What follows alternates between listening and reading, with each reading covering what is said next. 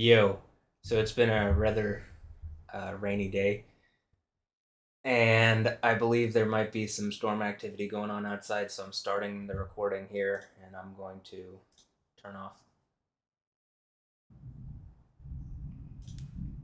Yeah, you can hear it.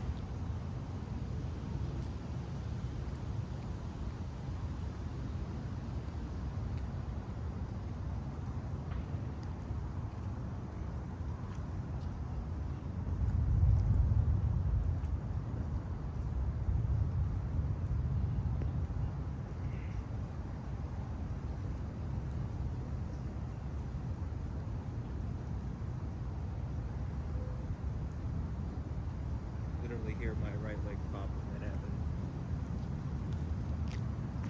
Not sure if this mic is sensitive enough to have heard it though, but I heard it. I felt it too. So we'll move over to this side for a better light source.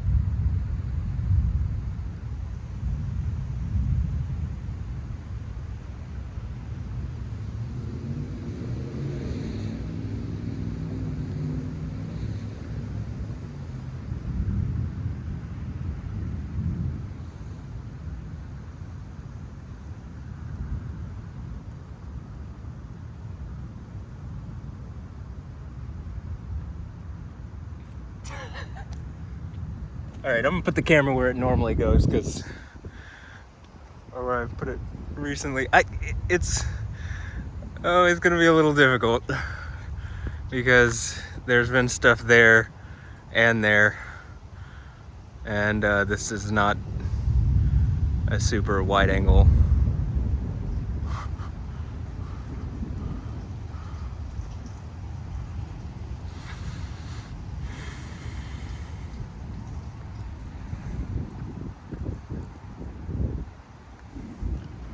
Okay, I guess I'll maybe leave it where it was. There's just not as good a light on this side.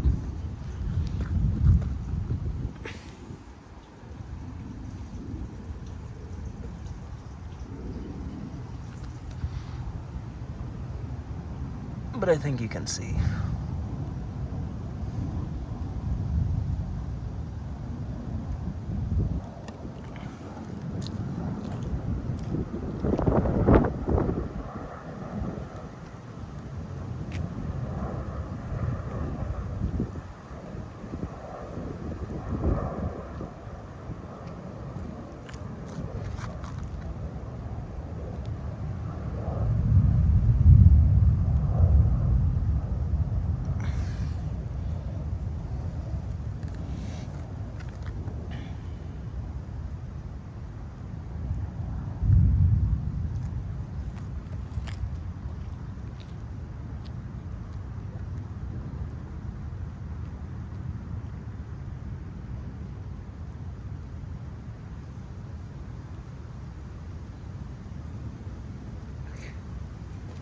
Can't tell. I mean, that was like I put my weight on the right side. Oh, you wouldn't have been able to see it. So off in this here, there was like lightning that shot up. It was very visible.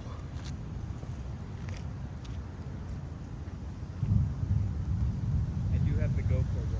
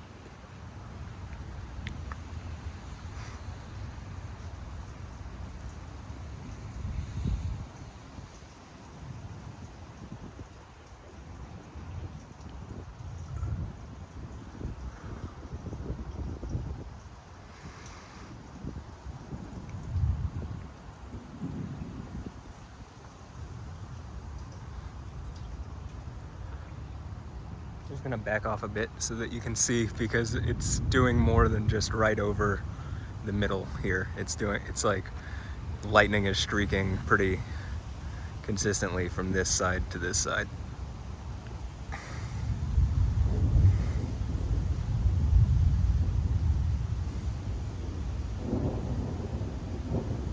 See. Though again, I do have the GoPro going, so I should be able to sync these up.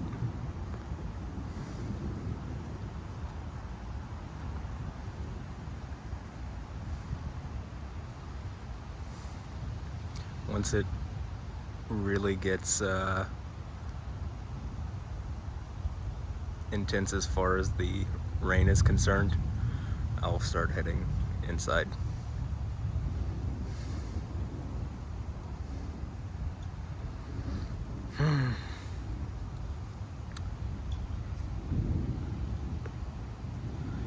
So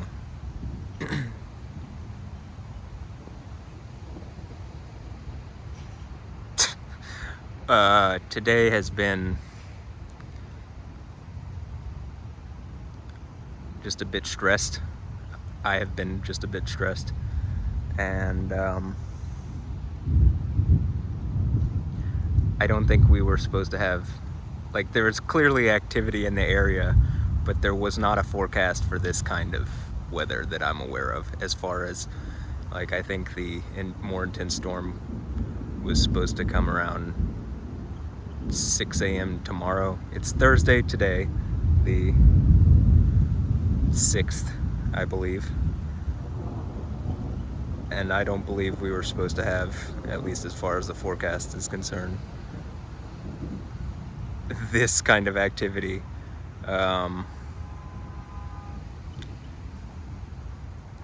Until, like I said, 6 in the morning.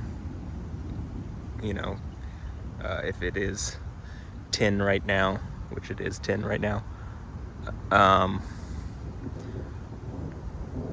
we weren't supposed to have really activity like this until like 6, I think. So, that being said, just a bit ago, someone did something. Like, I haven't had the least stressful day, but a little bit ago, someone did something that stressed me out to the point where I just, on social media, stopped following them, because it was, you know, they're clearly trying to get my attention, and then, like, do something which might get a reaction. Is that a nice reaction? And so I just said, like, you know, I left a comment earlier this morning, and it looked like they had already, from their pictures, made, like I've said before, where it's showing with pictures, like, similar things, or showing something in an image which is like trying to communicate a point. But our modern day world, you can pretend that you aren't communicating in that fashion. And anyway, so they did that, and then I left a comment on one of their pictures that they had posted in order to get my attention. And when I went back, it was deleted. And so I left a comment saying something like, yeah, I could have sworn I left a I could have sworn I left a comment here. And so I just decided to unfollow them, because it's the kind of thing where, like, look, if you're trying to get my attention to elicit a reaction out of me, I don't think you're a good person, right? Considering what I've been going through, and the whole, everything that I've been explaining in these videos and in the videos that I record on my computer. And so it just stressed me out unnecessarily, and all of a sudden like, you know, the thunderstorms start kicking up, which has been my point. It's like, yo, you don't have to engage with me. You could just not. You know what I mean? You don't need to get my attention to make me feel, and try to make me feel bad, right? But, which, more than just this person's doing it, but this is someone that I know, like I've met in person, and I'm an acquaintance with them. And so it's a little different when you're acquainted with someone and they're doing this kind of stuff than when it's people that I don't really know other than, you know, in my head and on social media. And so I feel like it requires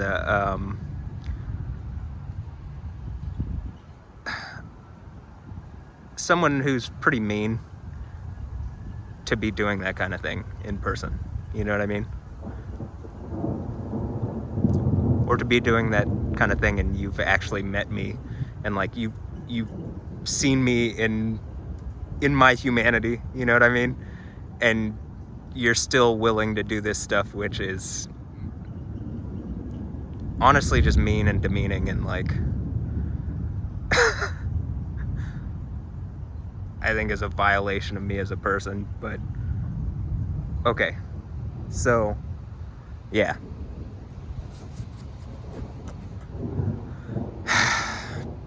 So thus, when I say I'm a little stressed, that would be why.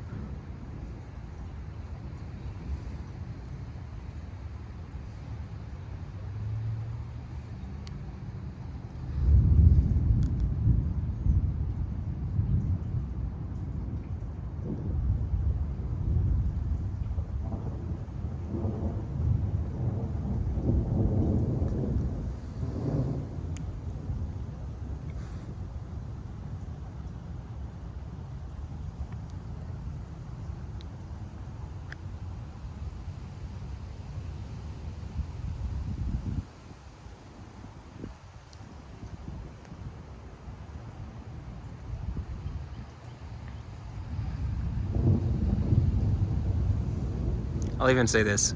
I'm still, you know, somewhat stressed about, like, it looks to me like I'm being watched in a way that, like, no one would want to be watched. Like, my private life, my private digital reality, as far as, like, the private stuff on my computer, the photo gallery in my phone, just my entire private life. It's like I'm being broadcast almost like, it feels like the Truman Show or something. Like people are gang stalking me, which sounds intense as a term, but it's just like are viewing my digital footprint in a way that, you know, most people wouldn't want their privacy violated like that. Right? There was really intense lightning over here too, so you saw what you saw, and then I'm sure that the other camera picked up that intense. It was like multiple lightnings. But my, you know,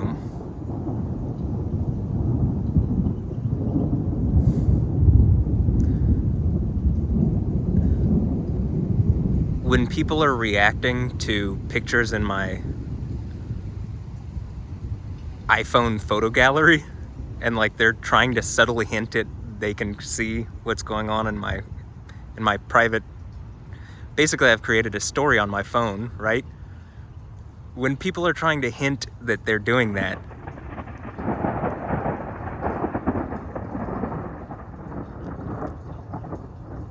because they are, it's mean. It's like abusive, I think, because I don't have agency in this. There's lightning over that way too.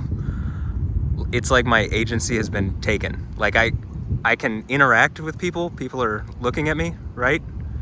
But I have no control, is what it feels like. And I don't know if, you know, that comes later on or something.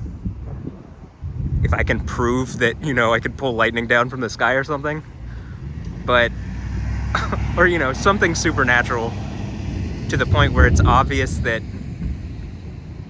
I don't know, kind of violating my humanity in this kind of way is pretty unacceptable to Yahweh.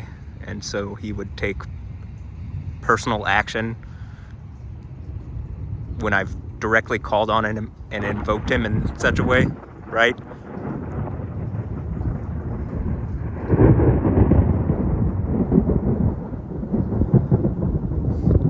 And that it's not just the storm activity, though this is an example that I can show where seemingly I can cooperate with Yahweh and point this out, and he'll, like, you know, agree with me by showing something supernaturally powerful, you know, his supernatural control over the natural world as creator of the world.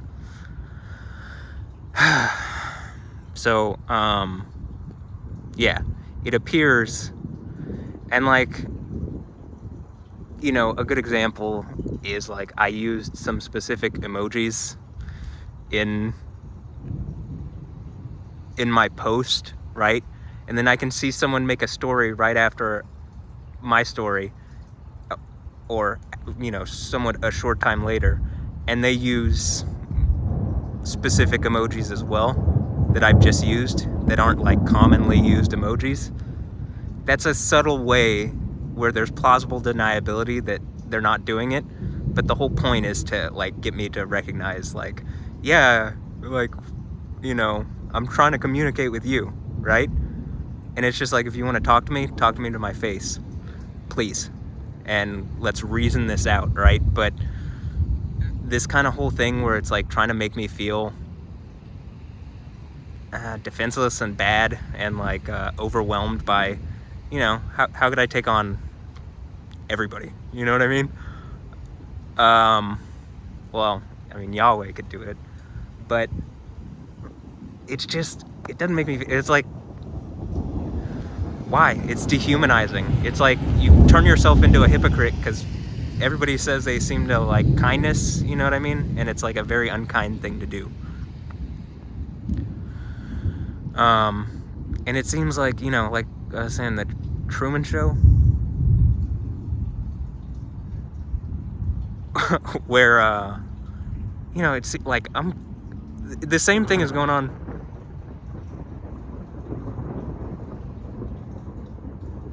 There's some weird thunder. Like, the same thing appears to be going on with, like, celebrities. And I've brought this up before, like, okay, if I'm, whoa, that was really bright. If I'm communicating with you,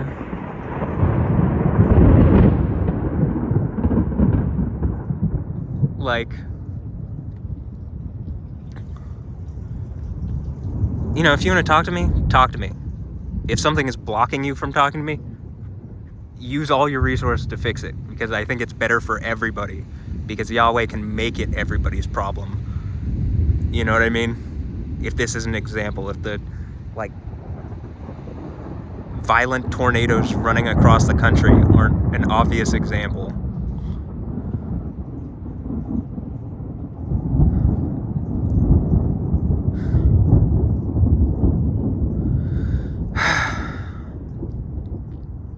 But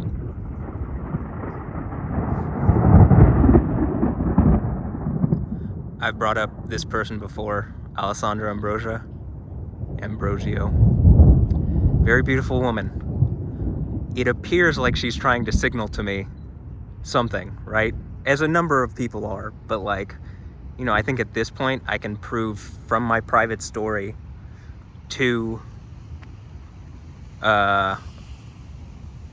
a number of posts where, okay, once or twice there's plausible deniability, but when I can point out a pattern of seemingly connected activity, right, where I post a thing and then there's, like, almost a response, right? You know, I mean, like, it's just appears to me like when it comes to a point where something clearly supernatural does happen, I'm going to point to that situation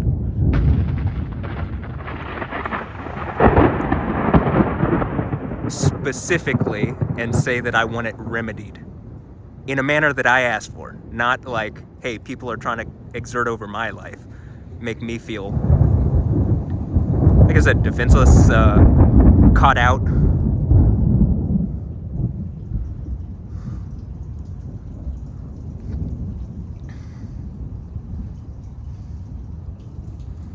mean, this, like I said, kind of popped up out of nowhere. It seems like an angry storm. You know what I mean? It seems like the type of storm 2,000 years ago people would be saying it was some kind of pissed off deity. You know what I mean?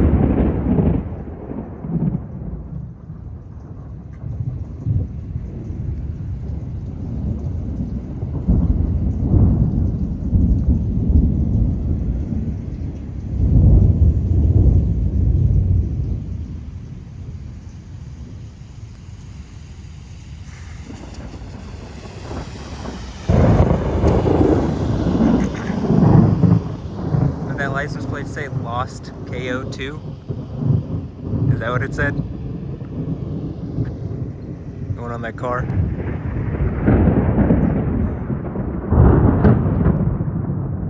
I mean, again, it sounds like Yahweh's probably pretty pissed or something.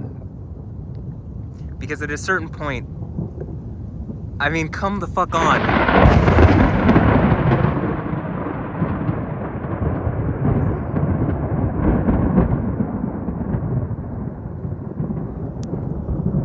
Assholes, like, seriously, are you gonna pretend like this shit isn't happening? Because clearly, yes, you are. Again, how many years have I been trying to break this stupid fucking game people have been playing around me?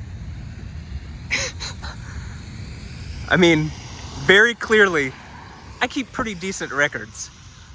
So if it's not obvious now, it's probably going to get only more and more obvious, right?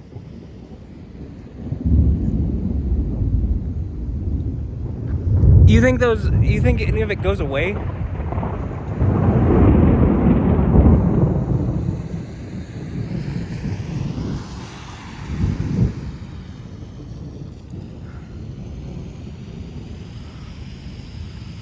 I mean, come on, this is like some of the most insane lightning, like, that I've seen in a while.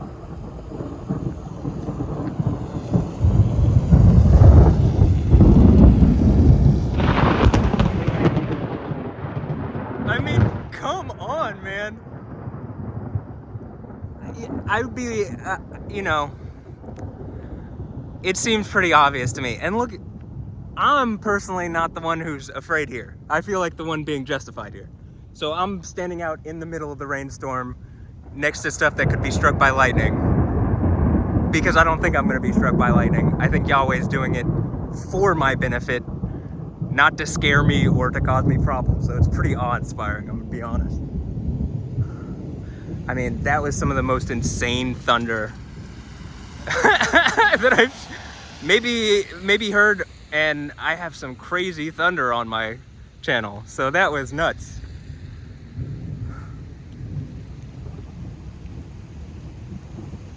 And again, this is one of those storms that wasn't forecast, right? I mean, come on.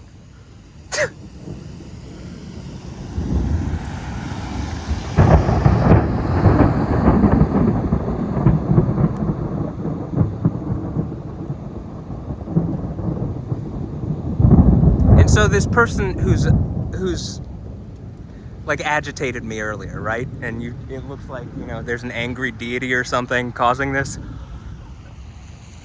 right?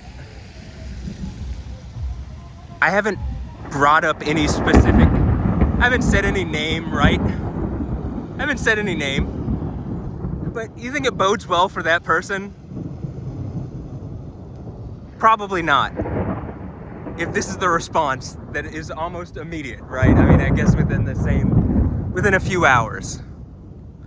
Like I'm saying, the storm had to get here, but this is not what was forecast.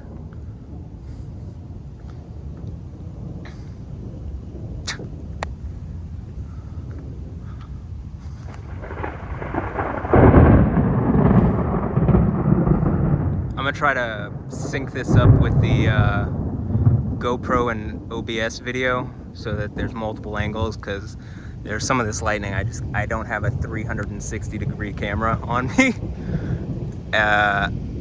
So, I mean, come on, that would just, there's a power flash with that one too. But like, this lightning is nuts. It literally is like an angry deity. That's how this would be explained.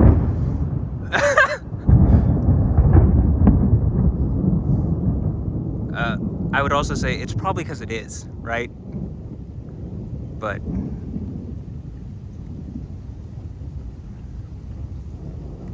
yeah, it's because I have a little more sense than most people these days.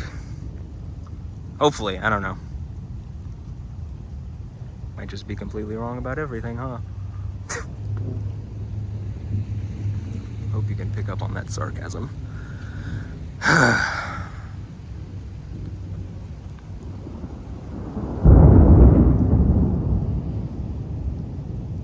Hope you saw that. There's another, I mean, this lightning is nuts. I don't know how to describe it any other way currently.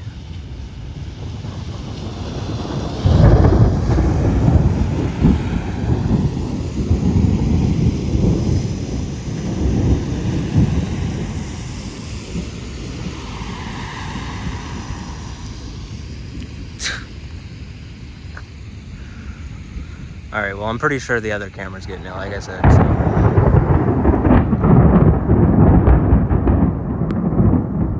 But, like, I feel like this kind of thing is literally just Yahweh showing out because there, like, maybe a line was kind of crossed today, right?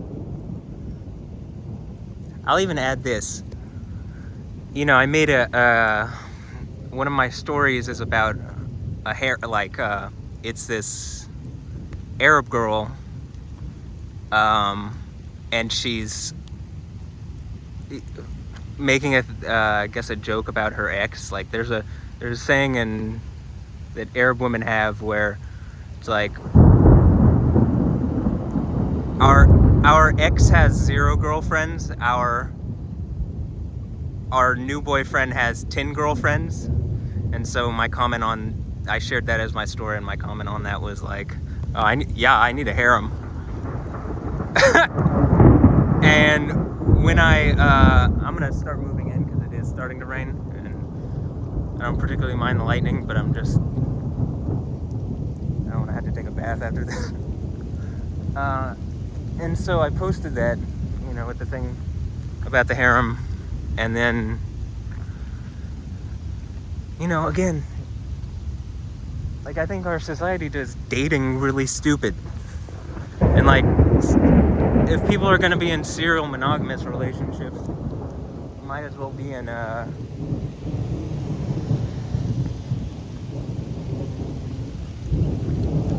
but yet, the idea of a harem is, like, outside of the realm of question, you know what I mean? It's, like, societally abnormal. Doesn't make sense to me.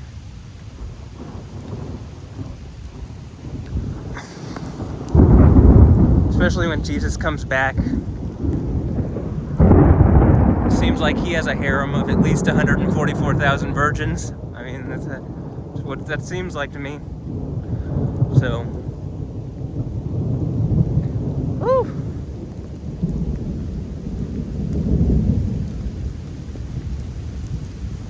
You know, sealed of the tribes of Israel, right?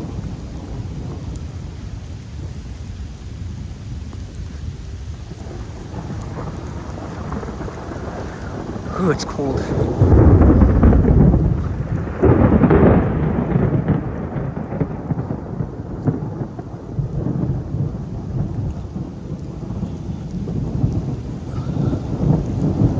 Right over my room as I walk by. Interesting.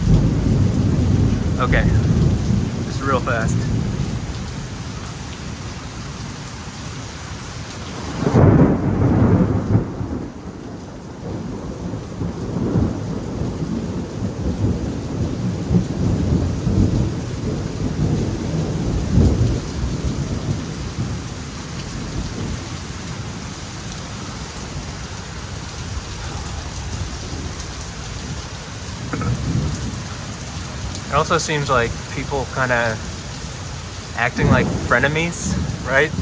Like they seem to be friendly, but then they're not. And it's like, well, ooh.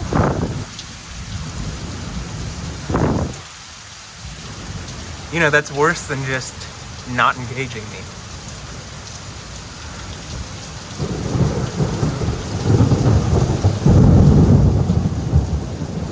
Woo.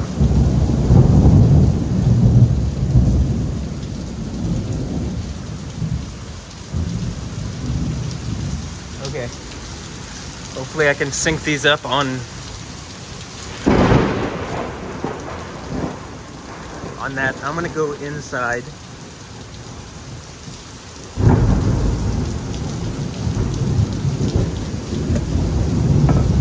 I think the lightning's actually coming more north.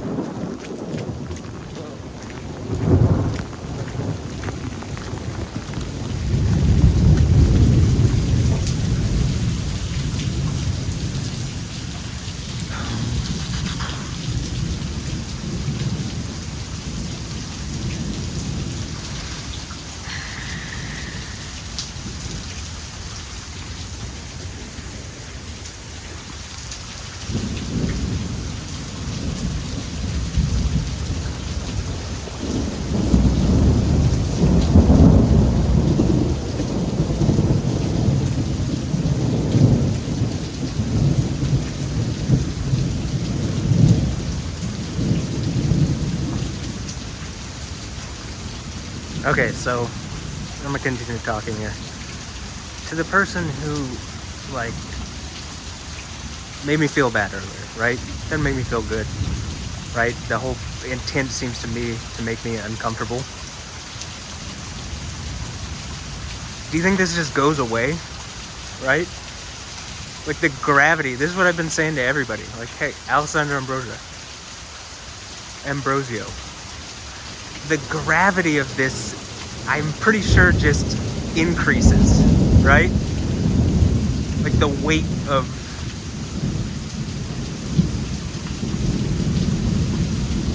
you know, I'm probably the guy who is victorious at the 7 churches from the book of Revelation. I'm probably the guy who's Yahweh on the throne, right? Or on the throne of Yahweh with Jesus. And like, it seems like people are specifically trying to make me feel bad and like psychologically abuse me, right? But there's a possibility there could be some friendliness there. I don't know. Like, I almost feel like I'm being tested, but it's not some, you probably shouldn't be trying to test me, right? Just leave me alone otherwise. Instead of, you know, I guess over a long period of time, psychologically abusing me, just like harassing me, tormenting me.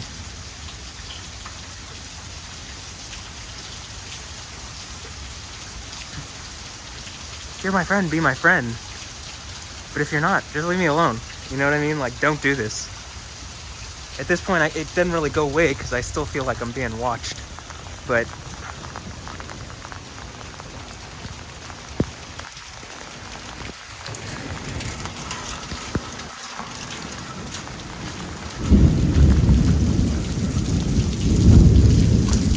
oh man. Oh wow. Standing water. Whoops. Basically just stepped in a big puddle. Whoops.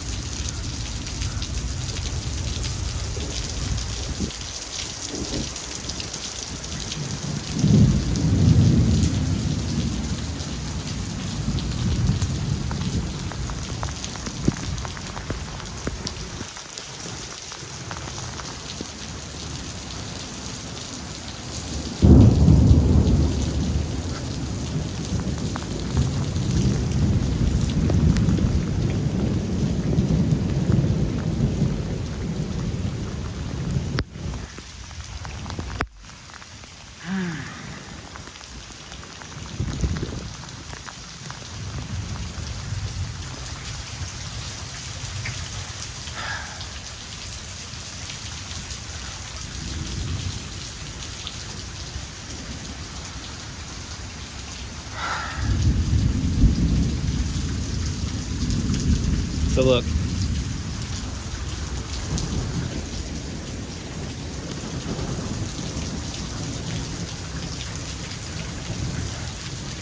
Whatever's going on doesn't feel good.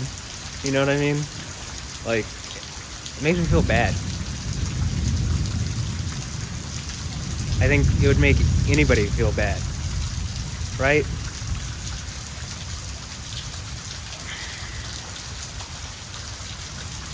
It doesn't seem right to me. And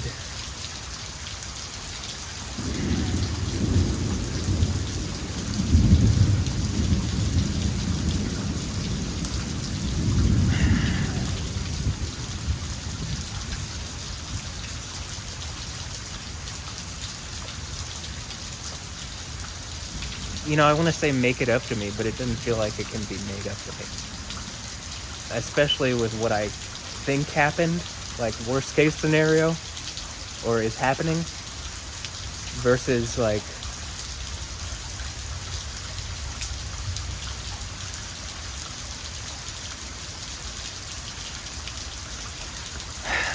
maybe what I can hope for is happening. I think it's, I'm just gonna go with it's probably the worst case scenario, and that people are trying to pretend like they're kind, but they're really just trying to abuse me and like make me feel bad.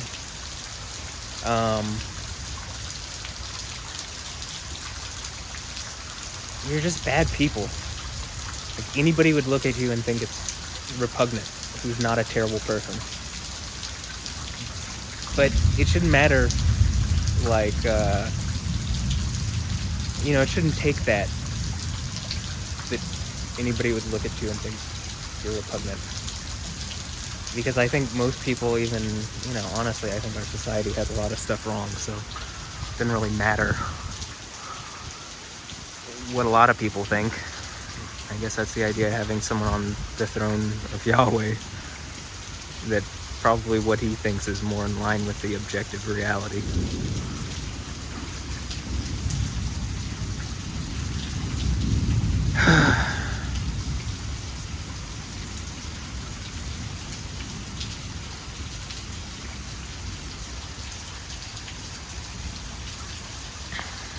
Like, at what point can I just talk to Alessandro Ambrosio, work this out? You know what I'm saying? Like, figure out, like, why are you doing this? Why are you clearly watching me and like signaling at me like you are, but then you're not actually just reaching out and talking? Like, is it because you are Jezebel from Revelation 2? Or is that someone else and you're friendly and helping me? Right?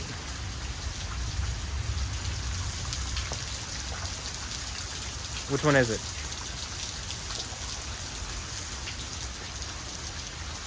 At what point do people think, man, this is worse for everybody that this person has done this?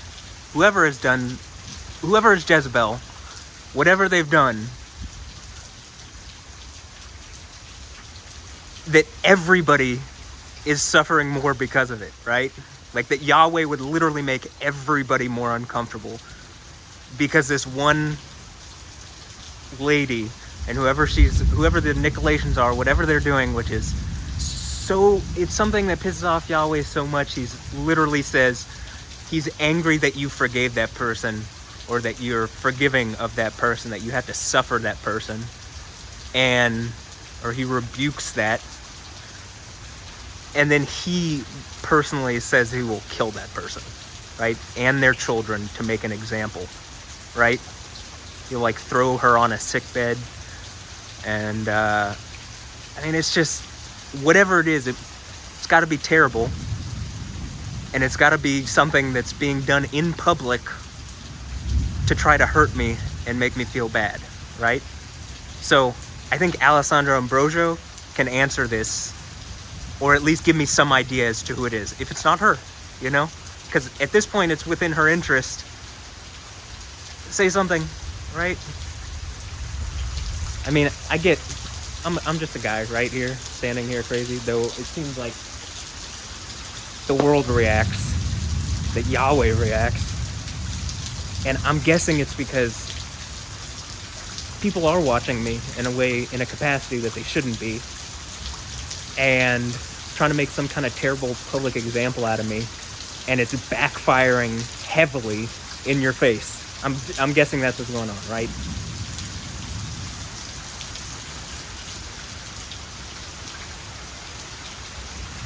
So look, I'm gonna be out here for like 2 more minutes, and then I'm gonna go adjust where I'm gonna do it now. I'm gonna adjust where the camera's looking up top, and then I'm gonna go inside.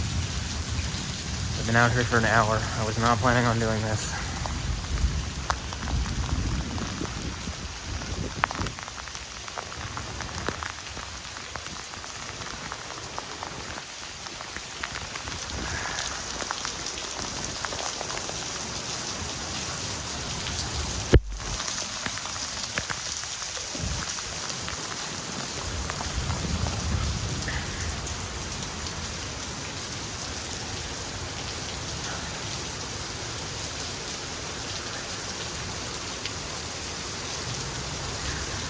All right. I'm gonna leave the GoPro looking that way, and I'm gonna go inside, and then as the GoPro looks that way, I can have this camera looking that way. And though I think everything's coming from that way, so, or passing over, going that way. But whew. Yeah, hold on, I'm gonna put this under.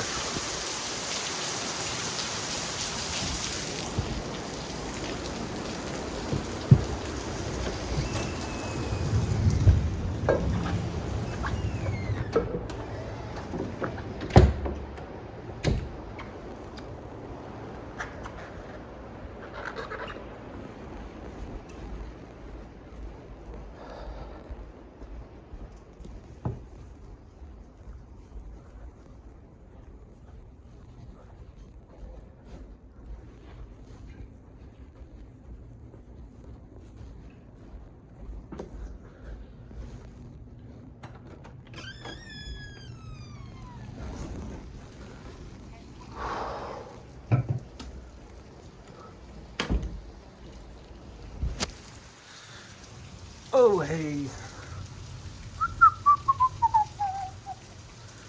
Can I look at the recording time real fast?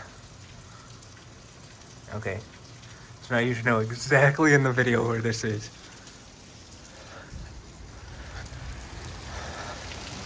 For me, for my own reference.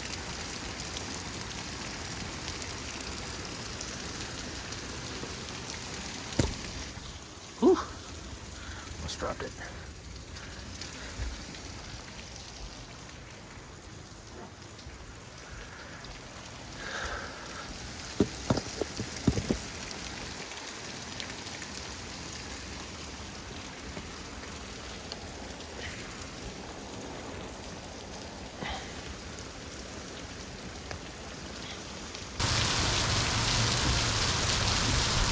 Oh no, I accidentally turned it off.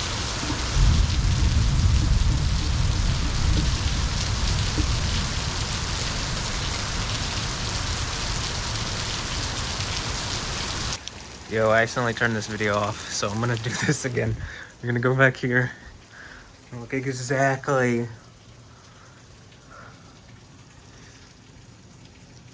so you know where it is. We'll be able to sync this up, okay? I don't even know how it turned off if I bump the screen.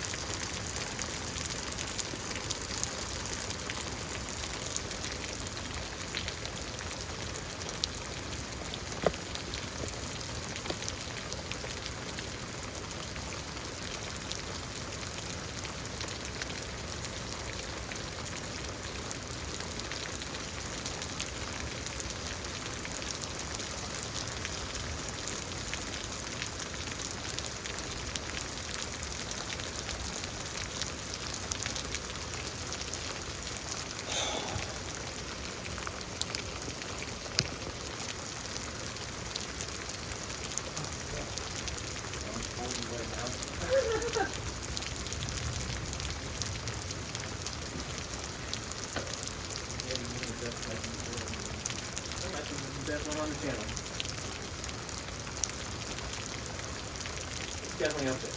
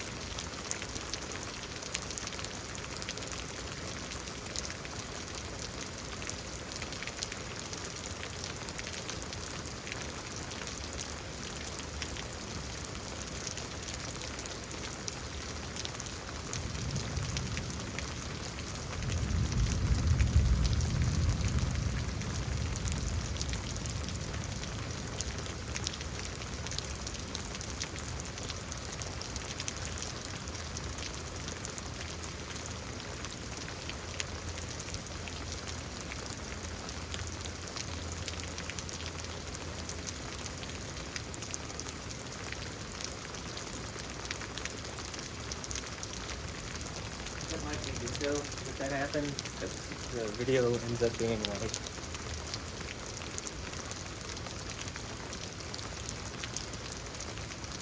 an hour long, so it'll be easier to put up and process. So I know that here's my point. If you're watching on my phone anyway, like if you're watching my private phone, my phone's reacting to it, I'm sure you can see it live. So.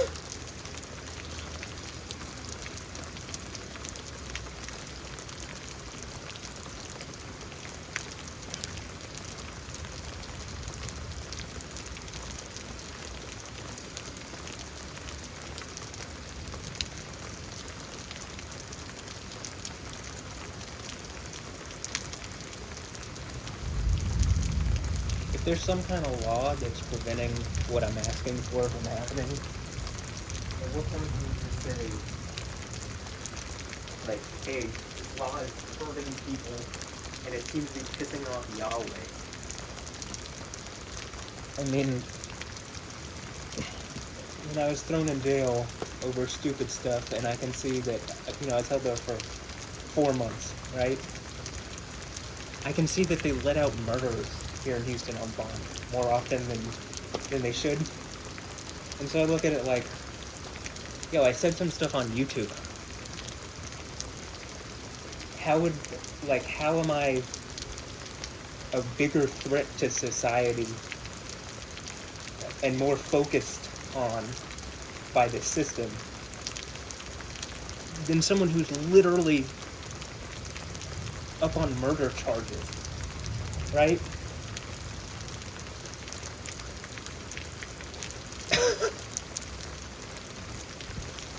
Like, it seems incredibly backwards, right? So here in Houston, asking Houstonians,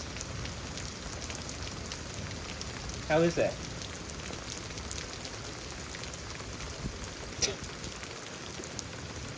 I don't think there's literally anything that I could say that's worse than murdering someone. And yet, I'm the bigger threat to society.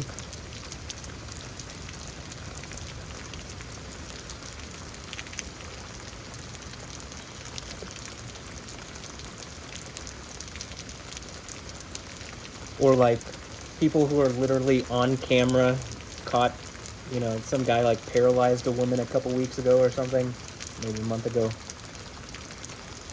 And they like reduced his bond. Well, like they revoked my bond. Said I was mentally incompetent.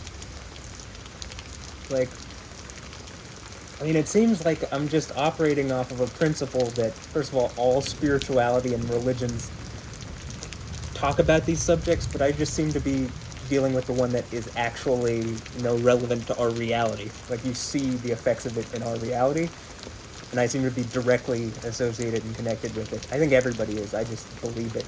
And so, that's maybe the first step in seeing it is believing it, instead of what science tells you, where you gotta see it first and then you believe it.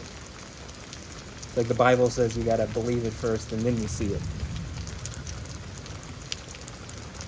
And personally, I believe I have faith greater than the size of mustard seed, so I should be seeing some wild stuff. And I think I do, and I think I deal with the reality, which is extremely stressful. And when this person did this thing that I was talking about earlier today, it's just like more evident about how it's stressful going through this. There's no, I can't think that I decided that this was something that I wanted to go through or deal with, right? And yet it seems to be placed on me to go through this, right?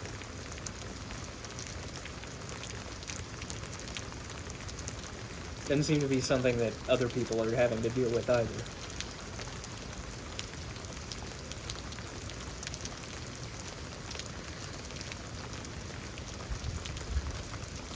Alright, let's do this thing where how many times have I come out here and started pressing down in my right leg, and then, lightning activity, super intense.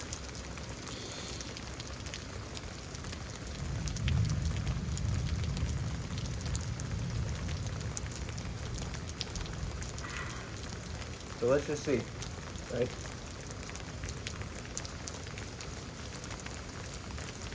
I mean, I would think the stuff that was going on earlier might be a good sign, but, you know, some redundancy here.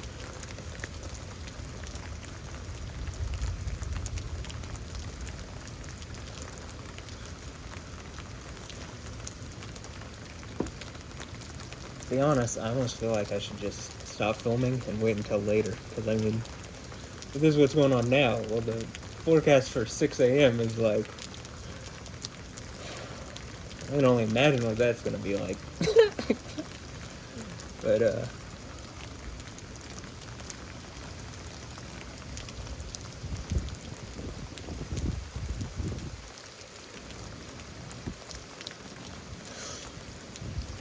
been doing a lot more Bulgarian split squats and sit-ups recently. Specifically, I'm trying to work on the right side of my body, and I think this leg has a lot to do with it, as I pretty constantly talk about.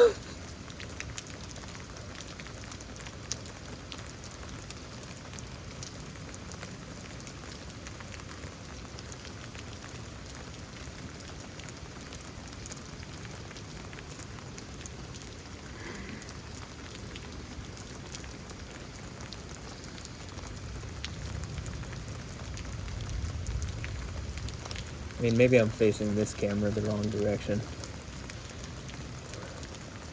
I will say the GoPro's already looking the other way, and I don't want to miss something that would happen this way because I don't have a camera looking that way. But here.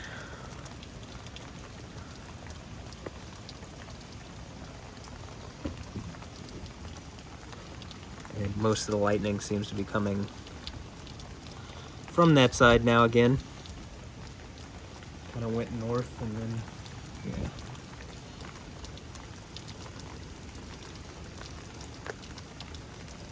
Oh.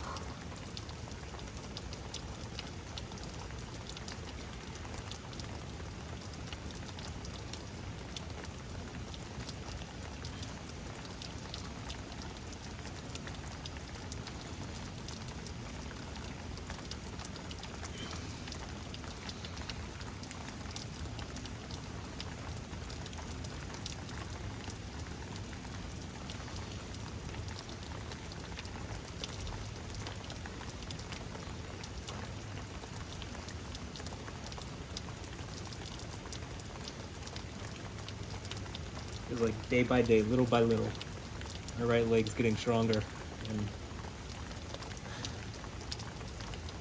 I think the right side of my body's opening up and getting stronger.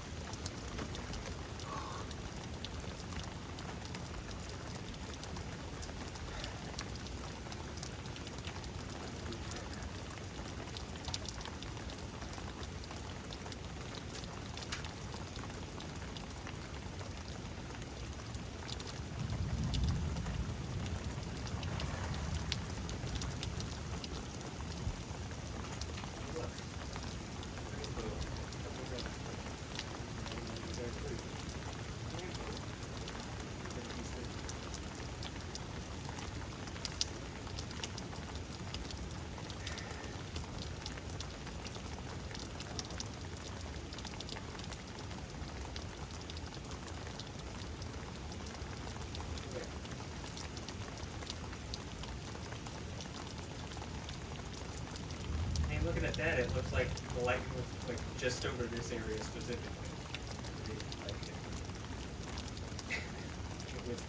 Obviously it's going north, but it's like that it picked up significantly around here. I don't know, it is one of those.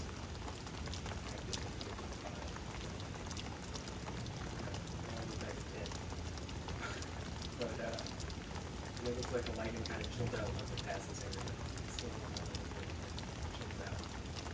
I mean, it just seems like too obvious, right? It's like I'm running, like I said, a secret lab almost here, or a not so secret lab, some kind of clinic show, but it's like a lab, right? And if I I can prove out that Yahweh does exist, whatever it is that's like boxing me in a way that shouldn't be boxing me in, like not operating in my interest, or something that's taking the agency from me, Matt Wilkins, and not allowing me to like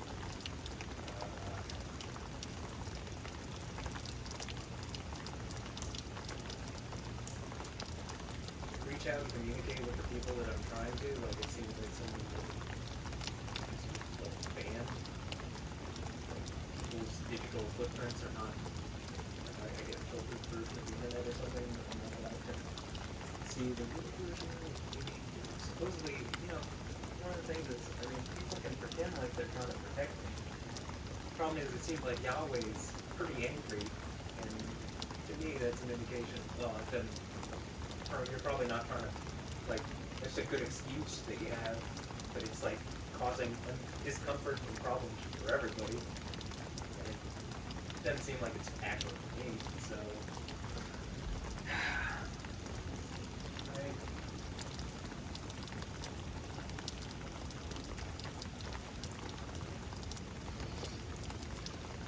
Like hypothetically, Alessandra Ambrosio is trying to reach out, just like the person that it seems like had their YouTube banned after in my private story I said, hey, reach out and contact me. Then I had a comment that I couldn't see, and then their account seems to indicate that they're banned or something.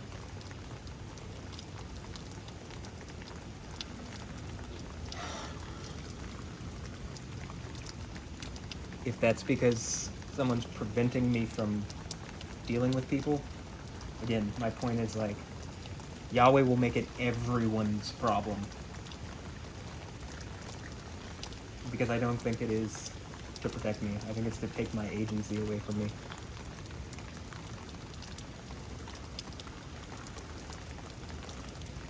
And like, dehumanize me and make me feel bad. And, all the other stuff that I said, it feels rapey, honestly, to me. Like, the whole point is to,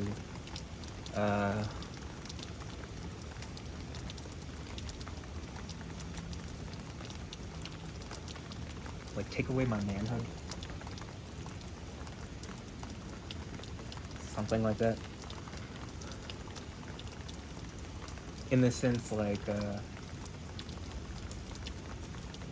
what I'm saying about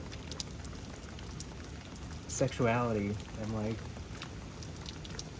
first of all, what I'm saying about religion, what I'm saying about sexuality and like how red pill seems to like, it makes some points reasonable, but it's like, this is better explained biblically, and like there's better biblical ways to deal with this. Like most of the alpha men from like pickup and red pill stuff seem like, I don't know, it seems pretty beta to me. I mean, I'm doing air quotes and stuff. You can't see it on the iPhone video, but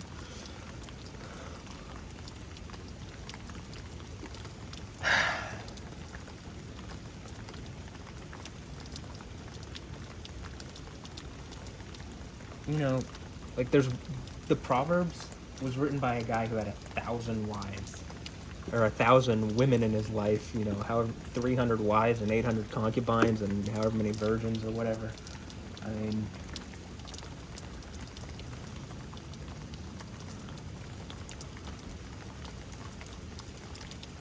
and so I think he's more alpha than most alpha men could ever claim to be.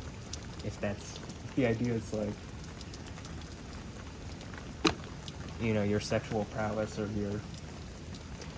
most guys are in the red pill stuff are like, yeah, I slept with this many girls. It's like, okay, well, Solomon had a harem. And like, my whole point is, well, why can't I have a harem? Why not?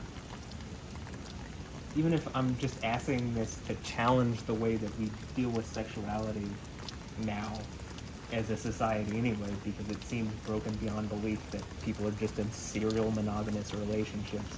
And like, I saw something today where like this girl couldn't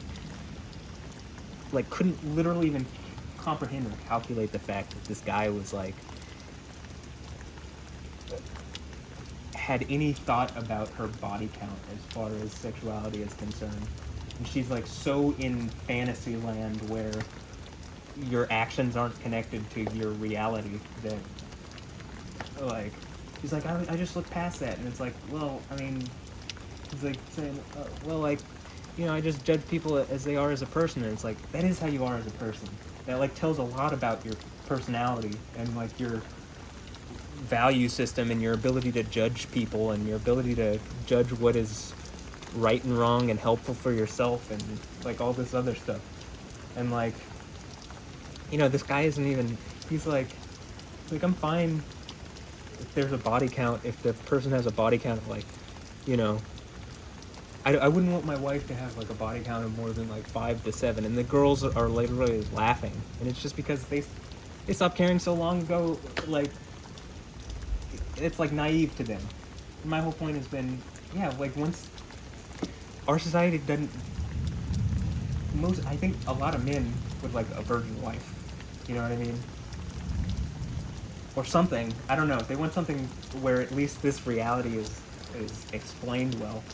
And, like, the problem is, in our reality currently, women are, like,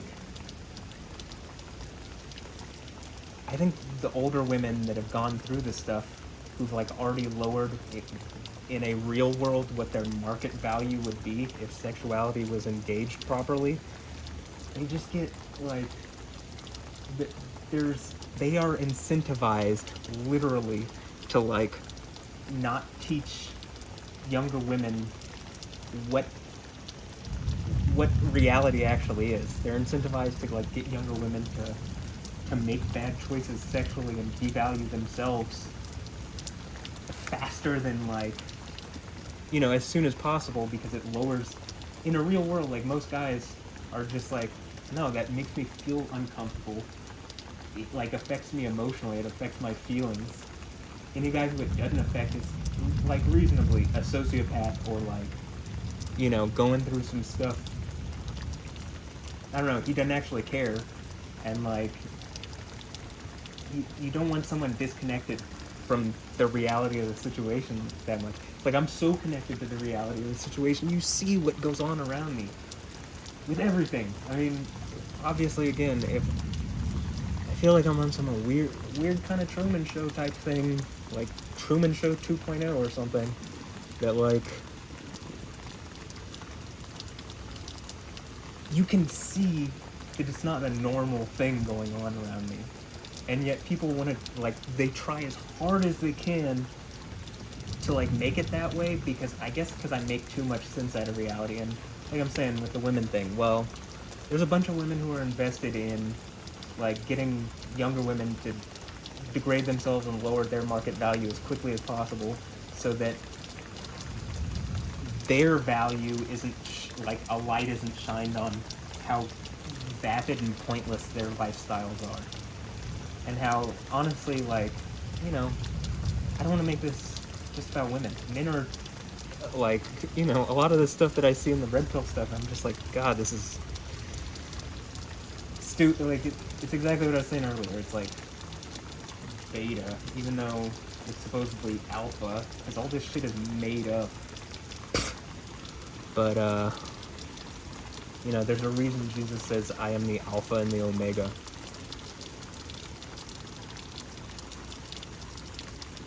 We're going to talk about Solomon having a harem.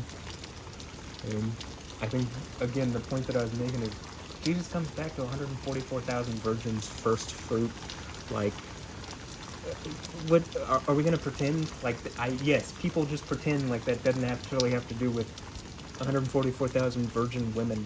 It doesn't use the term virgin for anything other than virgin women in the New Testament or Old Testament.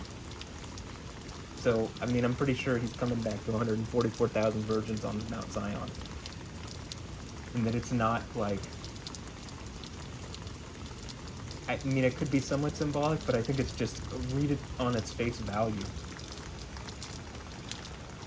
I think these, you know, like, the Muslim fundamentalist terrorists, or the Muslim terrorists who do stuff and they, like, thought they were going to get 72 virgins. Well, double that and you have 144, and then multiply that by 1,000, and you have Jesus coming back for that many.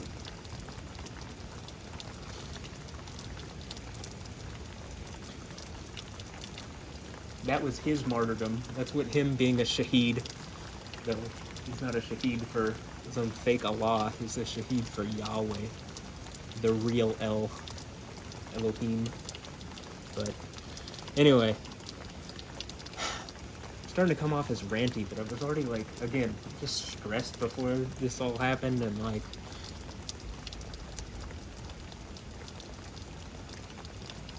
when I had to keep things in, and like I can see that it feels like what's going on in my head, you can see the results out here, you know what I mean? Like, how I'm feeling seems to be what's going on, as far as, like, if I'm clearly stressed, you saw, you heard, like, an insane lightning storm, and again, my point is, like, I think it's more than just the weather. I think there's a lot of things that are reacting like this. Like, wasn't there an earthquake in Turkey? And like, wouldn't, you know, the volcanic stuff that you can see on film when I do stuff, and like a volcano on the other side of the world seems to react instantaneously. And yet people are going to pretend, like literally people pretended that that wasn't happening. It's like you can see me sit down and I like look up, I'm looking at my phone, I look, and then I'm like, look, something's gonna happen, and I make a post. As soon as I make the post, instantly, like it looks like I triggered from my phone the volcano to do something. You see when I explode in that video where I'm screaming about Stephanie Justin, where like El Popo Catepetl in Mexico blows up. Like, right when I blow up, right? And, like, you know, some of it is, like, trolls try to get you to do this kind of thing. Right? And they get something out of it.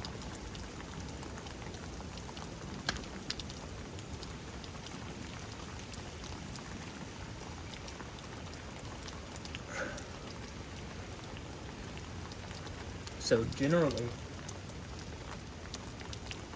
it's in my interest to just like, I get what's going on, and like, okay, whatever. But you know, at a certain point, like,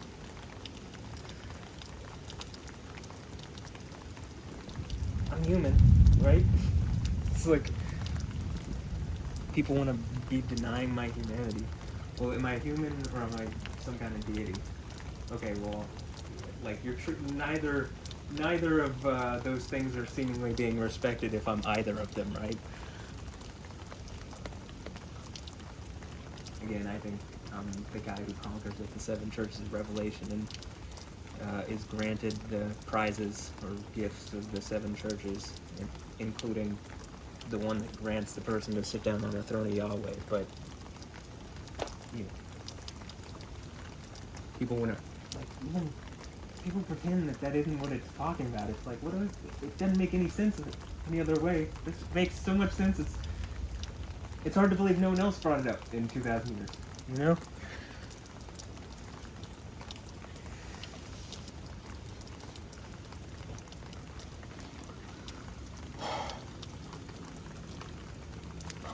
Okay, I think I'm going to end this video when this gets to 30 minutes.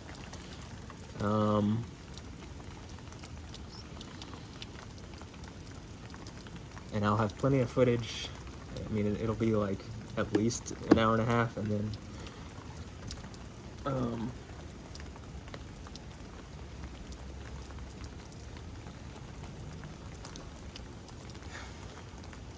I'm gonna go to the GoPro too, and I'll be able to sync these. But I just, I mean, I think we're gonna get more probably around 6, and I'll probably just record that on that or both of these, but I'm not going to do the GoPro outside during that period. So that's a lot of work to like do this and sync it and having multiple videos and then timestamp. I mean, I literally put hours in to make this like so understandable. At some point though, I'm going to have just a highlight reel where I can literally take every instance And like, you know, I just think there's going to be an extreme and obvious instance where basically you might as well say pull lightning down from the sky. At that point, even though I think we're already, I think what you saw today is like, okay, yeah, again, you even see,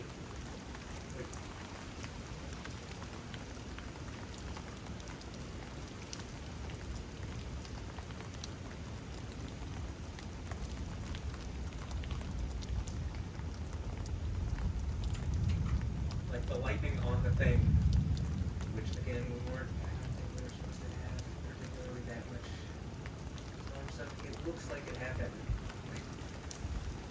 right,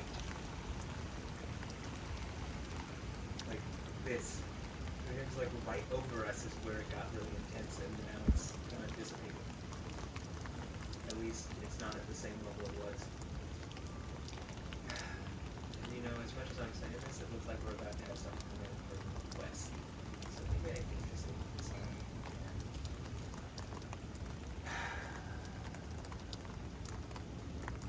Yeah, maybe I can just leave this on.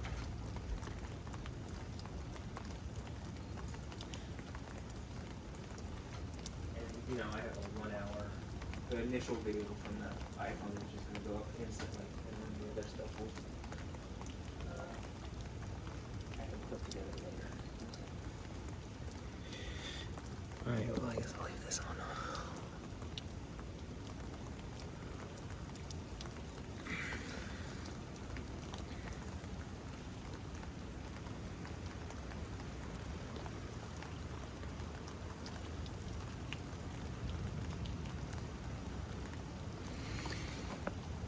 I started like shivering when I was out there. That was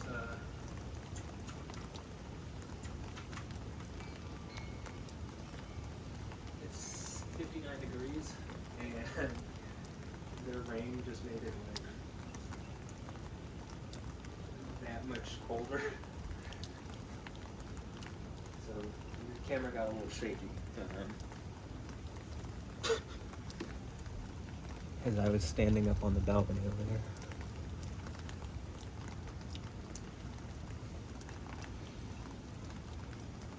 Here. I'm gonna go outside and check on that other camera real fast.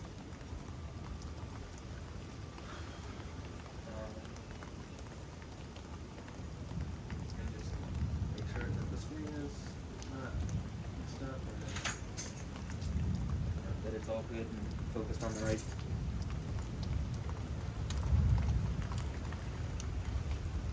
Right area. I guess I'll pick up the battery. Just in case I need to change it or something.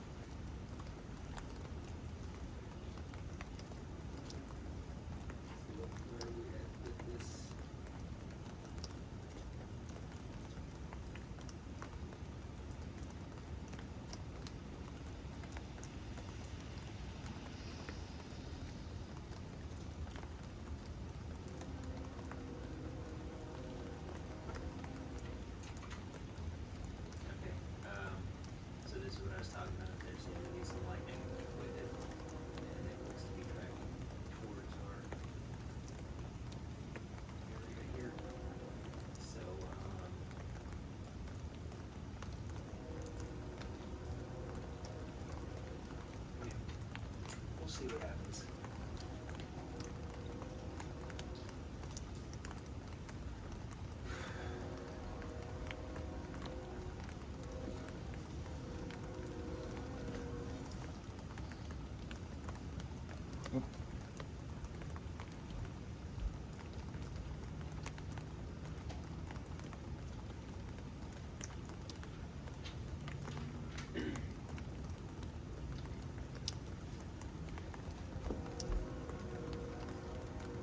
Also, okay.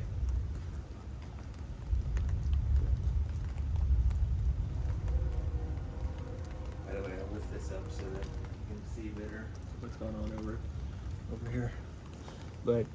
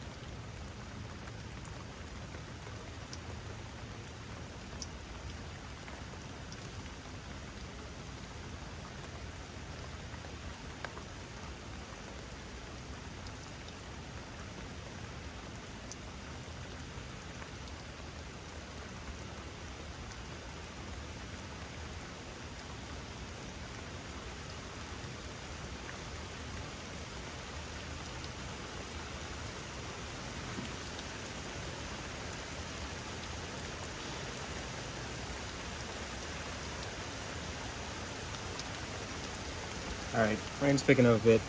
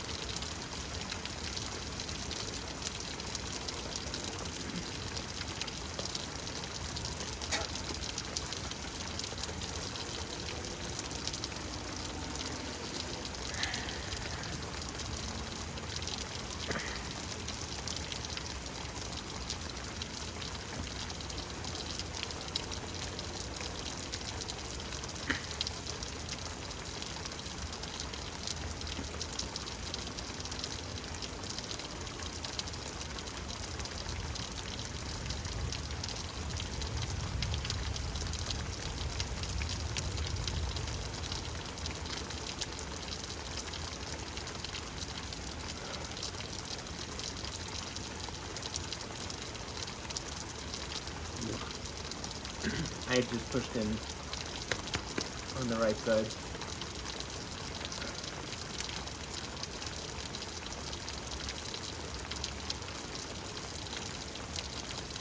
Like some of it is engaging. The right pinky seems to be unable to exert, like, outward. You see stuff. So the right pinky toe, the right pinky finger, like the right side of my face, like engaging it.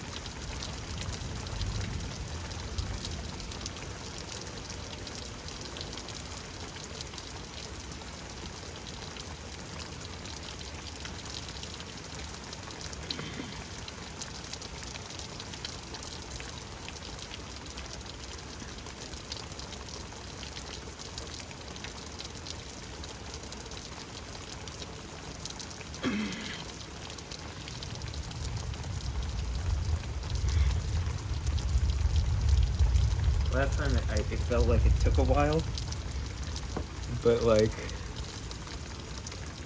an electrical storm popped up seemingly, you know, there was a bit of lightning flashes and I was doing this kind of thing, and then something like, it looked like it just came alive, you know what I mean?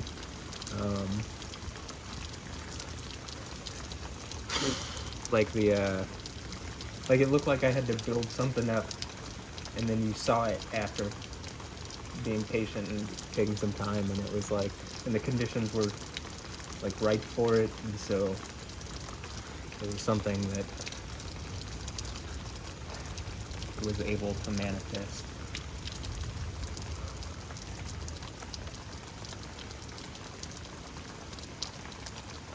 Here's a thought that I was having earlier.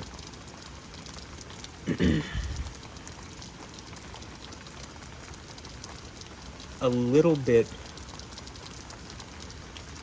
of God-given wisdom, true wisdom from God, specifically Yahweh, Yah.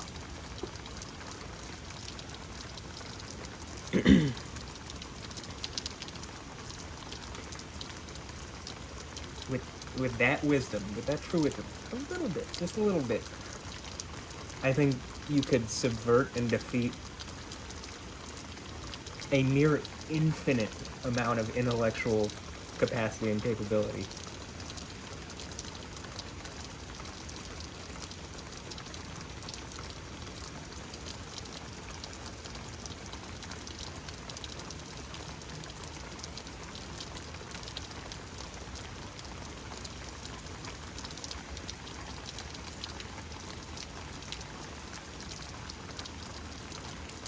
So, if me, Matt Wilkins, Yoda, if I'm a fool, right? In this sense, like, that's how, I don't think of myself as insanely intelligent. I'm not even very good at math, to be honest. I'm not even good at my own namesake. Matthew? Like, I can't do math? What? I can do math. A bit. But I am math. That's a joke, but maybe not really. It's a yoke.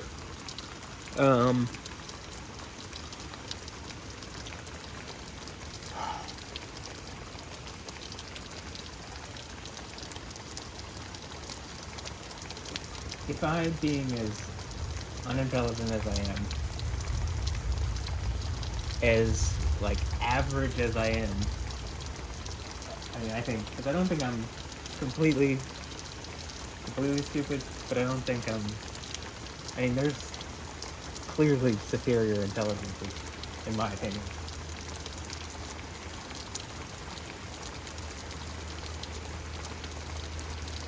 A lot of them. Like, I mean, I know a lot of people that are maybe more academic or book smart than I am. Better at physics, better at math, better at programming, better at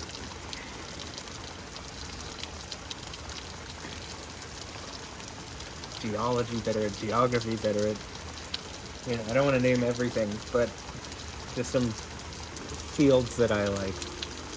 you know, either talk about, like, a lot of the stuff that I talk about.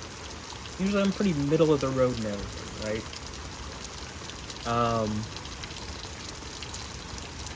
But I really believe in Yahweh. Like, I really believe in Yahweh. And that Jesus was Yahweh. And that there's a part of the story that seems to have been missed by a lot of people, and that seemingly, being someone who's engaging the story as it actually is, I'm able to see that the name Yahweh is important, and that, you know, there is something spoken of in the first 3 chapters of Revelation that I think is like a challenge for somebody, and I'm willing to take on that challenge, and I think I'm the one that is successful and victorious at those challenges at the churches of the 7 churches of Asia. So I think with just a little bit of wisdom, God-given wisdom from Yahweh, being very fortunate in that fortune given to me from Yahweh, I'm blessed in that regard, right? And I believe that Yahweh is the one that blessed me.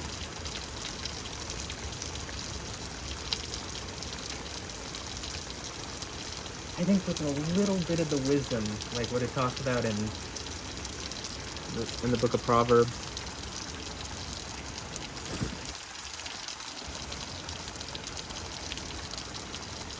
I think with only a small amount of wisdom that's actually truly God-given from Yahweh. I don't have to have, like, buckets of it. You know, I don't have to be completely loaded up on it. But there's a greater wisdom, Jesus says a greater wisdom. He's a greater wisdom than Solomon, right? Even more to my point that I was making earlier about him versus Solomon. But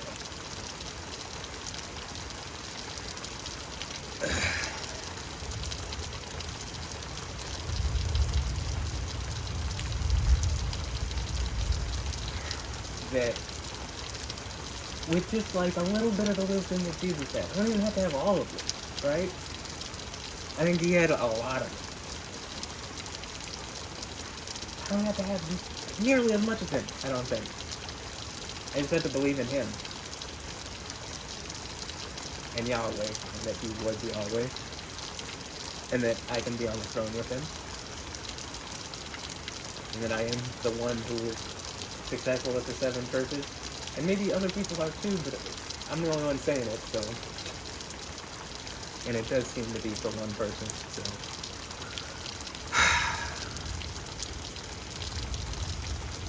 Probably what would happen is you would say it, and then the stuff like I'm talking about where people would test you. They don't even know if they believe in Yahweh. So they don't, who's this guy claiming that he might be on the throne of Yahweh or something? And then, looks like Yahweh's manifesting himself. I mean, at least something connected to Yahweh is. If I only had a little bit of the wisdom, I think that Jesus had, I think that I could subvert and defeat. And it's truly from Jesus, truly from Yahweh, right?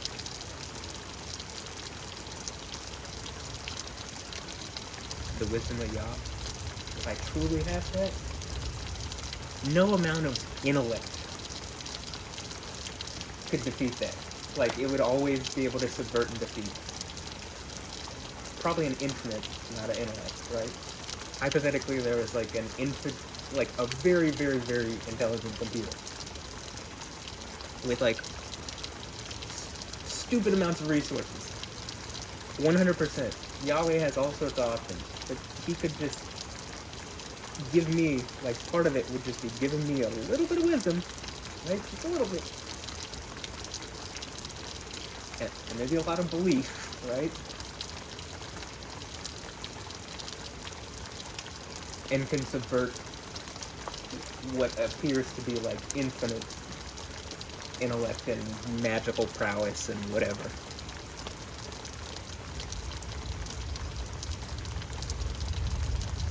So I was having that thought earlier when I was outside and saw some interesting. There's some like flashes right as I was thinking it. It's like, you know, I'm talking right now, and so you have like almost like you know, when you have an internal monologue in your head or something, you're thinking to yourself, well, like, when you see me talking, and I'm, like, behind the camera here, and then you see stuff, but you don't really see me, but you see the stuff going on, it's like that in my head, right? And so when I'm having that internal monologue, and then I see something, which happens a lot,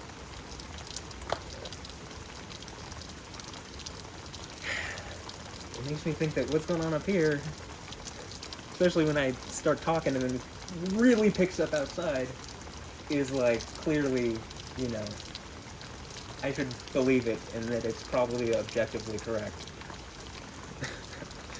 And that if there was something trying to lie to me and fool me, well, I'm gonna believe the thing that seems to control nature. Than some snaky ass people that are trying to subvert me, and they're trying to do it through intellect and cunning and whatever. But like no amount of any of that, snaky, whatever, nothing. You'd be the dragon, let alone a snake. You'd be the dragon. No amount of that can be just a little bit of wisdom from Yahweh. I mean, truly.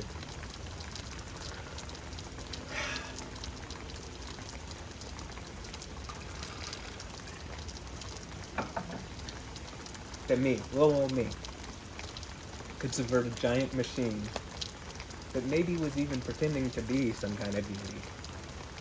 You know, that's my whole thought is that's what I think Satan does. But like, Satan can't pretend to be Yahweh. It undoes his nature, I suppose. I don't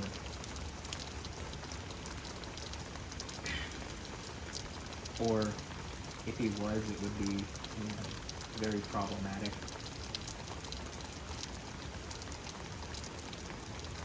It was proved out that he wasn't. But that doesn't seem to be the case for me, right?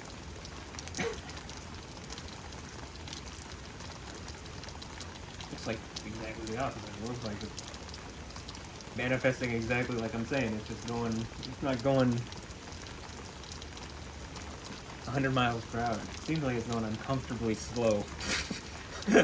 For me, it's not particularly comfortable, but, you know, I deal with it. Because I can see that there's a benefit. Like, I see that it probably even gets harder, but that, you know, there's no turning back, and there's also, you know, on the other side of whatever this is, heaven, literally. And like the highest ranking place in that place.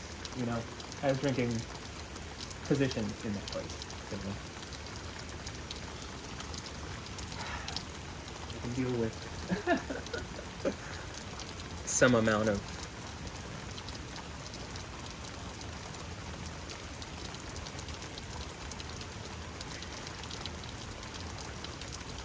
discomfort. But again, you saw, like, clearly stressed out, right? And like, looks like that manifests outwardly. Even if I try to hold it in, right? And me just talking explains what's going on, right? Because I can't, you're getting my internal monologue outwardly now, right? So what's going on in my head, now you get it out, and you can see it, and you can see how it matches up with seemingly angry deity things going on in nature. And like, again, am I saying Matt Wilkins is deity? Probably not, right? I do think Yahweh is, and that seemingly y'all made Yoda one, and I'm definitely Yoda. I was even Yoda before I was Matt Wilkins. That's literally what my parents named me.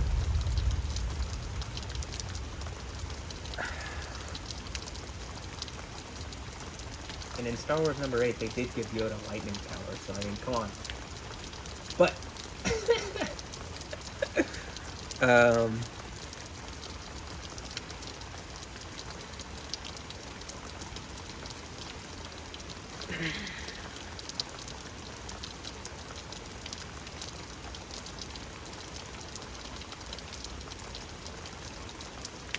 you know, I've already talked about the 7 churches thing. That's what I think it is. I think I'm the guy that figured it out, but I'm still a guy, right? And I think that's the idea of Jesus. Well, Jesus is just a guy, but he is also Yahweh. And being that he sits at the right hand of power, and I think the idea is that I'm sitting with him, gonna sit with him, something like that. And I think the idea with the whole right leg, right arm, right eye, that stuff is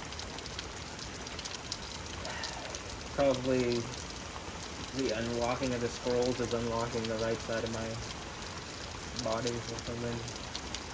Maybe the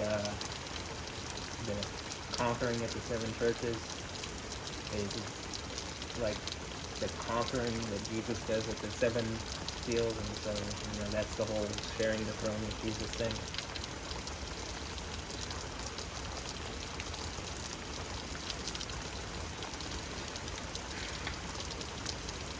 If I'm angry at you and I come off as angry and you didn't do something,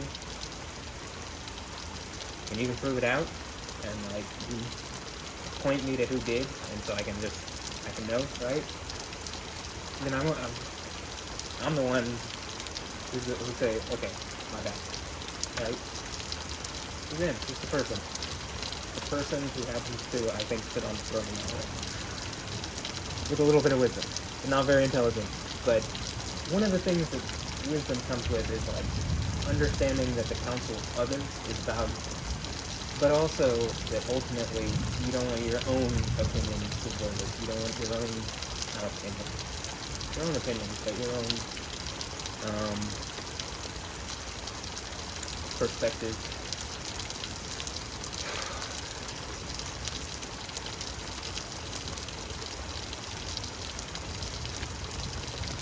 Like some of this is we as a humanity, right? We're going somewhere. Like, I think the idea of the book of Revelation is that there's a singularity and we're going to where it says. But before we get there, and that it's actuated in reality, like Daniel talks about a singularity with like a court case or something.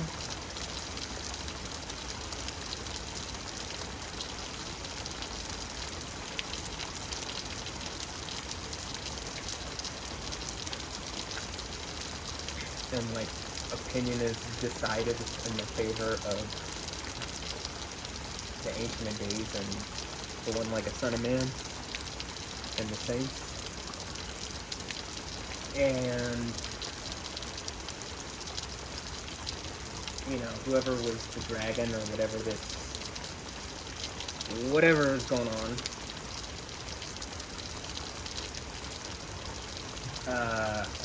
they get like they lose some kind of case. Like the books are open, it's decreed, and then it's decided. I'm assuming I was attacked by something. I have all sorts of ideas as to what it could be, but that maybe it was illegally allowed to do so, or that it operates. I guess if I was attacked by a sovereign of another nation, what could I do to the sovereign of the other nation other than if it was literally Yahweh on the throne that they attacked, or the guy who was going to be that, and then, you see what's going on, right? I mean, when I say that, but it could be, if I attack from something out of Houston, seems to indicate, like, Satan's in the same locality as the person who's going through the 7 churches thing. So is someone in Houston like endowed with some powers that they probably shouldn't have by something that they've been stealing from you and causing problems for everybody, and they're actually just a snaky fucking person, not Yahweh on the throne, or the guy who's literally in the Bible to be Yahweh on the throne. And so the book of Revelation seems to be them being defeated in the few years that there's like a struggle that goes on for a bit when it starts to manifest out, like, in reality, like I'm sure you're seeing. It's probably weird to be watching a video and the guy's talking and, like, the weather's reacting. That's probably weird. I get it. It's weird for me, except I believe it because I can see it, and I also feel like something's going on that I can feel around me. where I'm being watched in a way I shouldn't be. I'm being, like, antagonized in a way I shouldn't be. Like this thing with this person who did this that I unfollowed today.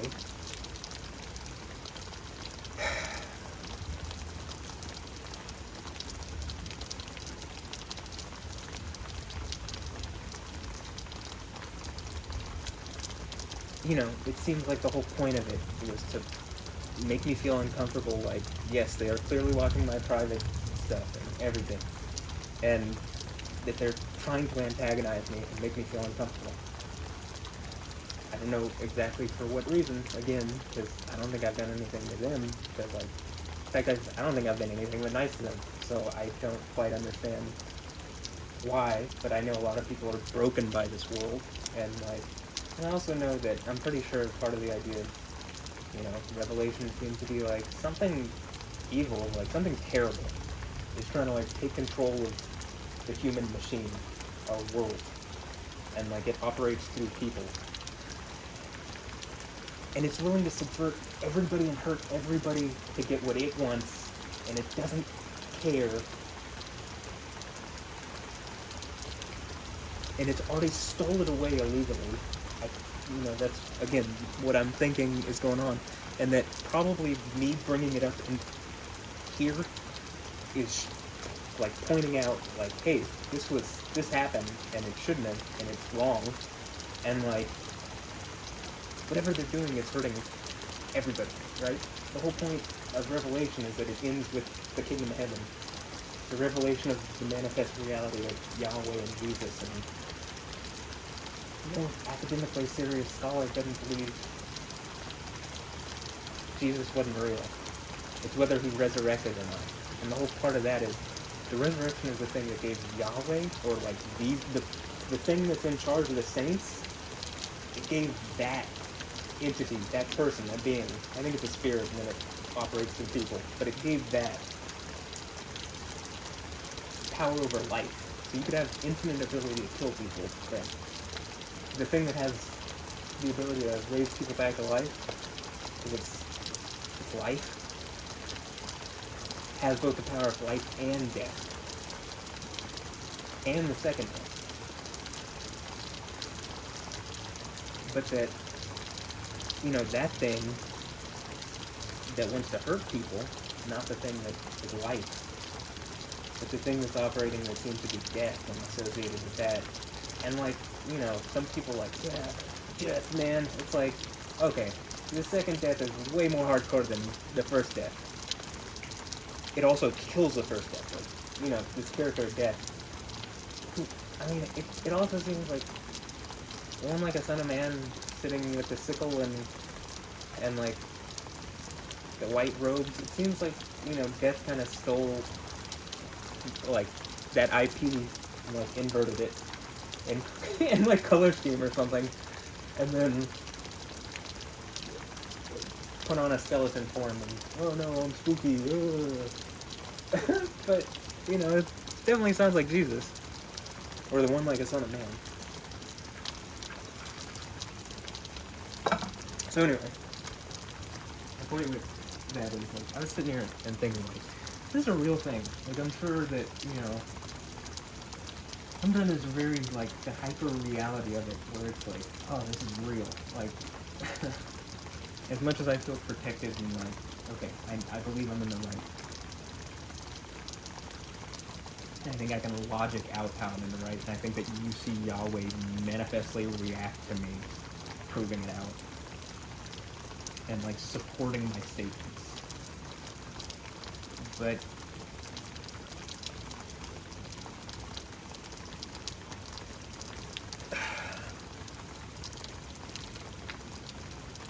sometimes it's intense to think, like, yeah, this is real. Like, it's like life or death.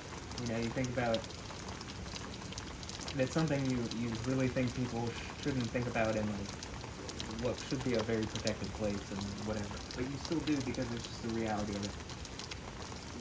One singularity engine, we don't die, we go to the kingdom of heaven, everything's perfect. No more sadness, everything, there's more than enough resources for everything. Sure, we move past, I think we get superpowers, but in the least, it's like a singularity where it looks like we get off, you know, this world or whatever. And again, if we had superpowers, we just zoom, you know, like, whatever. What is distance when you're like, I don't know, some kind of advanced being? Okay, I don't think we get that in whatever number of multiverses or realities or reality tunnels, if we're going to go with Timothy Leary, Robert Anton Wilson speak,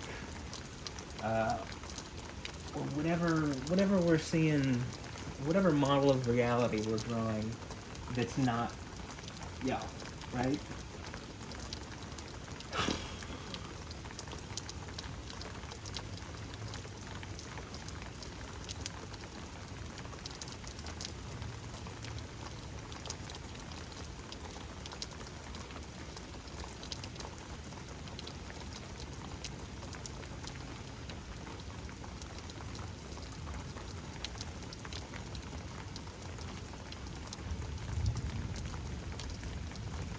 So personally, I'd like to go to the place where I don't have to worry about dying, I don't have to worry about my parents dying, I don't have to worry about my family dying.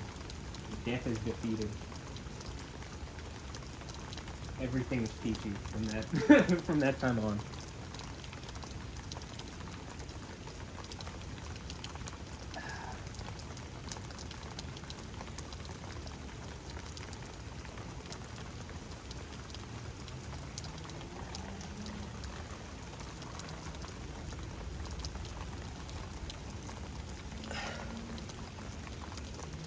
Where we don't feel bad, we're not diseased.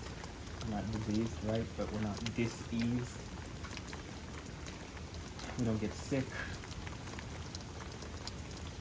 Again, I think that's superpowers. When it talks about glorified bodies in the Bible, I mean, Jesus came back, he had holes in him. I mean, come on. You're like, I don't think things are going to work the same way once Yahweh, like, kingdom heavens the world, once we hit that singularity. And it seems to have to do with some kind of court case, right?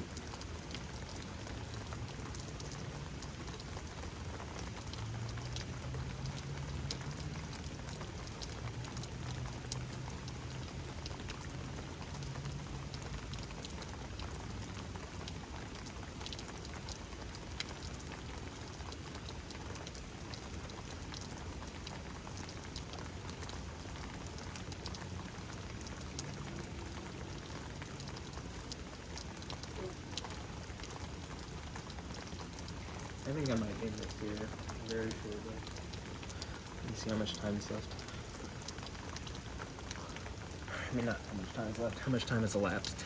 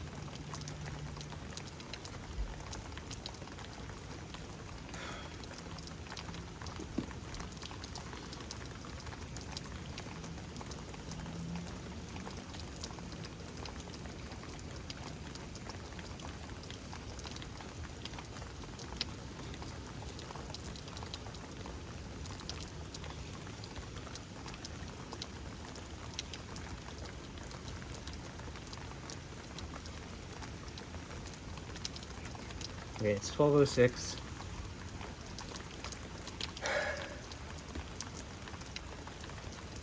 Is it an hour and 20 minutes exactly now? I think I'll give it a couple more minutes. I'll say some closing thoughts and then I'll be done in these videos and go get the GoPro. Or maybe I go get the GoPro first and then in these, I don't know, I'll figure it out. Okay, so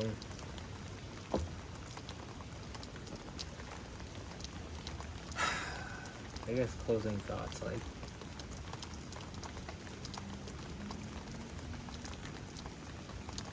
for this video, because again, it feels like I'm on the Truman Show, and like, I'll just watch through like live, so, but for this video, for my purposes, to make whatever content I'm gonna make,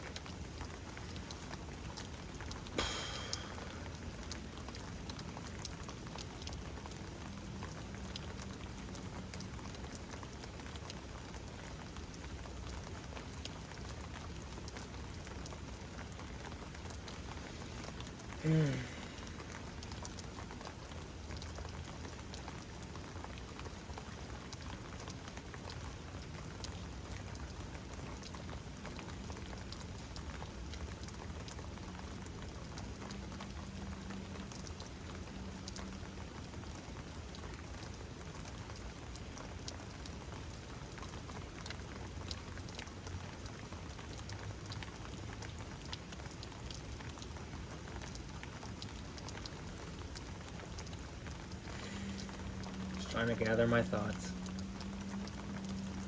I was watching a video and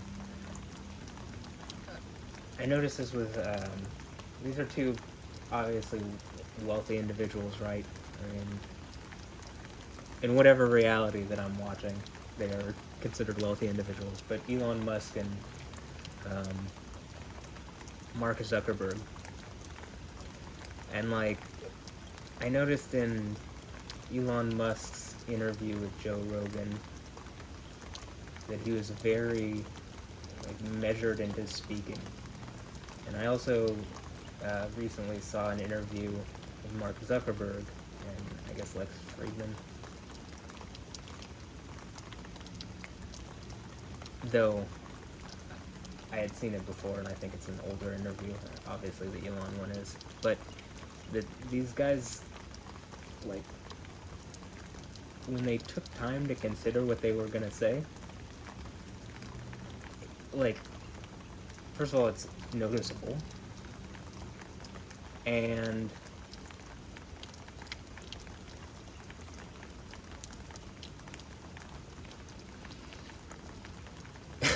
like, even someone that I respect as a commenter on, like, Christian apologetics, as far as, you know, I think it has valuable Christian apologetic content and generally does a good job, is David Wood, and I saw one of his apologetics roadshow videos where he, like, watches this interview where Mark Zuckerberg makes a comment about, you know, creating things because, you know, something along the lines of because that's what God does, and, you know, being that he's Jewish, right? He's talking about Yahweh, and Yahweh being the creator and like creating space for humanity to exist and do stuff, and like he feels like, seemed like he's getting over the idea that he feels like participating in that is like something that is connecting him to Yahweh, to God, whatever. He's the creator. Again, I think he's Jewish, but Jewish people modern day don't say Yahweh, and you know, there's like a blasphemy law if you do. It's not really enforced these days, but I think it's like, it's not kosher, right? But that's not actually in the, it's not in the Tanakh, or it's like an oral tradition that isn't valid. I mean, based on, if you just read the biblical narrative, there's no, like, the name is used more than anything. So the name Yahweh is constantly used by people from every level. But okay, back to this the Zuckerberg and Elon Musk interview, I noticed that. Also, I guess one more thing, David Wood. I saw him talking about talking with apostate prophet, and they're doing a thing where they're talking about Islam and the there's a number. They have like 10 questions, and one of the questions is something that I've made a video on before, where apostate prophet goes over the name Yahweh, and like David Wood was like, that's not really something that I think of, but it's like a good point. And my whole thing is that is like the best point. We follow different gods. I follow Yahweh, you follow Allah. Allah is a generic name for any deity. Yahweh is the very specific name of the true El, or Allah, or Elohim, the true God of Abraham, Isaac, and Jacob, and who Allah is based off of, clearly, being that the Quran is like based off of a number of different texts, like the Old Testament, the New Testament, the Torah and the Injil. But it's like, okay, if it confirms those books and then it contradicts those books, and it's clearly way later than those books, come on, why don't we just read the originals here? So, back to Zuckerberg and Elon Musk. They both... Actually, one more thing. So my point is, the name is very important, and I think like almost all Christian apologists should be using like the most obvious argument in the book. Hey, we follow different deities. Just because it's removed from many Bibles and like mistranslated purposefully, because that's a good way that some kind of adversarial entity would remove Yahweh from the equation. Like take his name out of the thing as much as you can. We follow different deities, and our actual text in Hebrew and the Greek New Testament in Revelation is talking about Yahweh. It says Yah. So okay. So this point about Elon Musk and Mark Zuckerberg, whatever you think about them in any other thing, this is something that I noticed. It's that they very much both took their time. They were asked a question by an interviewer, and they didn't interviewer, and they did not immediately jump into answering it, right? They like took their time to the point where someone who's normally like, I agree with a lot of the points that David Wood has, but he was even like kind of mocking the time that Mark Zuckerberg was taking. Though I mean, I guess it's kind of funny. There's like maybe joke about him being a robot, and then it seems kind of like it's just abnormal. So it's like you can make some kind of association joke, but.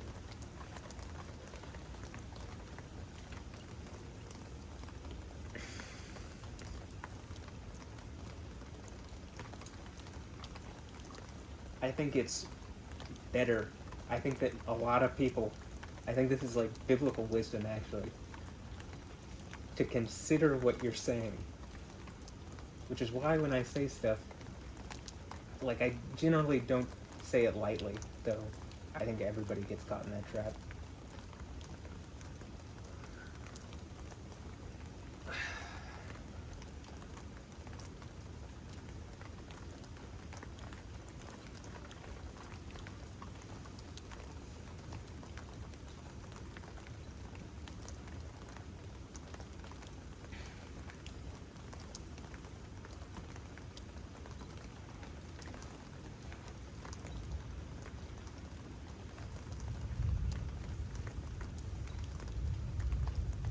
I think that it's wise.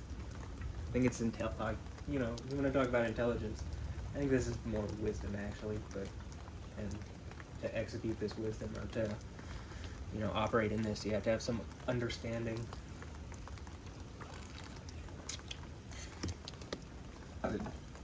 Chokmah and Bina, or Tabun, Tabin, Bin, Bina, been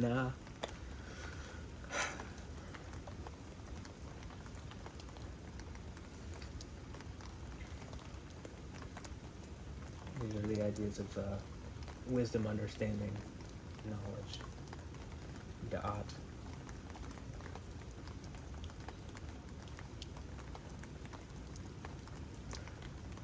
But that there's like regular intelligence and circumspect, and like that kind of thing isn't necessarily the same as these like fundamental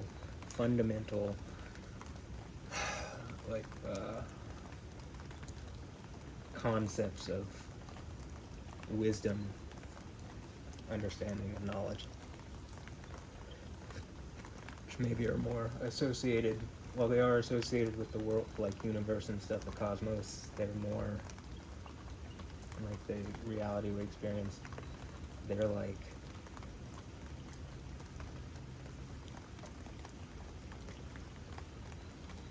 like intelligence would teach you how to build a car or something. Like you could learn how to build a car.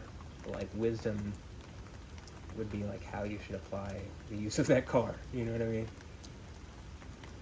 In a way that would ultimately lead to life or like a better reality. And I think in our modern day, we just call all of that intelligence or smarts or something, but that these concepts biblically, and I guess these are Kabbalistic concepts, but they just took Bible words and made some interesting geometry out of them. But there's a lot of fundamental value in these specific words, I think, so I don't think it's completely unreasonable. I mean, directly out of the Bible, but it's also not the real understanding of reality. Like you shouldn't use Kabbalah to like guide your, like that's not your guiding light, it's just, hey, these Bible words. Know these Hebrew words because they're very fundamental, valuable concepts within the Old Testament. And even in the New Testament, but okay. But I think that the way that Zuckerberg and Musk were like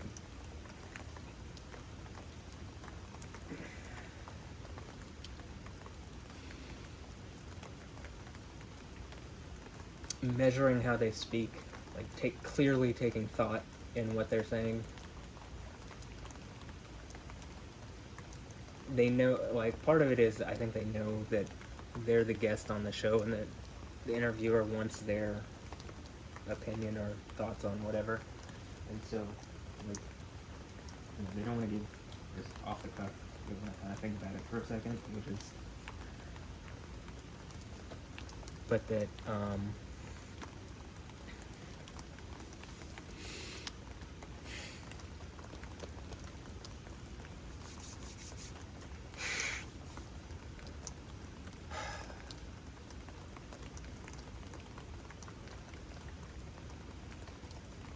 this is more just me being spacey. I'm not even thinking about this stuff. So this is not what, I'm not doing what they were doing. I don't think. I mean, I'm taking a little bit of thought, but I'm not like crunching numbers in my head.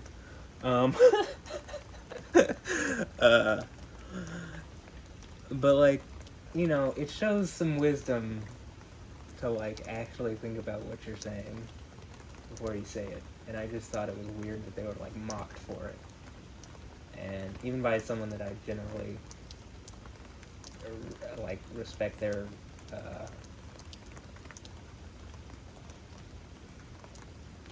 like reasoning capability and stuff like that, it was just like, but some of it is also, I think he was doing it for the lulz, which is like, it's kind of tongue in cheek, it's a little tongue in cheek, so you don't whatever, but I don't think he's the only one. Like, I think, he's just an example of someone who's generally pretty reasonable, so. Okay, that being said, I think I'm going to end this video It's like 12:21. I think it's gonna rain for a little while more, and then my guess is probably around 6 that's gonna pick up. I'm gonna get this one video onto YouTube like that, and the other stuff I can take my time on, like the combined views, this view along with the other stuff, you know, all the videos combined.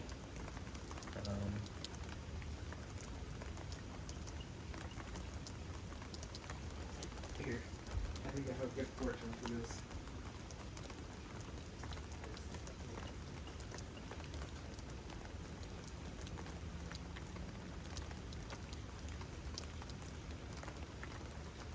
From a fortune cookie, right?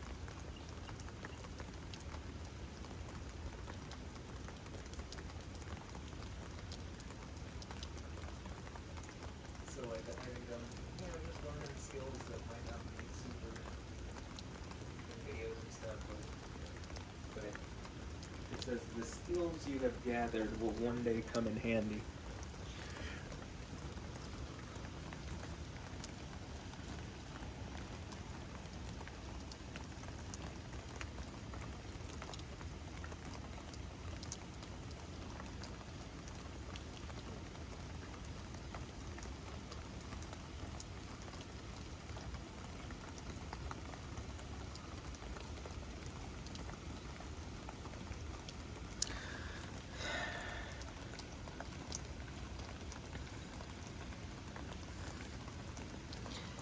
Do I think it's like a magical fortune? Not really. I just, you know, it's something nice to think about. But, you know, I had a fortune cookie the other day, and that's what it said, so. And that's pretty much where I'm going to end this video. And, you know, I think that the way that I'm going to put this up is the first hour where I'm outside. I'm going to upload that by itself, and then the GoPro version, and like a combined version of those two, maybe even with the view from in here, I don't know. And but it's gonna be like the first whatever hour, and then I'll have like a full length, like director's cut with multiple views and stuff, and that one just will take longer.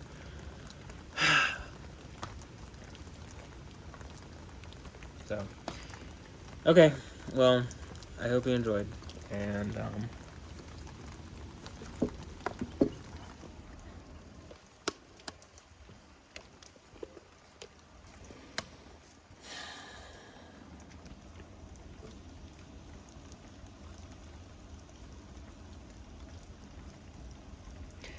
you know, I have no idea.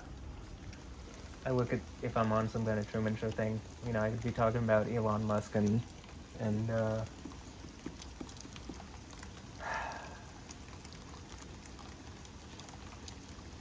Mark Zuckerberg, and they could be adversarial people. They could be people that are like not operating in my interest, or they're operating in very against my thoughts and interests.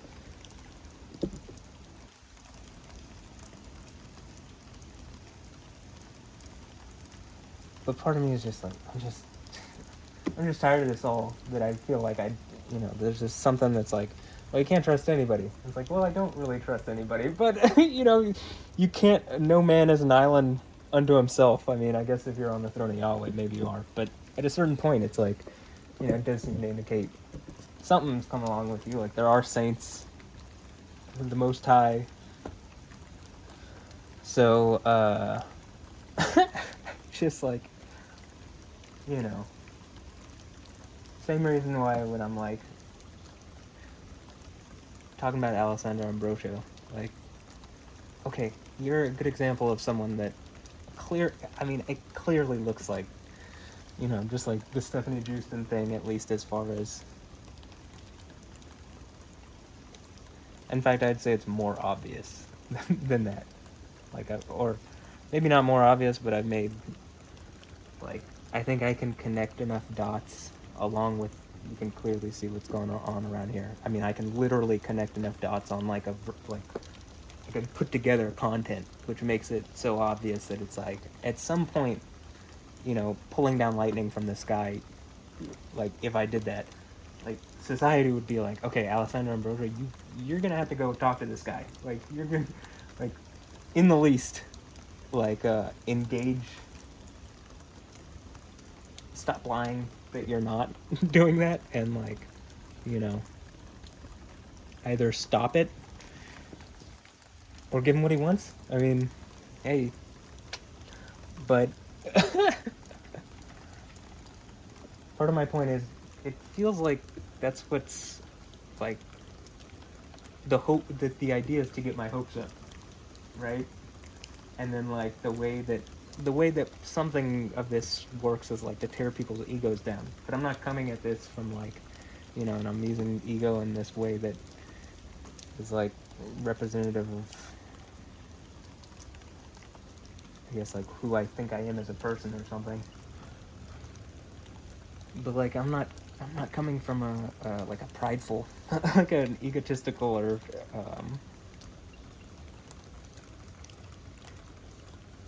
what am I trying to say? Like, arrogant thing. I'm coming from a, like, I think I can prove that you're watching me in a way that you shouldn't be, and I need some answers. And I think I can also prove that Yahweh is pretty pissed off about it, and I'm probably on the throne of Yahweh. And if you are Jezebel, it's bad for you, and you're causing problems for everybody. So, and if you aren't Jezebel, you're indicating that you're friendly, very clearly. So, indications of friendly and then not actually following through, that's not indications of friendly. That's really snaky and psychologically abusive, and, you know, that's why I would think you're Jezebel. And, you know, same thing like with this person did, where it's very clear they're trying to get my attention by using imagery and symbols that I've used, and it's something that in modern day courts you can pretend like you're not doing, and the court can, there's plausible deniability that you can hide behind, but, like, not when you're manifesting Yahweh pissed off, like, and clearly there's something supernatural going on with the, like, it ain't climate change. If you want to say it's climate change, well, Yahweh's just clearly out here changing the climate. You want to say it's Mother Nature, then Mommy's home, and Yahweh's pretty fucking angry. So, or I'm angry, and that seems to, like, agitate Yahweh. So, can we engage this rationally? Like, can we talk this out? That's kind of what I'm getting at. This would be a good birthday present for Alessandro Ambrosio. Engaging reality. Being as it seems like there tried to be something on my birthday last year in order to make me feel bad. Either you're very friendly and it's not to make me feel bad, or it's to tear me down completely, and it's the thing that would make you Jezebel, I think. Or, you know, something close to it. But, and by Jezebel, I mean, like, there's a character in Revelation that is called Jezebel symbolically, and that she's done something pretty terrible to the person who's seemingly going conquering at the 7 churches. And, you know, honestly, I think that's me. So, yeah.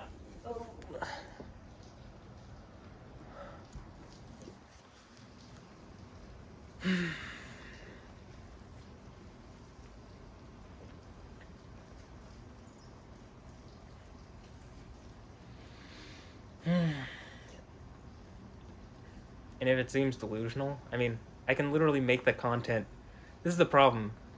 Once I make, well, I actually think maybe sometime pretty soon I am gonna make this, like, lightning, earthquake, volcano video that I was talking about, where it's just like, plus me getting hit by a car, plus just whatever supernatural stuff, and, like, maybe I can include some stuff where it's like, okay, and this is why it looks like I'm either talking to something inside of people, or they're just doing a really good job lying and pretending like I'm not talking to them, and they're just, you know, being psychologically abusive. And or I guess again there could be something preventing whomever, Alessandro Ambrosio or whoever this person that I'm talking about was banned on YouTube. I guess it could be something preventing them from coming and talking to me. I don't really think that that's the case, but I guess it could be. And I would suggest, though, it's in everybody who wants to.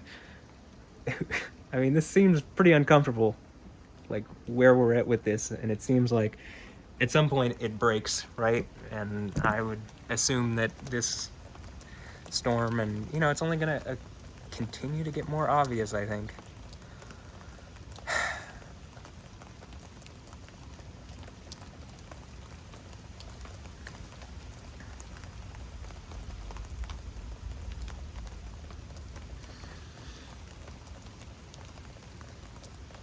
At some point I feel like people are gonna be like, are gonna force you to actually engage it. Like someone's going to, because you're causing all sorts of other people problems by not doing it, you know?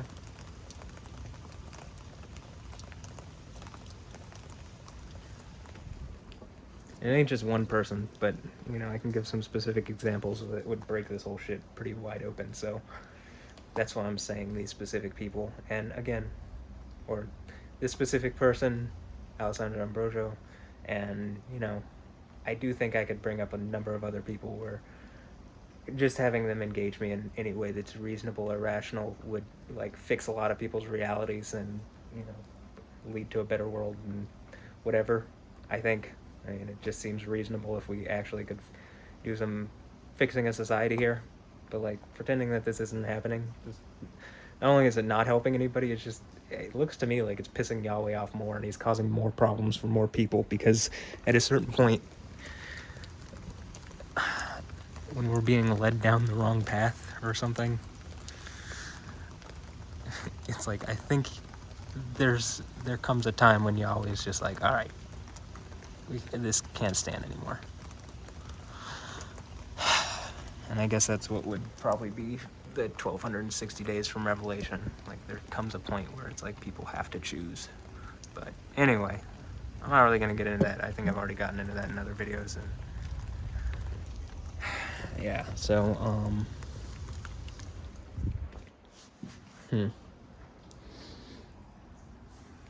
I'm doing this way because you can see it on the computer too, but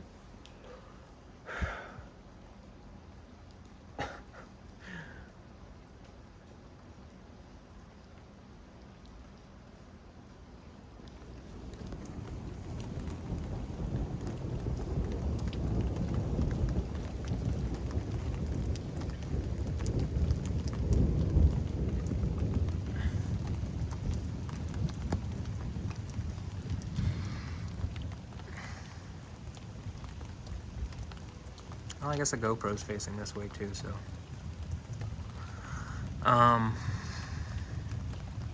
Or it's facing this way and it's outside, so it probably caught that.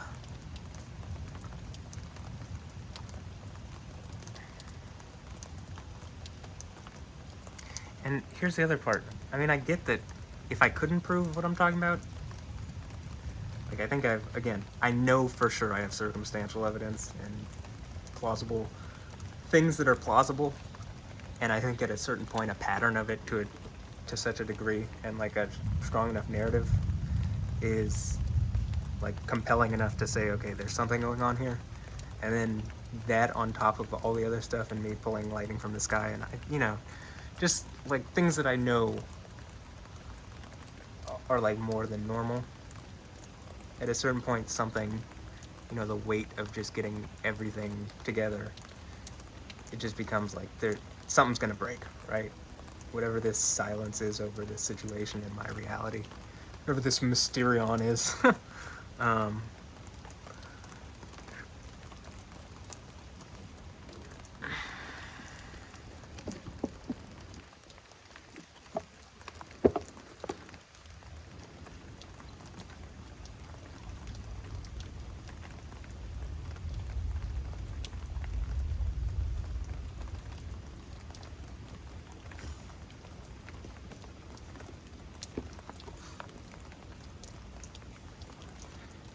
I think that it'll have to be engaged, and just probably better if you like engage me now. Like, again, I stopped following this person, and like, to me, they're clearly adversarial, right? Even if they think that they're not, and what they're doing is in like, I don't know, maybe they've just been abused all their life and that's what they think good fun is, but it doesn't feel great to me, and seems like a pretty shitty thing to do as a person. And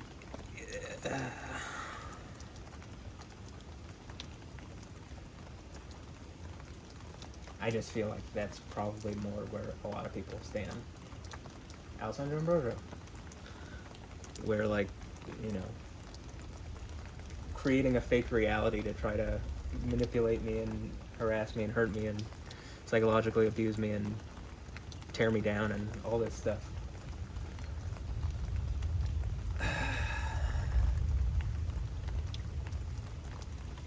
Which is what it looks like to me when there's no follow-through on this suggested whatever, and that when I'm being watched in a way that I shouldn't be. So, in a reasonable sense that I shouldn't be, where, like, you know, my private reality seems to be Truman showed. So,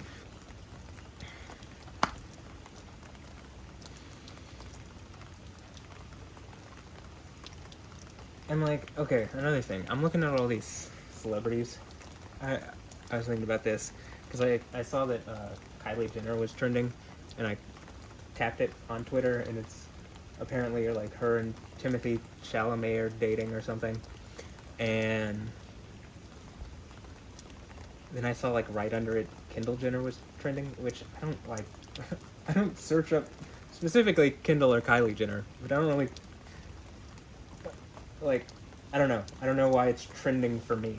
You know what I mean? Other than it seems like something wants to put this in front of my face, like the algorithm wants to put it in front of my face. Like, it literally had like only a couple thousand things talking about it when like, you know, other things have like hundreds of thousands of tweets or whatever, but something felt like it should put it in front of my face, right? As far as something to click on. Like, if I went to trending, there's all sorts of things that should be rated higher than this. So, something thinks that this is something I want to see.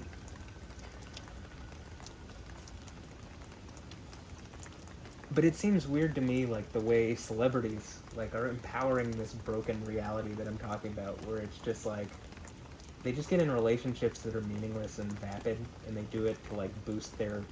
Basically, they get money and attention from it, and, you know, it like serves these interests, but like the society at large, like, yo, this is like the way that this is going, it's like it's broken for most men and it's broken for most women. Like I'm saying, most women are caught out and it's not explained to them like, hey, you, like, we live in a world where there's inherently sexual value, right?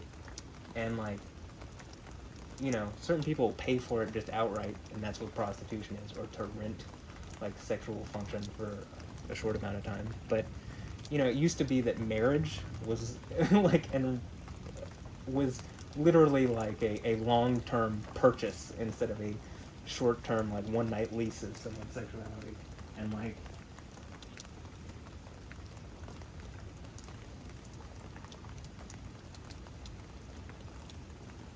it just, the way that we do it now is super broken.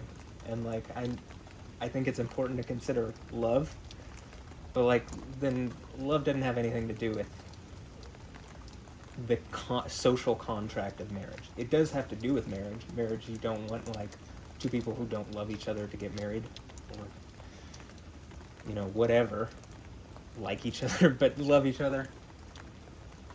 And also there's different terms biblically meaning love, like agape and phileo and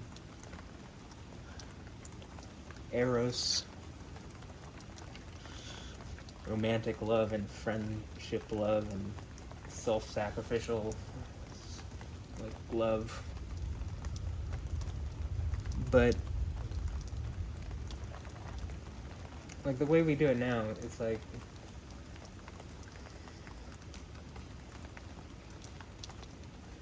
these people are willing to like profit off destroying what is a right concept of what relationship should be, and like basically from benefiting off of using their celebrity and like showing broken kind of relationships, like, and my part of my point has been, well, you could have someone come in and fix it and like just basically like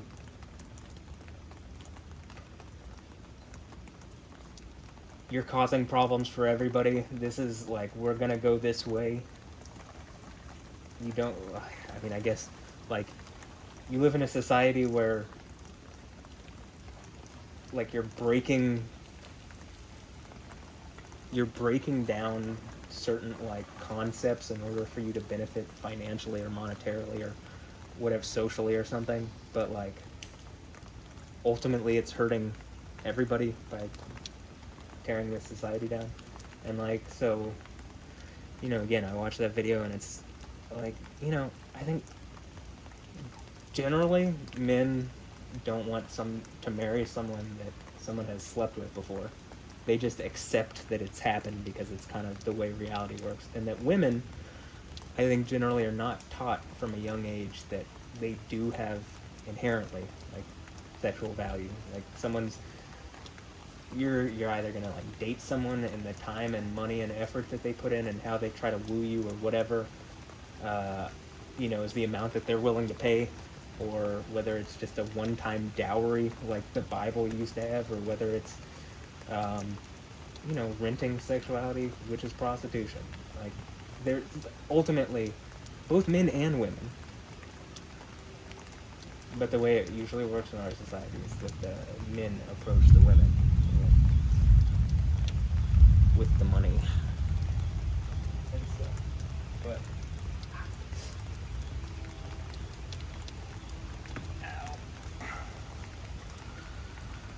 and I think that's how it's kind of been for a long time.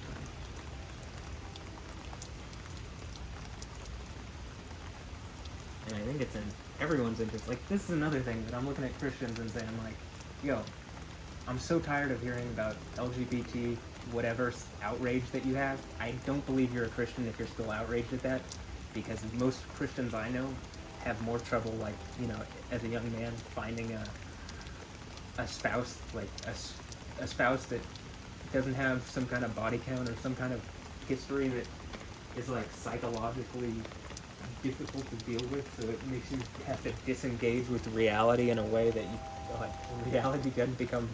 reality is no longer fun. Like,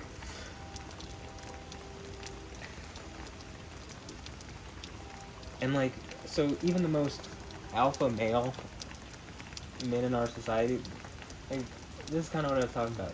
Like, at least here in the West, men don't really have like just outright harems, right? And like, why not? I mean, just actually, why not? Because this whole serial monogamy thing, I think, partially leads to these weird, broken ideas where like, it's like a race to the bottom in competition, where like women are trying to like, you know, pair up, like people are trying to pair up, and like, it's literally a race to the bottom with, I don't know, women don't want to get to a certain age before, like, having gotten married or something, because they feel like then their value's up after a certain point. I mean, a lot of this goes away if you actually engage this in a better way. But we're engaging it in a stupid way, and, like, celebrity is doing stuff like having kids with random rapper guy here in Houston, Travis Scott, like, I'm talking about Kylie Jenner, she's having kids with Travis Scott, and then just like dating random dudes, right? But like not engaging in the type of stuff that I'm talking about, using their celebrity to actually kind of like, hey, this is probably a better way of doing things. But they benefit off like bullshit relationships, and like not living in the light in terms of reality, or like living shitty lives in the light, and like it's just okay because our society is broken, and I guess they're a mirrored representation of that society, so society likes looking at it, but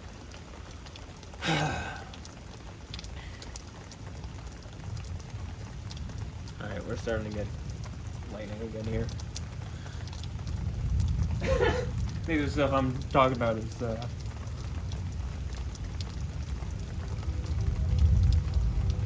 probably real life. You know, like I'm talking about when I hear people talk about red pill theory, it's like this stuff. I mean, I get it.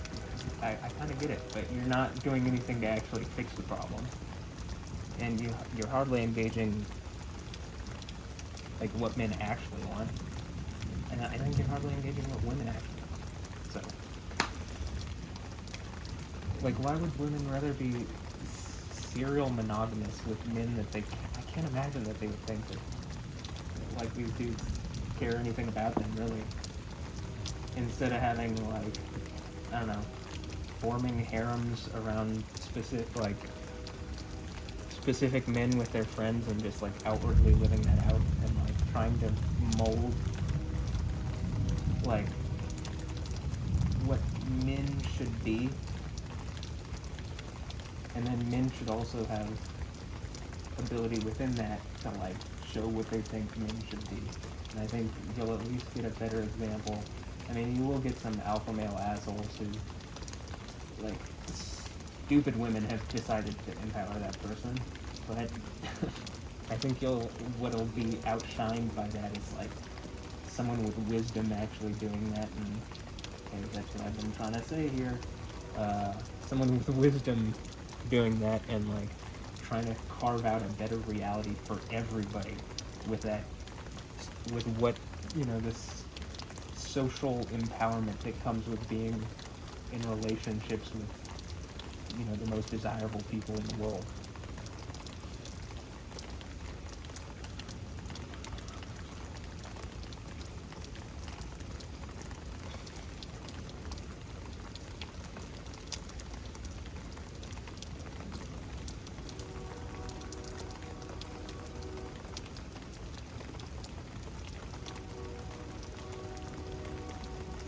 Like, what did I want?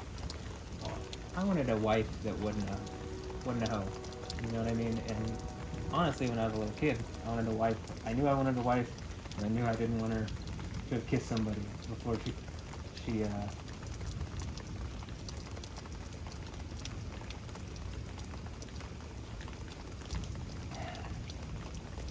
she met me, right? And what is our, like, you know, that sounds really childlike and naive. There is a reason the Bible says one must become like a child.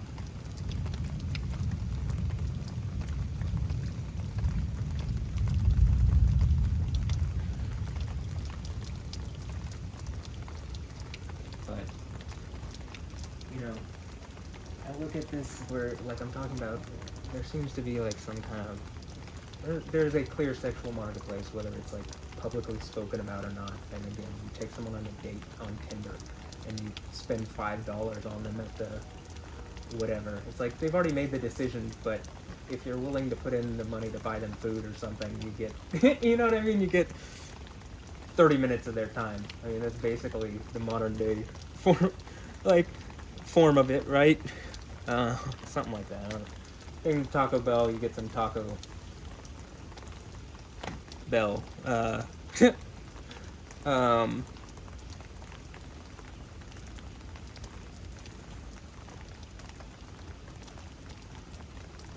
Take them to Taco Bell, you get to make that taco yell. Something like that. So,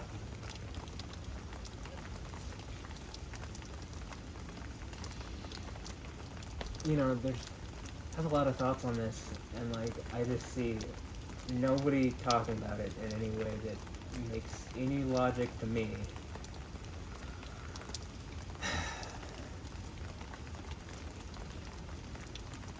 And in fact, it looks to me like people are trying to subvert it going the other way and make it like, you know, break down relationships to make society more easily manageable and manipulatable, which is like more frustrating.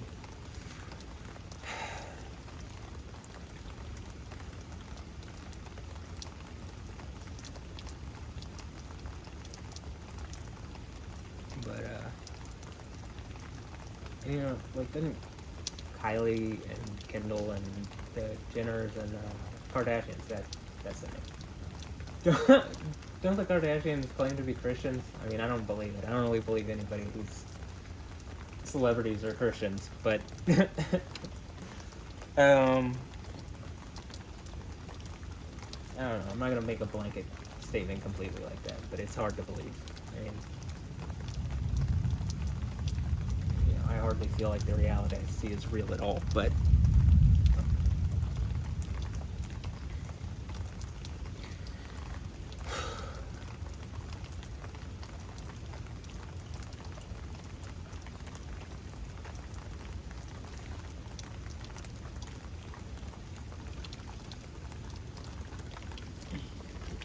it was the other way.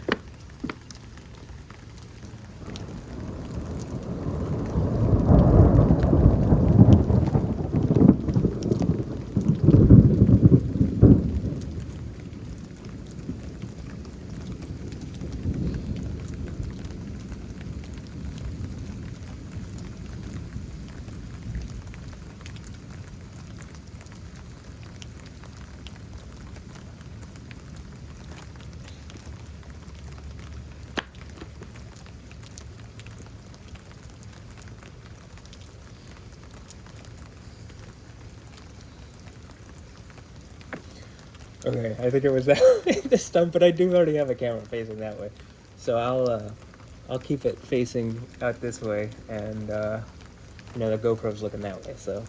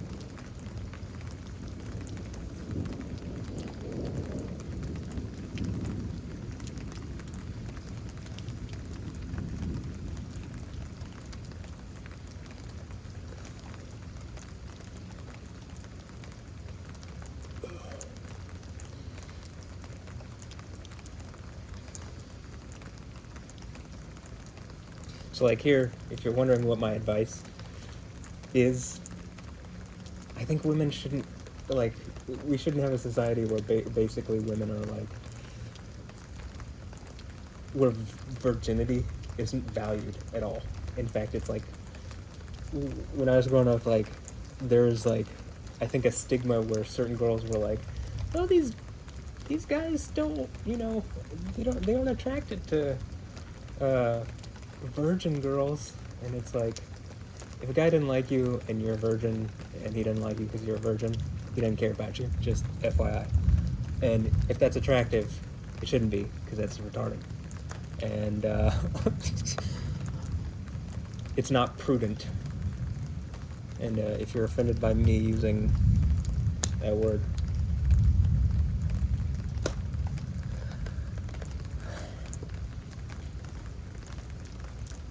it's stupid. How does that sound?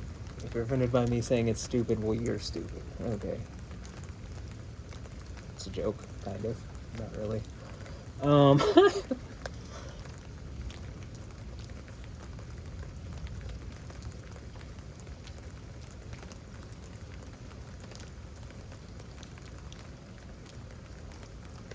But like,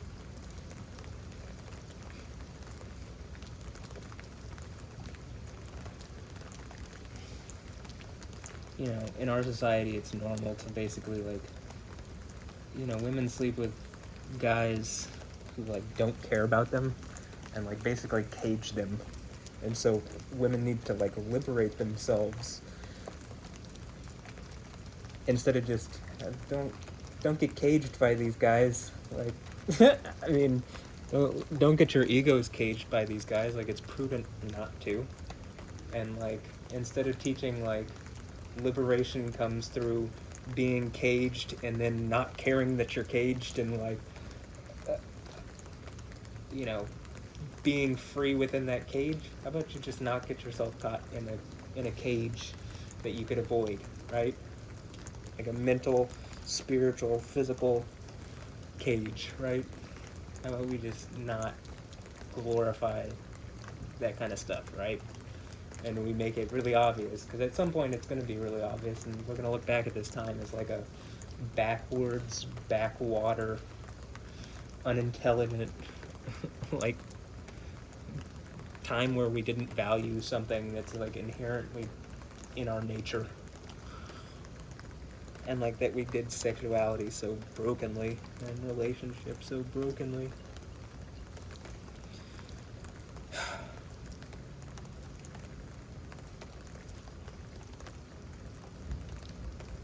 And like, you know, as a young man, where do I get a wife that doesn't have a body count? You know what I'm saying? Like, Fantasyland, that's pretty much the only place it seems like I can in an imaginary place, because I can be like that bus driver song and buy some land in some imaginary spaces and maybe manifest it, but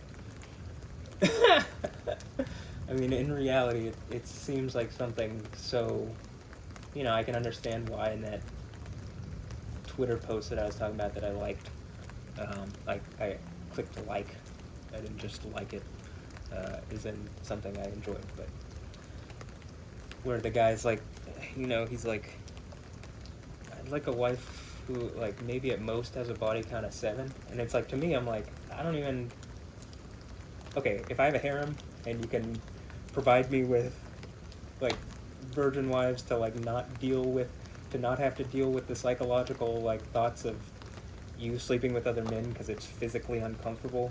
Just like, I'm sure, you know, that women feel jealousy too, except, like, you know, I don't understand, like, if you have your friends, you're attracted to your friends, why wouldn't you get in a harem with your friend? Why wouldn't you get in a harem with your friends and, like, support a guy that's, like, a good guy that maybe represents values or speaks on things that you actually want fixed, instead of just serial monogamy with guys that you really don't like? Like, jumping from relationship to relationship with people that, like, ultimately in the end your reality have only detracted from you. I don't know why you would do that in this one. Like, it's not prudent, but people don't act out of wisdom generally.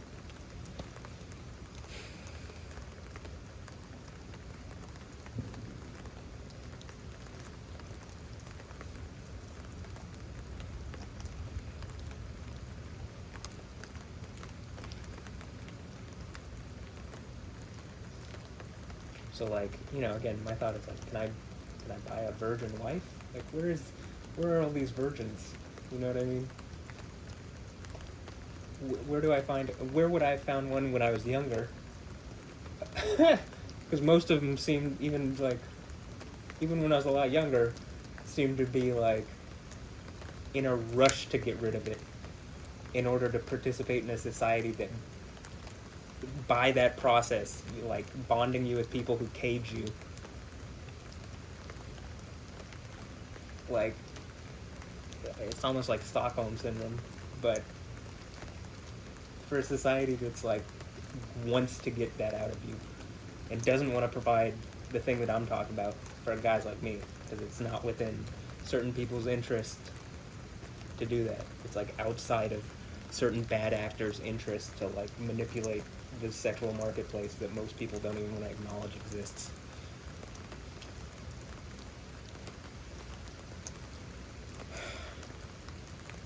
It's just like drugs. How is this whole war on drugs working out? Is it working out well? Because it looks like the cartels have a lot of power, and like, and like, it doesn't look like it's actually doing anything other than wasting American taxpayers' money on a frivolous thing that doesn't actually help the American taxpayer and criminalizes a bunch of people, destroying their economic opportunity and like the opportunity of many inner city people or just whatever people within the United States that have made bad decisions when it comes to drugs and don't actually try to fix those bad decisions, but just like penalize people and like it's really mindless and it just seems pointless as it is. Instead of just putting that money into like fixing things. Like jailing people cost hundreds of thousands of dollars, like $100,000+ a year, from my understanding. And even when you're doing it as cheaply as possible. Well, you could just house. There are people that you could literally put into luxury housing and that wouldn't be like in deciding to do this kind of stuff. Like you could literally spend $2,000 a month and you're still not spending $100,000 a year. You know what I mean? And like, that you fix a lot of the problems by actually providing for people in society instead of like criminalizing pointlessly uncriminal activity, really non-violent activity. Same thing with prostitution. By maintaining illegality in prostitution, everybody gets hurt more. Like, you need to figure out some way to mitigate what's going on, because it's not like people aren't going to do it. You know what I mean? Prohibiting it and creating laws around it doesn't actually yield the desired results, which is less prostitution. And again, the way our thing works anyway is, okay, well, I'm paying for all this kind of stuff, and you're getting all this kind of stuff, and out of this relationship, I'm getting, like, we're dating, and I'm getting sexual use of you for a temporary amount of time until I go my way and you go your way or whatever. And then at the end of whatever this is, I've spent this much money on this much stuff in order to woo you or provide whatever for you, but it still just ends up being like I give this, you give that. So instead of like fixing our society, like you can only be like single, divorced, or separated. I think you can only really be like single and divorced in our, like legally in our country, even though in reality you could be all sorts of other things. I mean, Israel itself, just by the way, the nation of Israel, the 12 tribes of Israel, are from 4 different women, right? And Judeo-Christian values are our, like, if Judeo-Christian values are, like,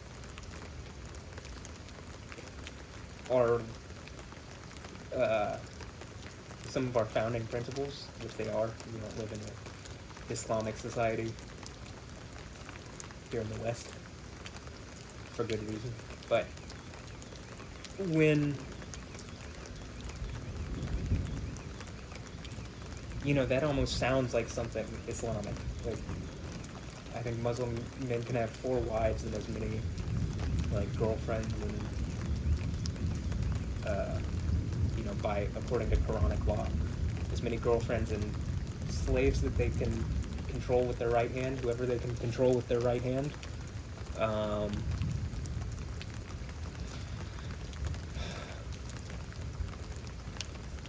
Whoever they can overpower, essentially, war booty, literally war booty, but sex slaves. Like, okay, so, but in the Bible, Israel, like the 12 tribes are, Jacob spends 7 years working for Rachel, and then the dad on the 7th year, I think it's on the 7th year, is like, look, I'm going to give you, for these 7 years, I'm going to give you Rachel. Big power flash. For these 7 years, I'm going to give you Leah and her servant, her handmaid. So he gets 2 women out of that, like a wife, a higher ranking wife, and a lower ranking wife that basically has to do what the higher ranking wife says. It's another big power flash. And then when he works for the next 7 years, he gets Rachel and her servant, right? And I'm not saying that we have to do stuff, and that's Israel. That's where he has 4 from each of those. Are these even power flashes at that point? What is this? I'm not looking, but I can kind of see it when I look over. But, I'm sorry, he has 3 children from each of those 4 women. And those are the 12 tribes of Israel, right?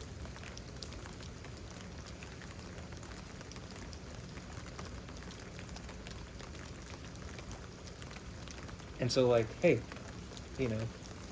what is, like, this is some weird lightning now.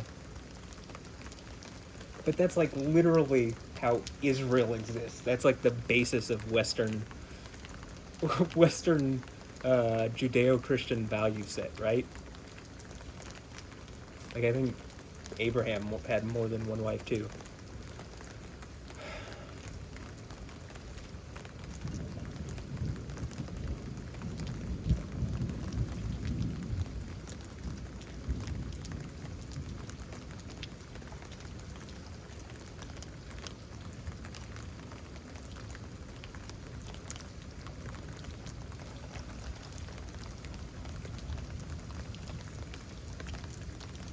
But,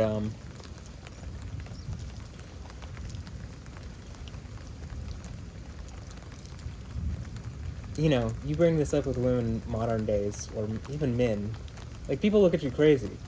And it's like, well, wait, what is this serial monogamy when your wife's been banged out by a bunch of men, like, and you're pretending that she's, like, not, and that this history doesn't exist? It's probably stressful on you. And if not, you're a cuck, which is fine. But if you're not a cuck and you don't want to be forced cucked by men that your wife has already previously slept with, okay, then maybe what I'm talking about is more desirable and preferable as a, like, societal standard, right? I think people are like an infinite resource. We could literally make as many people as whatever, as is required to have enough mates for everybody. But you have to do the actual portioning out for everybody. It can't be like race to the bottom or like first come, first served. You actually have to match people based on who they connect with and belong with and whatever,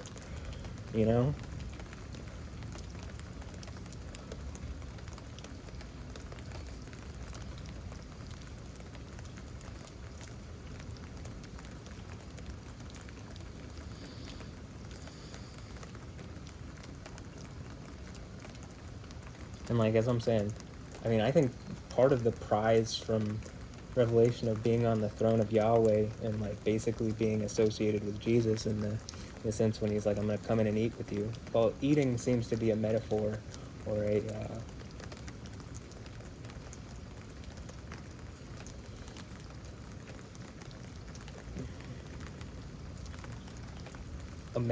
a symbolic way of talking about sexuality as it is in other parts of the Bible. Like in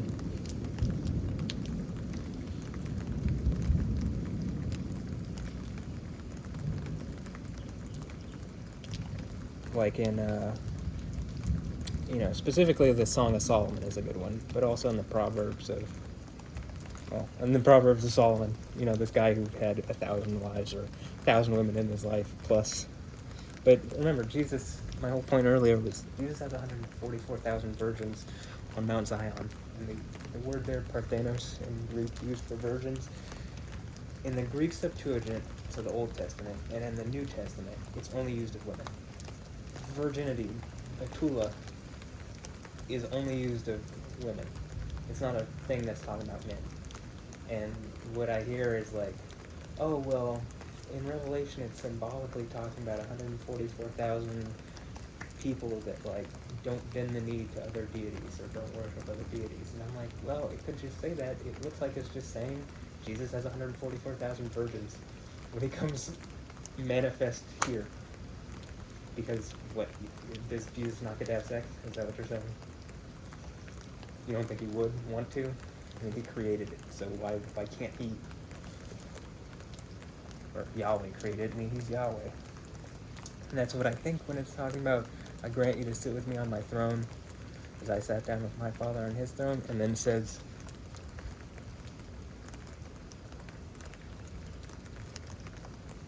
I'll come in and eat with you, I'll come in and dine.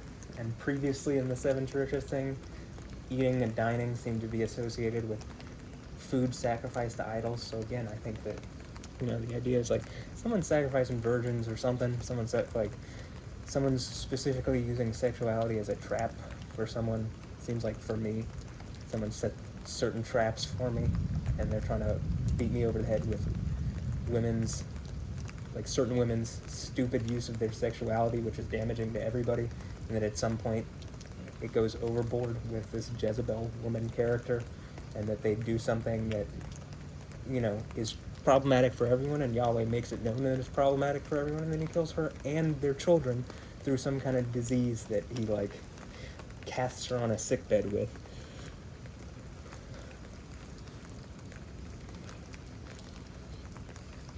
Because even though Jesus' whole thing is forgive, forgive, forgive, what she's done is unforgivable. At least according to the book of Revelation, right? Well, if she actually repented and changed her mind, but considering the whole thing is that she doesn't, and it also says he's going to bring into tribulation all the men that she's doing it with. So, I mean, I have plenty of thoughts on what this is, but I think it's just take it as it is.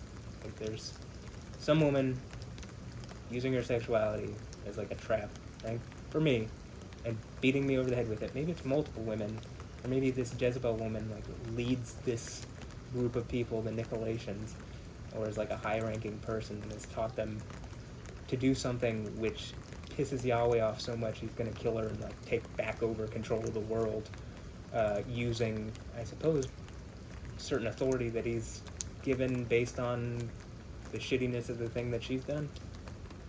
Something like that. It's just a guess.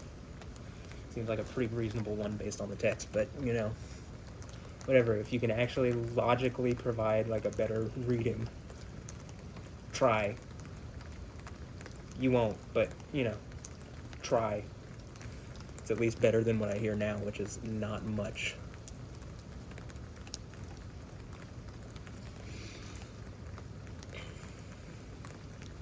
But anyway, I think I'm going to end this video because I'm kind of tired of sitting here and it's like we're almost at 2 hours and 30 minutes. But I guess the end of this is like, Alexander Ambrosia, if you are Jezebel, you know, okay, then sucks to be you.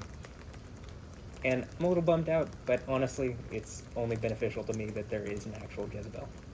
If you're not Jezebel, you should reach out and like actually engage me in the way that I'm asking, or if something's preventing that, y'all should stop whatever's preventing that because it's hurting people, and whoever's allowed this is going to be more problematic for you than you can even imagine.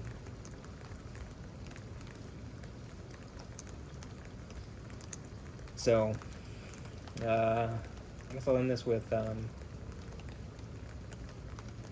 you want to join my harem, because it sounds like I'm speaking something reasonable when everybody else is just talking stupid bullshit that doesn't matter, and like doesn't engage reality, and it sounds like I'm trying to fix things that most people don't even engage as the reality of the situation. You know, reach out. Let's get this started. But if not, you know, I'm not here to force you, but don't pretend like you are and then beat me over the head with the fact that you aren't and try to make me feel bad and try to antagonize me and stuff like the person that I was talking about earlier. That seemed to be her intention. Someone that I played soccer with. In fact, I think she's like a semi-professional soccer player, but not here in America anymore. But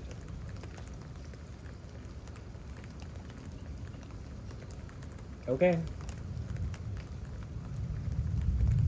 guess I've been antagonized, but I mean, I don't think it ends well for you. Like, you look like you're in the wrong, and you look pretty stupid when it looks like Yahweh's just directly responding and is like, you know, angry, looks like. And I suppose that goes for anybody trying to antagonize me in these ways.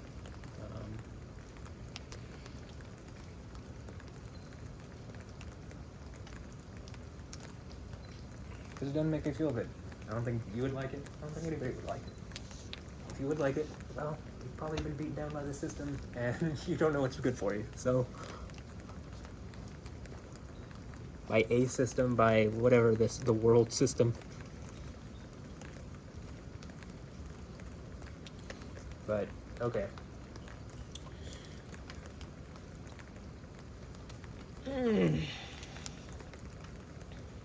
I'll let this go for like, I guess another, till it's 2 hours and 33 minutes. And it's currently 2 hours and 31 minutes and 50 seconds. So, do about 1 more minute of recording.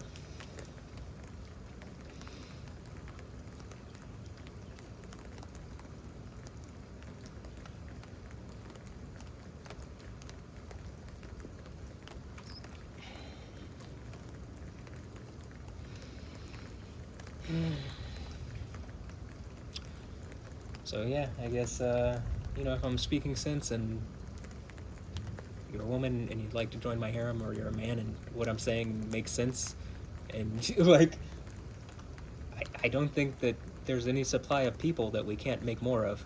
So, but this issue has to be fixed, I think, in order for us to get to a better place. So, okay.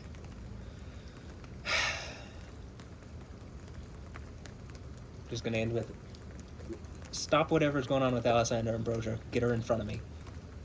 That'll be better for everybody. Other than that, you know, that's gonna be it for this video, and I hope you have a blessed one. Later. Yeah. I mean, I'm not lying. It appears like, you know, the one who controls nature itself is operating in agreement with what I'm saying.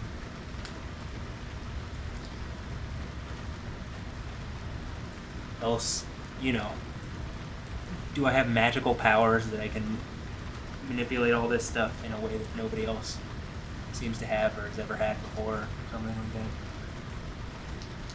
Well, I guess the prophets of old in the Old Testament, like, you know, deities from ancient places and peoples and stuff.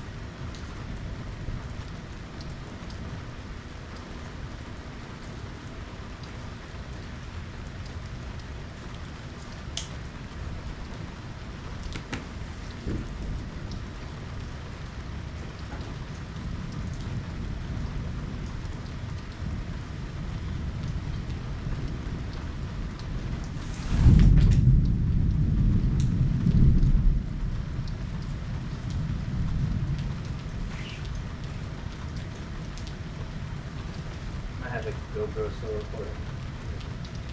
It's starting to lightning a little more again, but whatever. We have powers of lightning.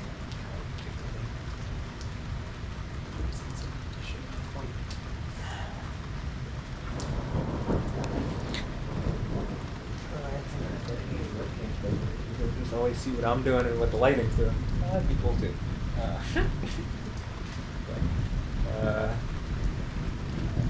Hold that all in slow motion.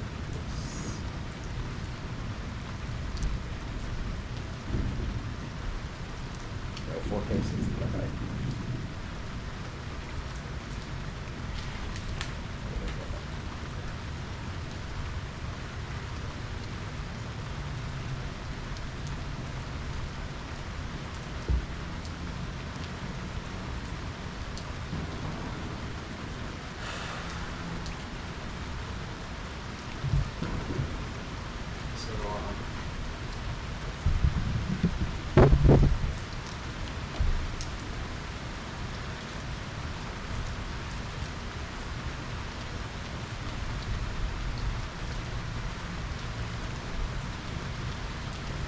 just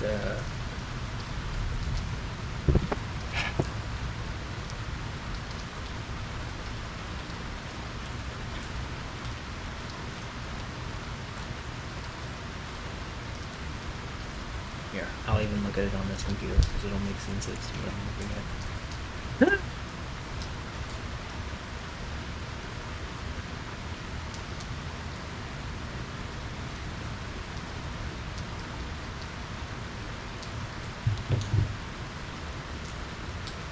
But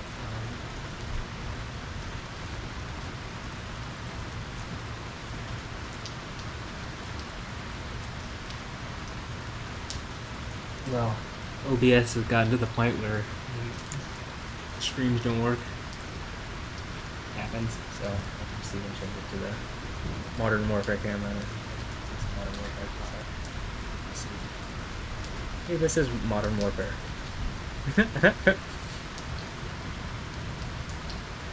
Because America seems to have the deity who controls weather living in Houston, Texas. Or in a person who, or a person who lives in Houston is on the throne and is the deity that actually controls everything. So,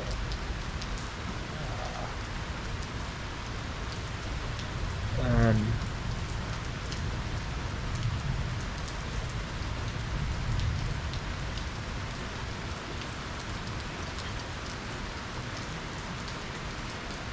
at this point, I just don't care if people think that I'm crazy or not. Because I don't actually think people think that I'm crazy. I think that employees see some sort of coincidence that it's supernatural or weird, kind of like not everyday type stuff going on around me. What people might normally call magic or whatever.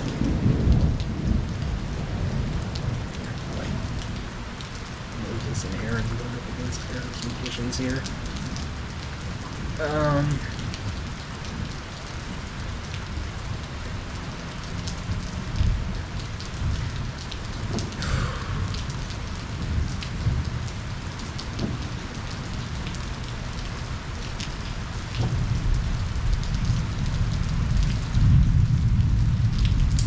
So I'm pretty much gonna, I mean, it looks like there's still this here. I think we're in for stuff much later tonight. 5 hours. But so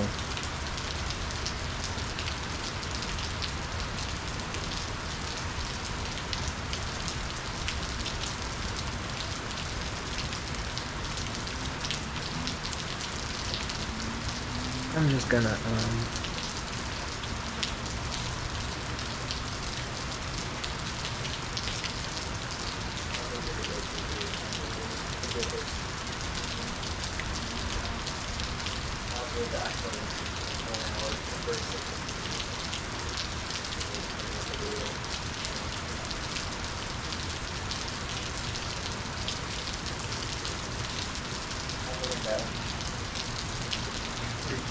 action-packed as far as lightning and everything is concerned, and that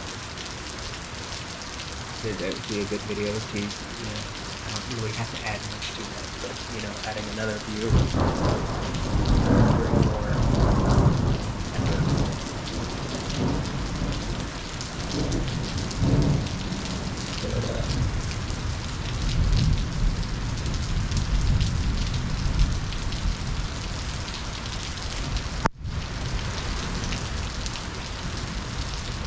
stressful.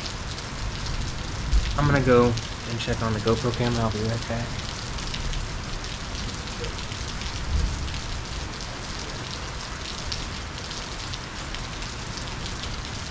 Actually, should I get it? I'm gonna just leave it. Since this, I don't know. It'll capture stuff. And go get it later. So I think I'm gonna do that. Just leave it going. It'll record.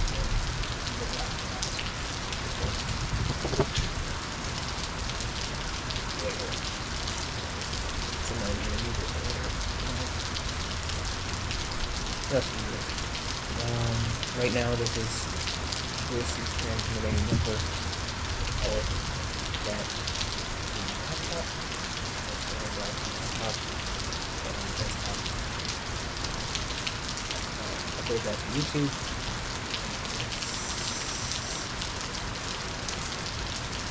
Might even, I don't know. It's gonna take a little while to process. Some other stuff. I need to have dinner. And, sorry, haven't had dinner yet, and I'm going to. So it's pretty cold, so I'm also going to remedy that situation. So.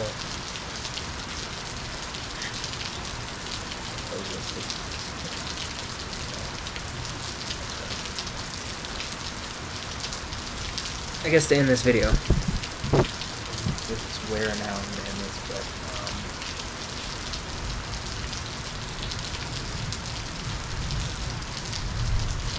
is right. I mean, I'm bringing up a lot of stuff that I just don't hear people talking about. It's part of our reality instead of engaging.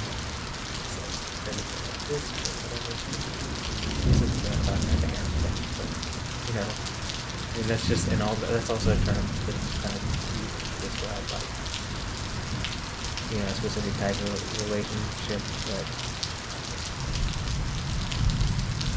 like, you know, technically a harem is that those women would live in. That's the style of relationship. And in Turkish it's called Saraglio in Persian. Reading the Book of Esther recently. I don't know if it's used in the Book of Esther, but Xerxes and his harem, so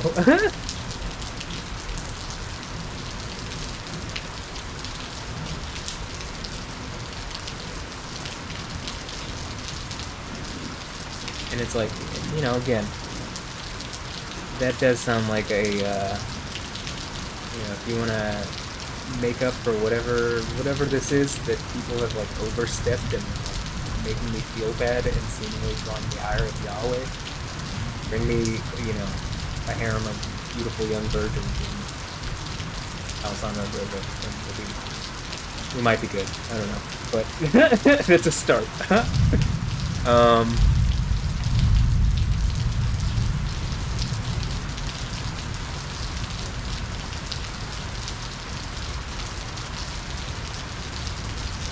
At least I'm kind of funny about it, right? Even through the stressful nature of being antagonized, I don't feel bad, you know. So, no, I don't particularly feel good with what's going on, but I also feel like Yahweh is not so worried about it. It's stressful.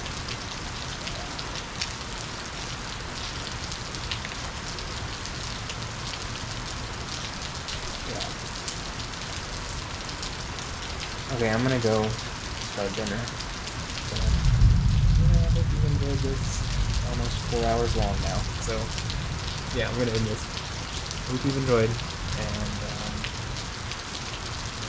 bring me a harem of beautiful young virgins and concubines, celebrity concubines, and Alexander and Rosehooks, Golden Queen. You know, I guess we might call it even. Beyonce too. Okay. Yeah, yokes. Anyway, that's it for this video. Have a fun later. Yeah.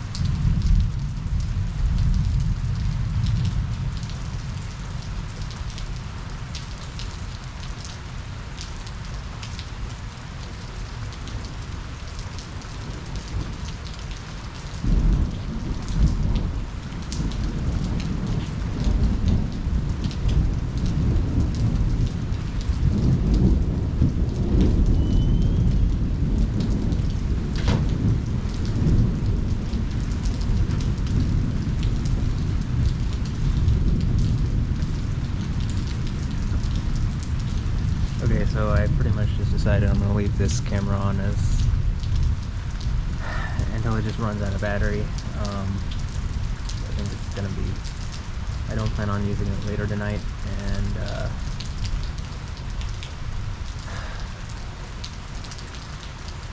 I mean, it looks like the thunderstorm is like coming right over now again, so this will be in like an extended portion that's only caught on the GoPro. But I guess unless it gets really crazy, and then I'll go back up to my room and record that way too. But wherever lightning flashes next, I'll face the camera that way, and then if I can, if it's to the north, then I won't. But let me stress the right side of my body. Hold on.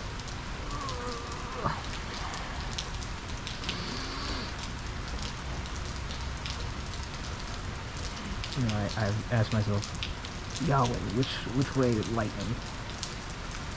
This way? Okay. Looks like he said this way.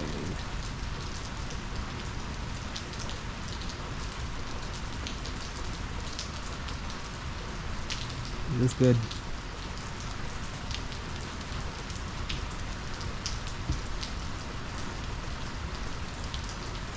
Is this good?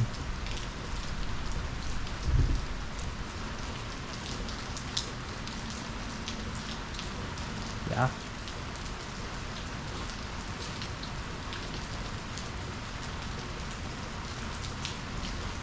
Am I centered correctly? Am I framed well? I don't know, I think it was off in that direction, but...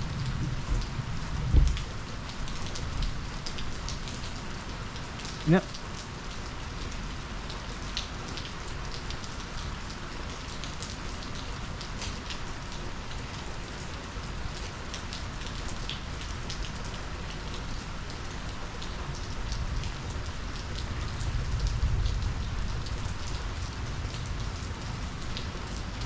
I also thought it was coming in from the west, which would be the other direction, so maybe this is...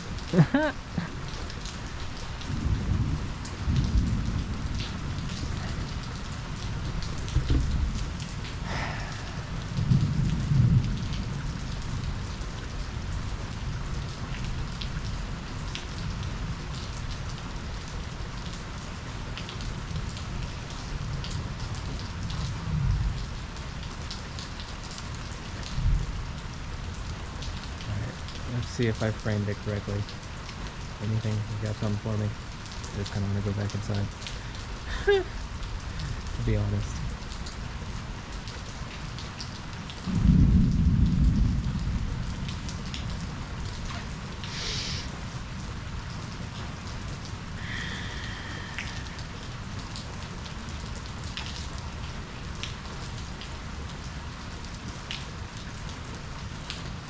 Stressing the right side of my body as you're seeing some of these.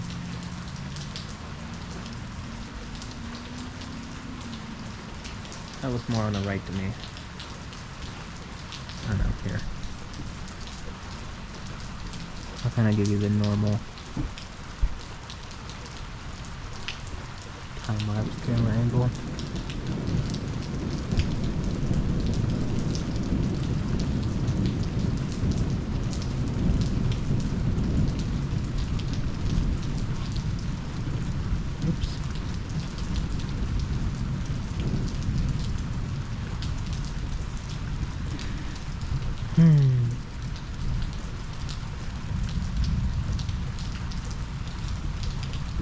Okay, is this good? Let's see.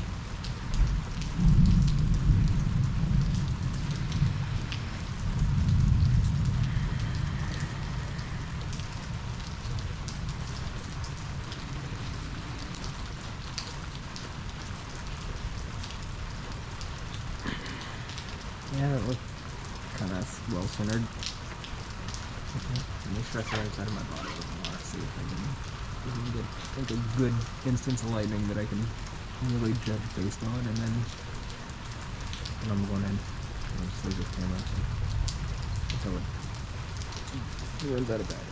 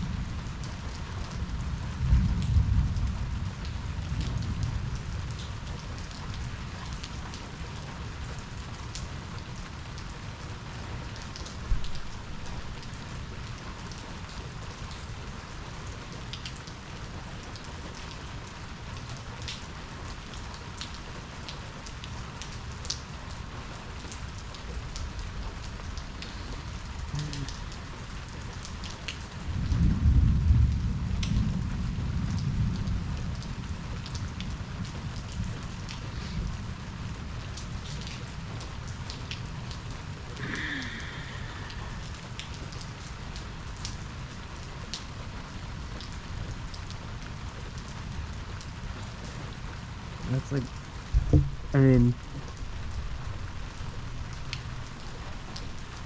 it's still going on where that,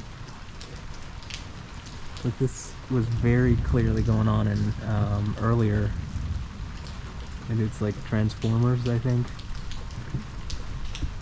blowing, like multiple power flashes. I mean,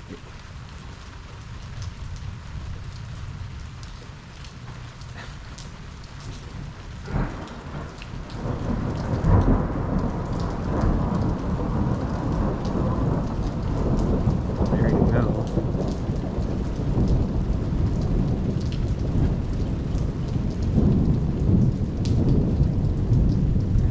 From this side, it's like, it literally lights up the entire sky green.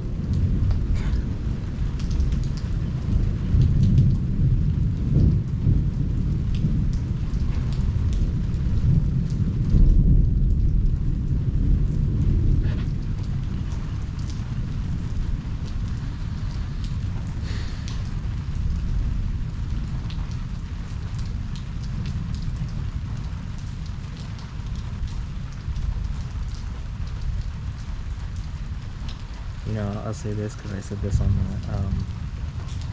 at the end of the video on OBS, talking to my computer. But since this is outside and the storm's still going, it's like, you know, if you want to make it up to me, or at least start making it up to me, whatever is going on, like,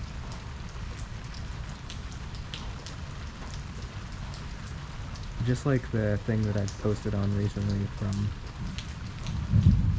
on the Yahweh Instagram page, like showing stuff from the Book of Esther, and Xerxes, or Ahasuerus, or Ahasuerus, whatever, however you want to say it, but Xerxes or Ahasuerus. If you want to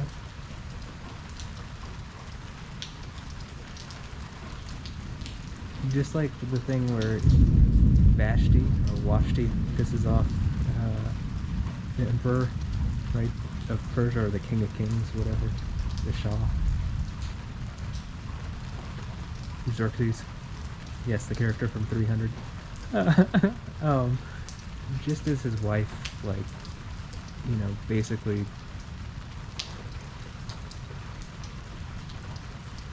antagonizes him by, like,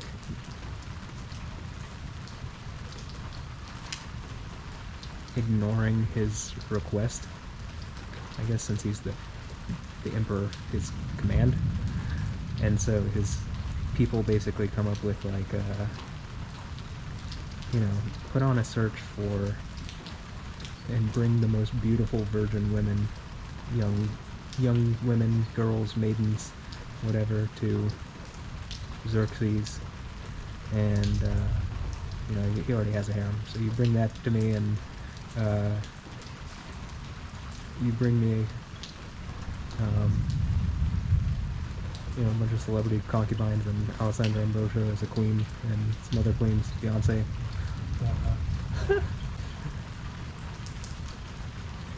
Gal Gadot, I can get Wonder Woman in this.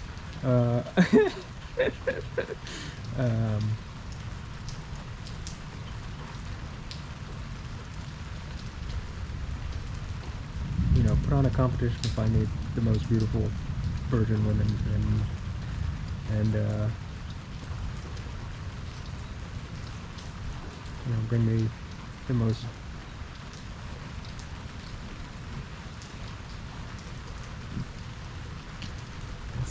I would say the most beautiful, but like the celebrity harem, whatever. Bring me authority over that, and you know, that'd probably appease me, though I still think some Jezebel something happened, which is like, you know, Yahweh is probably gonna be pretty pissed off about that one, and you know, I'm not gonna be happy about it, but I'll get over it.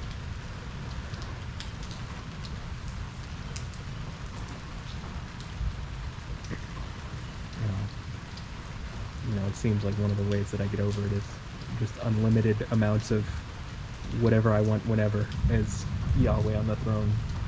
So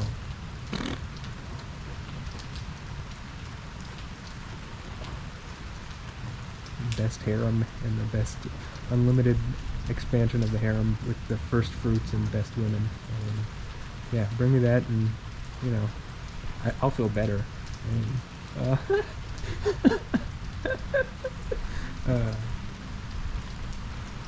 I still think Yahweh is gonna deal with Jezebel, but she's not acting in anybody's interest other than her own anyway. And it's not even in her own interest. She's just stubborn. So, okay, yeah. I'm gonna go in now, make some dinner. I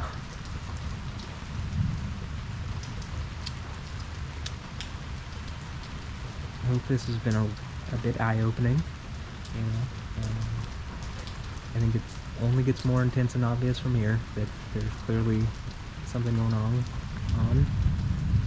Like, you know, Yahweh will go into angry deity mode for me to like protect me from whatever abusive behavior people are trying to antagonize me with, and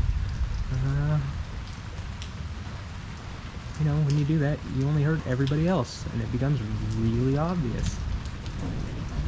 And like, I guess he could kick all the storms up to 11 every day for the rest of the year, but you know, you could also just maybe be reasonable here and at least have Alexander Bojo come talk to me or something. You know, someone talk to me that is rational about this, and you know, we can probably work something out.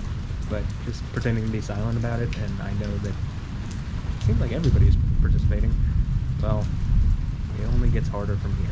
It's like that Outcast song. So, everybody's knowing it only gets harder. It's not like that Outcast song, Hey Ya. Do do do do do do do do do do do. Hey Ya. I wonder who that's talking to, huh? Shake it like a Polaroid picture, like Beyonce and Lucy Liu and Baby Doll. Get on the floor. You know what to do. You know what to do. Okay, y'all know what to do. So, you know, bring it and come and shake it. And, you know, bring the Beyonce. And Alessandro Doja. Hey! Yeah. Okay, that's it. Later.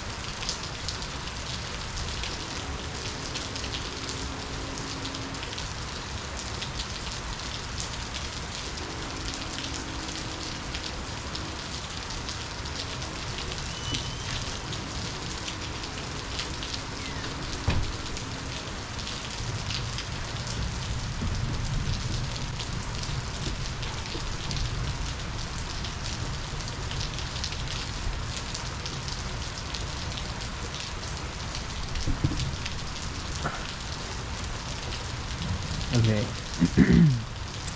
It looks to me...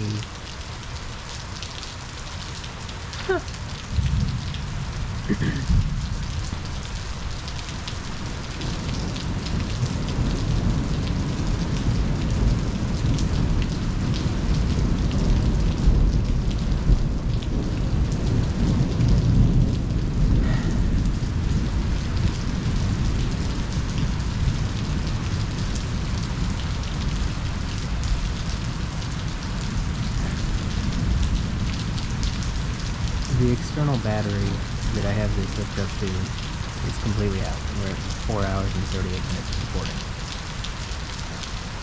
Totally not looking forward to timestamping this. I don't even think the description would allow me to. Because we've only got 5,000 characters that you can use, so. But, that being said, we're about halfway through the internal battery, which,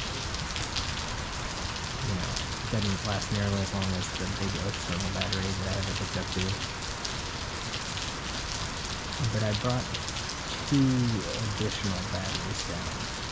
And I can only use one at once, and I'm thinking I might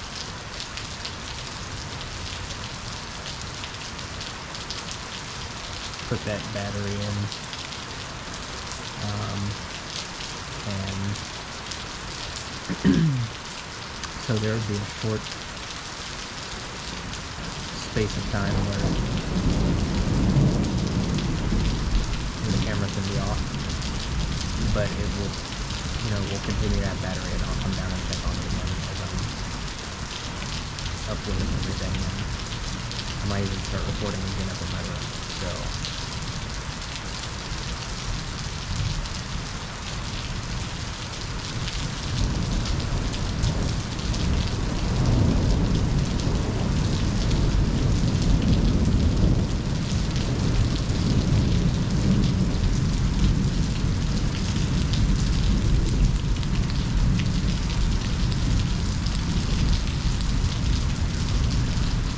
I think that's what I'm going to do. And I'm going to wait for there to be another flash here. And I'm going to turn this off and put in the new battery and start it up again.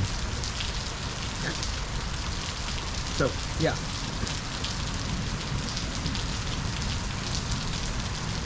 Not that flash. You'll know it's flash I'm talking about. It'll be obvious when I'm about to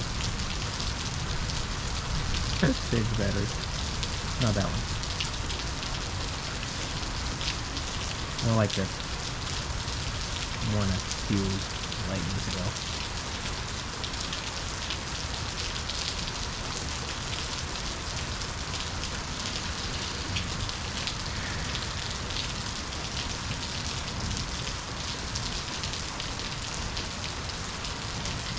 While we're sitting here. Okay, that would have been the one. Hold on. Actually, let me finish up my thought. So,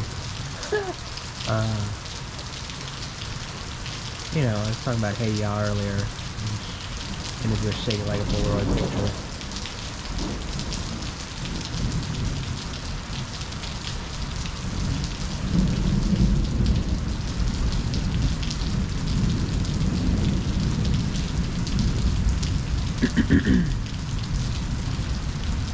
Me and Beyonce take Polaroids?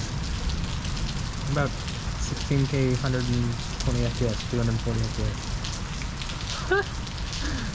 Anyway. Yeah. Lucy Lou too.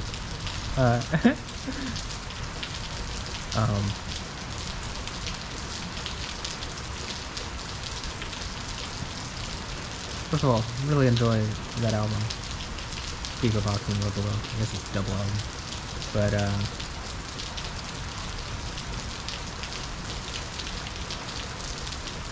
yeah, I think it's a really good, like, I highly rate it. But some of the stuff it talks about, like, the stuff when he's like, 'Cause nothing lasts forever, then what makes it love the exception? Well, Yahweh lasts forever. And Yahweh is love.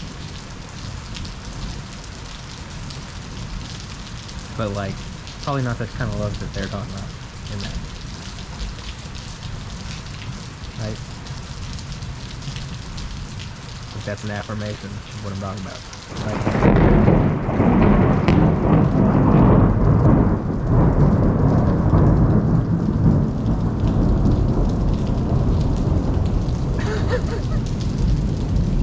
So,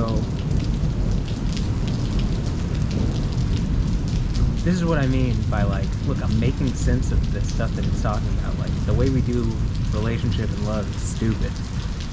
And I already look at it as it's really stupid and ass backwards. And I think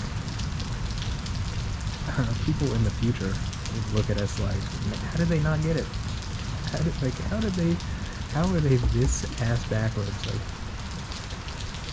how could none of the men just stand up and ask for this or say that this was the thing and logic it out? And how could the women be like, think that liberation came in being caged by as many men as possible?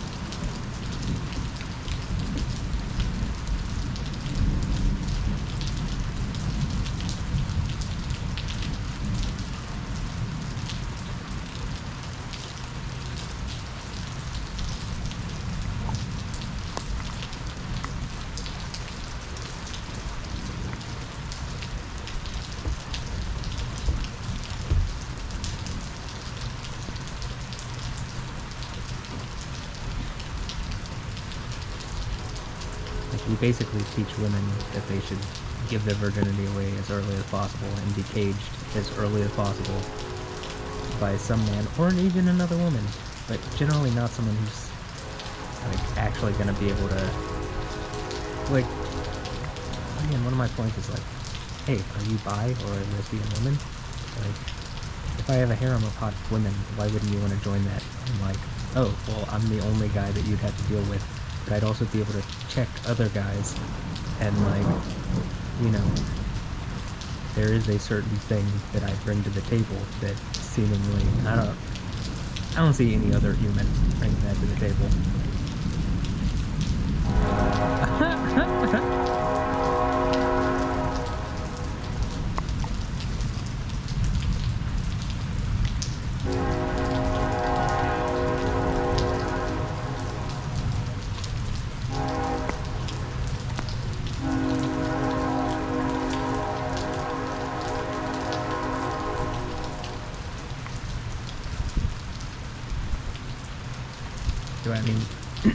Do I just have big balls or no brain? That I'm doing this, that I'm willing to do this, that I can articulate this in a way that makes sense? Because this should make sense.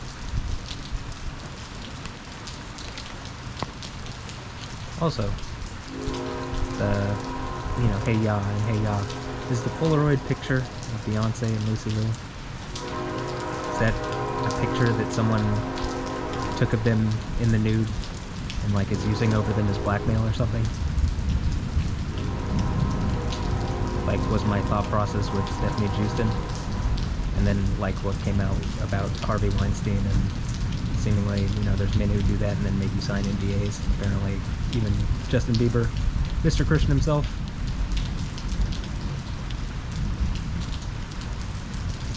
has women sign NDAs after sleeping with him. Probably if you're, you know, actually doing things right, you wouldn't have to have them sign an NDA. Or like, you know, they sign it as being part of your harem, or it would just be an unwritten thing. But it wouldn't be like a, let me enforce this through a system of law thing, because that sounds like a cage. Haley Bieber, do you have any thoughts on this?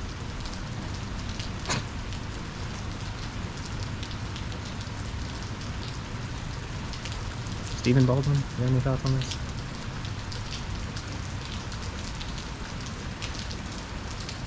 I just say that because these are people who, you know, should be Christian. They say they are, so I just... At some point, the guy who seems to be connected to, well, the entirety of existence, but the guy who's like actively calling down lightning and affecting storm activity in Houston, Texas, probably at some point you're going to have to engage him, so it might be smarter to do it sooner rather than later. It might be wise.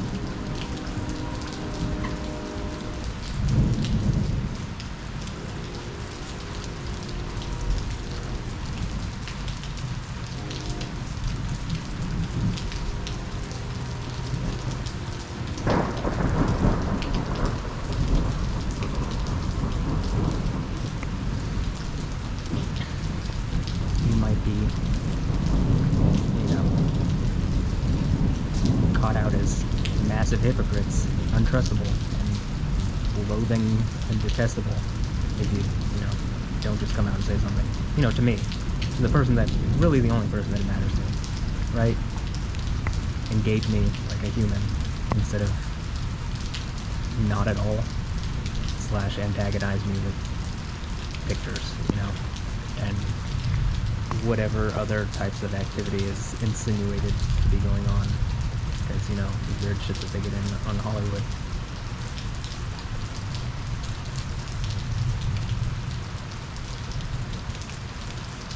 And all around. And just, like, Hollywood's a good example. And the caging behavior like Harvey Weinstein.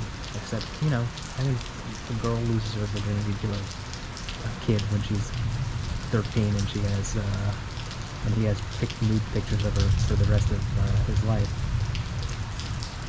And, you know, actively is, like, blackmailing her with that, or there's the threat of that. I mean, it's like, well, I think that's kind of a cage, too. And yet, women seem to be fine with continuing this society where this is how things go, you know? In fact, some women encourage it. It seems like Emily Ratajkowski, Radakovska, Imrata, for all the stuff that she wants to talk about empowering women. It's like, if you don't say anything about this, you are just as much stripping the power from women as any of the most loathing, detestable men, because obviously you're aware of me. And you just won't open your mouth to engage the reality of this situation in a way that actually helps people. In fact, as soon as I started engaging with her and like it became obvious, like she even flashed the same kind of Bible that I like, the Yahweh Jerusalem Bible, and like, you know, there's more of this antagonizing stuff. I mean, as soon as I made the mix about her, she went and got married to a guy that she doesn't love and got pregnant by him. I mean, how stupid is that? As far as, it doesn't prove any point to me other than you're willing to like hurt yourself and other women to prove a point that is illogical and abusive to me. And it hurts you, not me. I mean, well, I don't want it. It's like, it doesn't seem like you want it either. You just want to make some kind of point to me. That's why it's like, okay, whatever. I don't get why people are so abusive and hypocritical, because this is not kindness, and like, all y'all people talk about being kind, but you're not, and you're not good people, and like, there's no arguing it when this is the kind of stuff, and people just look back, like, you know, my point is, 100 years from now, when I'm clearly the only person in the fucking room making sense, and I have been for a while, eventually, like, the culture shifts to where it's like, what is true and right just gets acknowledged, so like, you'll be caught out. I mean, come on. But even now, it's like Yahweh will give me the power of like, he'll cooperate with me to help me prove out my points.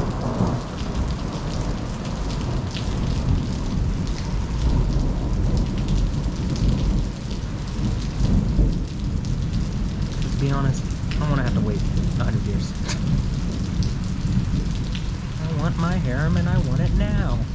Or at least I want some real change. And like, you know, originally what I wanted when I was attacked by Stephanie Houston is, if that's even a real person,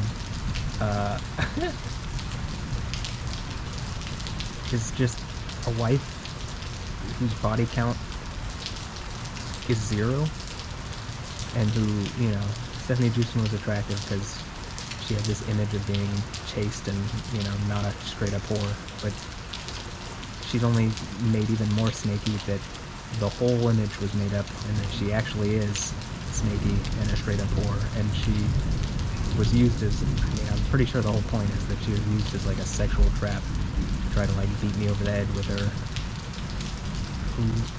with the juice being loose, with her, you know, psychologically abusive and demeaning use of her sexuality, specifically targeted to tear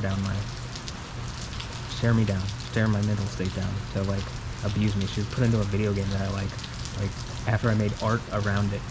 I mean, Hideo Kojima, you want to talk about this?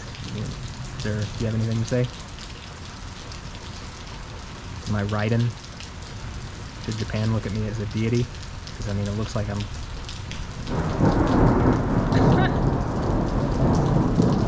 clearly on a level and on a wavelength that's associated with something much more powerful than people. Specifically abusive, rapist kind of people. They're like trying to psychologically abuse me for no reason. So, you know, snaky, venomous abusers who've been caught out in the light, right? So, is there anybody want to say something? Or did I just let the lightning speak for itself and eventually it hits someone who's participating? Or I just pull it down and, like, you know, I mean, I think this is a pretty good display of what's going on. I think it clearly only gets, every time it gets more and more obvious, and yet, you know, we still gotta wait for the time. I guess I just pull it straight out of the sky. But I'm down to go as long as it takes. But for y'all, it don't look good, you know?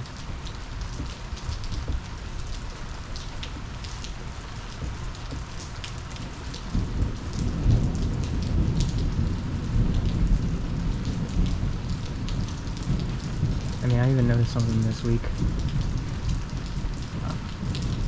Yeah, okay. I even noticed, like, you know, as I was watching Stephanie Houston, she's part of all these projects, Hostage X and whatever. Hold on. Actually, I'm gonna change the battery because it looks like it's having issues, so.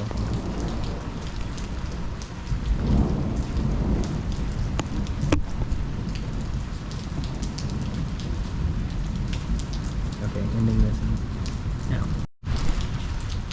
Okay, I'm back. Just change the battery. And what happens is when the battery starts getting hot and low, video quality degrades. So I just want to make it better.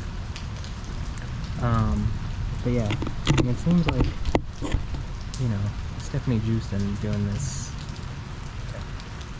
whatever, all the stuff that she's doing to antagonize me, but she's in some kind of video, some kind of small movie, like they're making art. She's being used as like an art project where they're making art around her, kind of like the stuff that I'm doing with music and whatever else that I'm doing, content creation. Except this kind of art is actual power. It's not, you know, snaky, abusive, rapist behavior. It's, you know, Yahweh controlling everything. And this just being an example of something that deity is generally considered as controlling.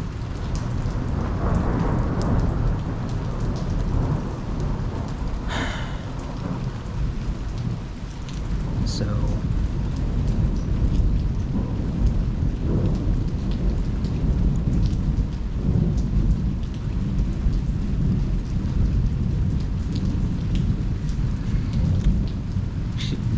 Stephanie Houston's in this video, and I remember when they first did this, it was a video called Becoming Alessandra or something. It's like some movie or something. And I even just recently DM'd to Alessandra Ambrosio. Oh, it's almost her birthday. Happy birthday, Alessandra. You want to talk to me and figure out what this is? That'd be a good birthday present for you, not being Jezebel. But I mean, I guess if you are Jezebel, happy birthday. Pretty similar to like what you did to me last birthday. I mean,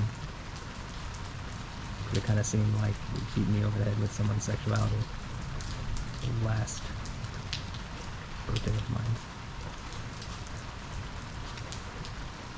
But if you're not, you could just say, hey Matt, with your words, hey Matt, I didn't do that, and we're on your side. Might be wise to do that. I'm giving you every opportunity here. Probably more than I should.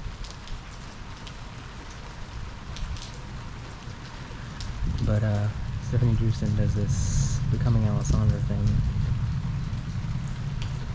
And like, my point has been like, is she the food sacrifice to idols, like at the third church? And then, or what is she? But is she the third church sacrifice thing? And then the fourth church is Alessandra Ambrosia and maybe her daughter, Andrea Ambrosia. I mean, is that what it is? If not, it might be wise that I talk to them for everybody on the planet's sake. But for every, probably in America, where you see that in the past 2 weeks there have been tornadic storms literally every day, to the point where like these tornadoes are hurting people. And why is that going on? Because Yahweh is in angry deity mode. Because I'm like, at this point, I think I could convince a human, like a regular, a rational thinking, non-biased judge or court, that very clearly I've been violated in a way that is pissing off an ancient deity, to the point where the Bible's about that ancient deity granting me to sit on the throne with his son Jesus. I mean, I think I can prove it. But if I gotta pull down lightning from the sky first, I mean, it looks to me like it's coming. So, I guess I'll just continue down this path and we'll see where it leads.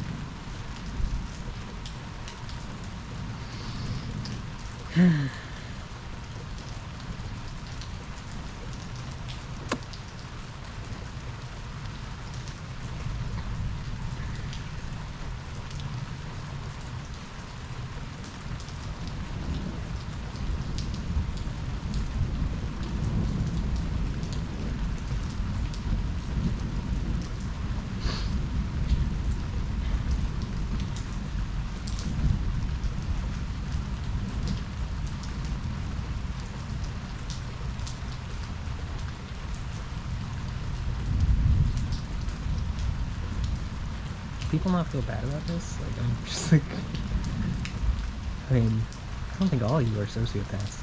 I think some of you know you've done something really fucked up, that seemingly God is manifesting himself in reality for the purpose of expressing how fucked up what you've done is. And like, Yahweh, not some bullshit God like Allah. But Yahweh, yeah.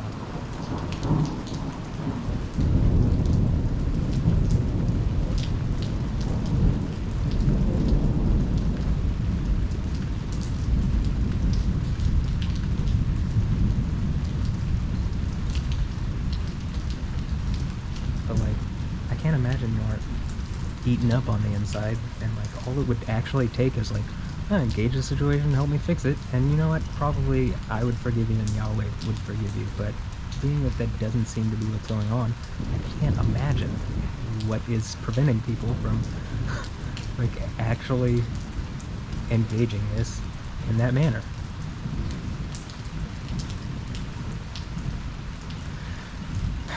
Yeah, incredibly rational and reasonable about this, probably more than I should be. In fact, that's why I wasn't for a little while, is because this is very difficult to deal with, and like, it's a fucked up situation that is like incredibly stressful. So, you know, it would be nice to get some resolution on this sometimes, you know?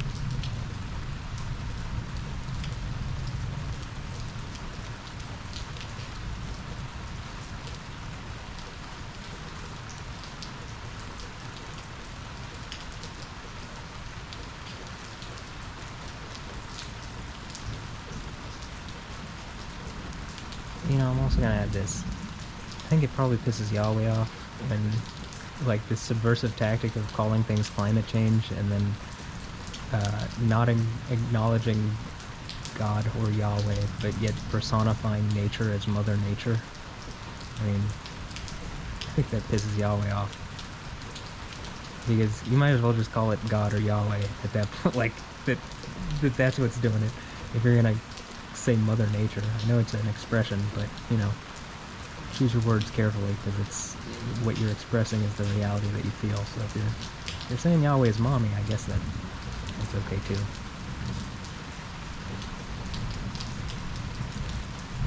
Yahweh is daddy though.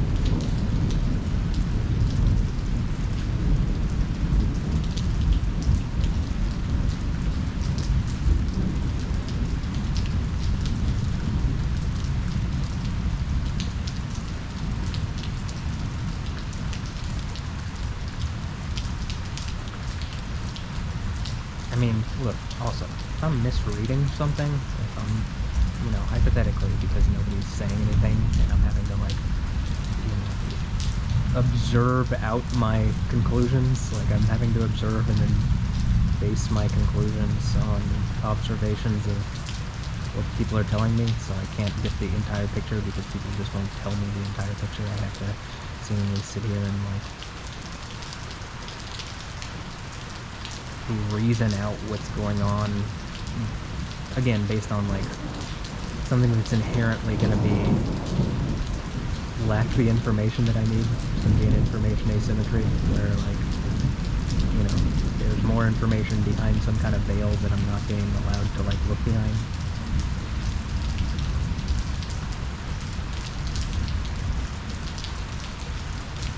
And it's probably in that, because again, I'm pretty sure Yahweh's not happy, to say the least.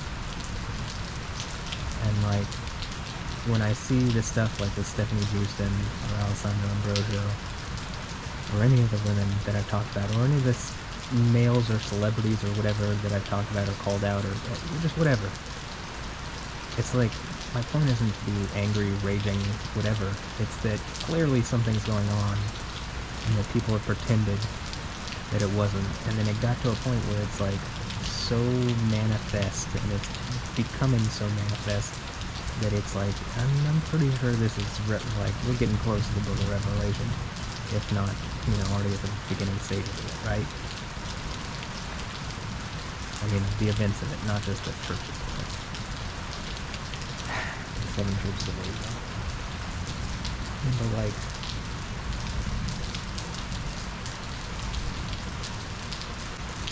if I'm saying something that's wrong, I'm perfectly willing to acknowledge that and, like, make up for it, right? I would make it right if I've said something slanderous or whatever, but I can't tell if I've said something slanderous if people are specifically trying to manipulate what I'm observing.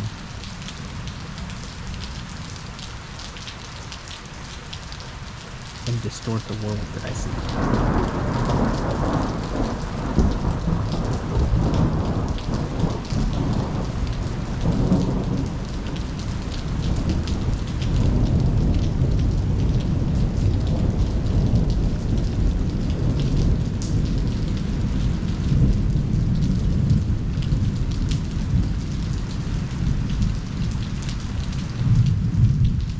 I'm not beyond was wrong at times. That is the only person that wasn't wrong at times. It's like Jesus, Yahweh. Jesus was Yahweh, so there you go. But, you know, I think the point here is that, you know, as a guy that's just being granted to sit on the throne of Yahweh with Jesus and Yahweh, I'm a person. I'm a pretty flawed person, to be honest. Except I believe in Yahweh probably more than anybody ever has, ever, and ever will. I mean, other than when they know he exists, and then at that point it's like, well, they're already in the kingdom, so. And know is an experience. They experience Yahweh, you know? Yeah, I know.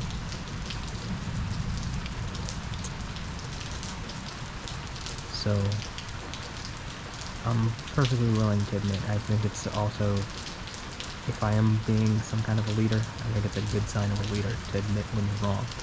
But I can only do that if I have the correct information, and something is preventing the correct information from getting to me. And it seems like something preventing people from communicating with me, and preventing me from communicating out effectively to people. So, whatever it is, definitely needs to end. Probably more desirable to end it by choice instead of having Yahweh end it by force.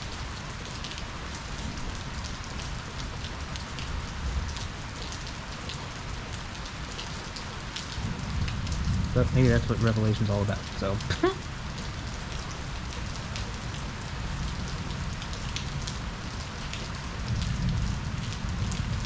So you would think there would be some good Christians left in this country, right? If there were, I mean, I don't believe people are good, but there's some Christians in this country who might be able to help me with the thing that I'm asking for, that, like, they don't want their daughters to be in those situations or whatever,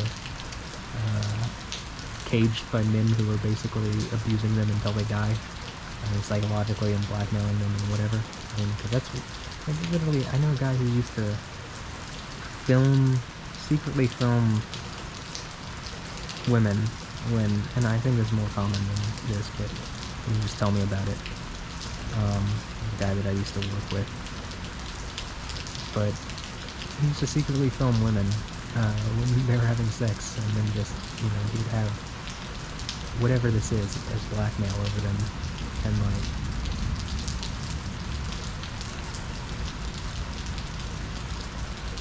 I mean, I can understand if someone sends you nudes and like whatever, but like that shouldn't be, or what, you can send nudes to the guy you're in a harem with, to the leader of your harem or something. Like, I mean, there has to be something better than the way we've been doing this, and I feel like what I've explained seems super fucking logical to me. It also seems like a better allocation of resources, because you can actually, instead of, you know, you don't need a bajillion houses. I know bajillion isn't a word, but, you know, you don't need a bunch of houses, like, using land like you see that are being used now. You know, you can have, like, structures and whatever, you could do something like that, but you actually have, like, I guess what I was talking about with a actual harem, like, where it's like structures that house the women who are associated with one man, and then it's, honestly, even then at that point, resources are just better to distribute. Like, it's easier to distribute the resources, like less strain on our already strained society.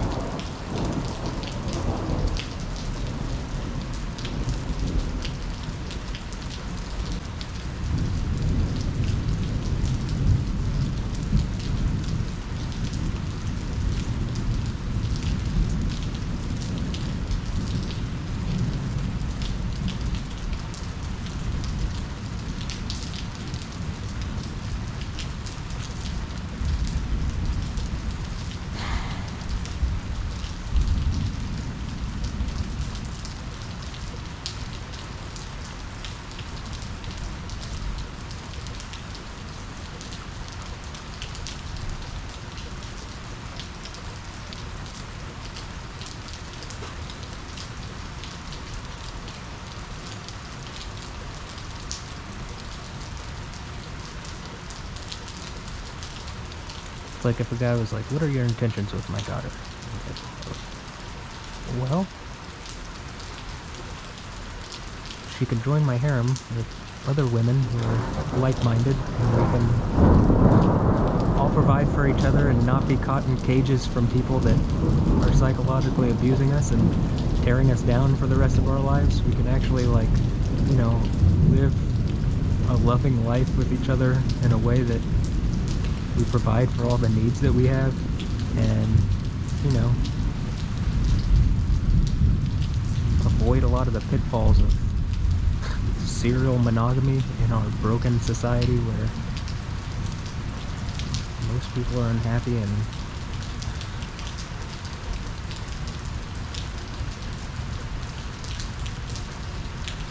you know, everything else that I've been talking about through this entire video and that I constantly talk about in whatever it is that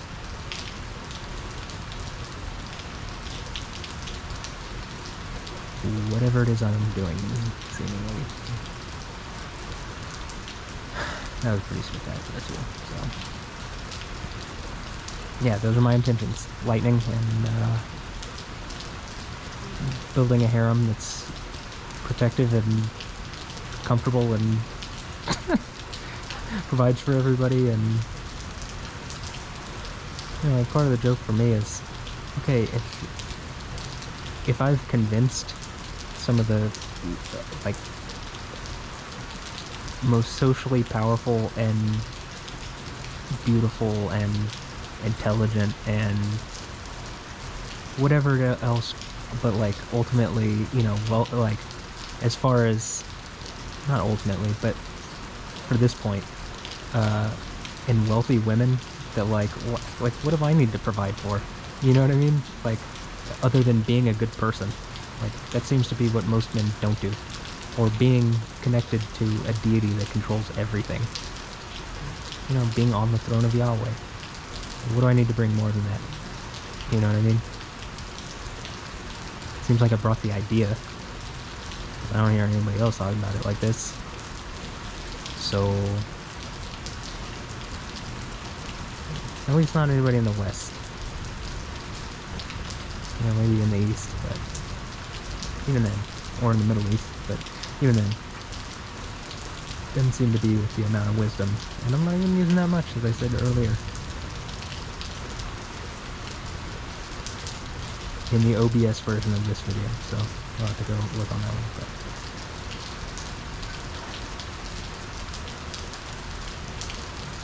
Hey, Jeffrey77Z started following me.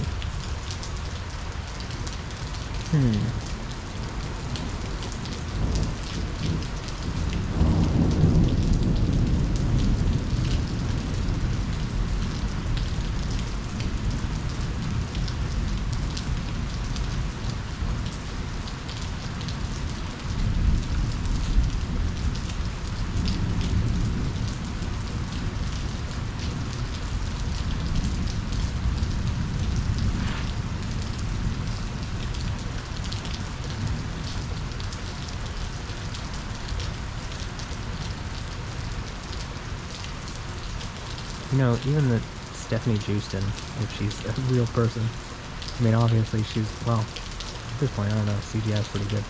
And, like, computer effects are pretty good, and AI is getting pretty wild. But, you know, if there's an actual person named Stephanie Houston, and not just, like, you know, there's a woman portraying this character, Stephanie Houston, if she'd like to say, hey, I'm sorry, like, I didn't realize that you were actually probably the guy on the throne of Yahweh, and that I was being used in a way to beat you over the head with, you know, whatever. If she signed an NDA, then I don't think it can hold when clearly a angry deity is manifest and is causing problems for everybody because someone has trapped her in a cage using an NDA or some kind of abusive rape tactic like that to prevent her from speaking. And she has to stay quiet.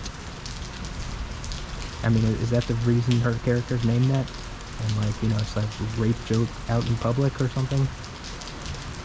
That's the way mentalism and illusionism and You know, like that, the movie that Ben Affleck's about to be in, the Hypnotics or whatever. I mean, what I was literally saying in a video the other day, like, yeah, that sounds about like mentalism. Like, that's basically what I'm talking about is magic and sorcery and stuff. So I don't think that's the whole biblical explanation. That's like a pretty good explanation. It's like suggestive, using different kind of psychological tuning and suggestion techniques to like manipulate people. And I suppose if you have like legal capabilities, you can trap them in an NDA and like, you know, you've already like manipulated them sexually and they're exposing themselves in ways that are not beneficial to them, and that you're going to use to blackmail them for the rest of your life, but or their life or your life or whatever. And then, yeah, this is exactly what I'm talking about, is like a cage. And all of what I said, I believe, is technically legal. So, if that doesn't tell you that our legal system is pretty broken to what the fuck I'm talking about, and that, like, you know, again, that cool harem explanation thing, well, you can't technically have a harem in the United States. You can only be single or divorced, or you can only be single, married, or divorced. And your married can't be to more than one partner. And, you know, that's not even Israel. Israel is literally, oh, there's Leah and Rachel and, what's her name, Zipporah? And Betula? No, it wasn't Virgin, but it was, you know, something. Was it even Zipporah? I don't know. But there were 4 women there, so. But that ain't even Israel. So, like, what this whole Judeo-Christianity thing excuse is like, that doesn't seem reasonable, because Israel itself is not even that. And I get what Paul said in the New Testament. There is some wisdom to that, because I don't think most people can handle the thing that I'm talking about. Like, you know, that probably is why this is so psychologically stressful on me. I really, honestly, just did want a wife who, to be real, didn't kiss anybody, but, you know, obviously I didn't want them fucking anybody, and, you know, neither of those things seem like an accomplishable reality under the system that we have now. Like, I'd actually have to make myself a public figure, show some miraculous act of Yahweh, and then, like, change the way we do relationship in order to get the thing that I want out of society, which god damn it, I'll make the attempt to do it. I mean, don't say I didn't try, alright? You can't say I didn't try. Probably since I'm here, I'm gonna be saying that I did. Right.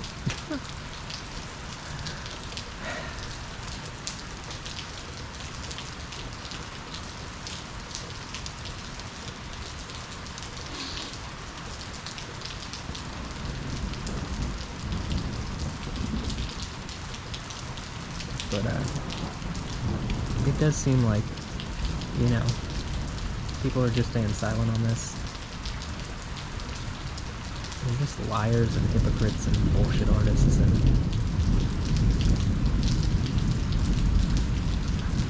I would assume they're content with it until they get caught out so far that they can't, like, it's irrecoverable and they know, it's like, well, you know, just tell them the truth, it's eternal torture to an infinite degree. I'm wrong, and it's eternal torture to an infinite degree. But if I work with him, it's live forever, have all my wants and desires fulfilled once we get to the kingdom of heaven. And, you know,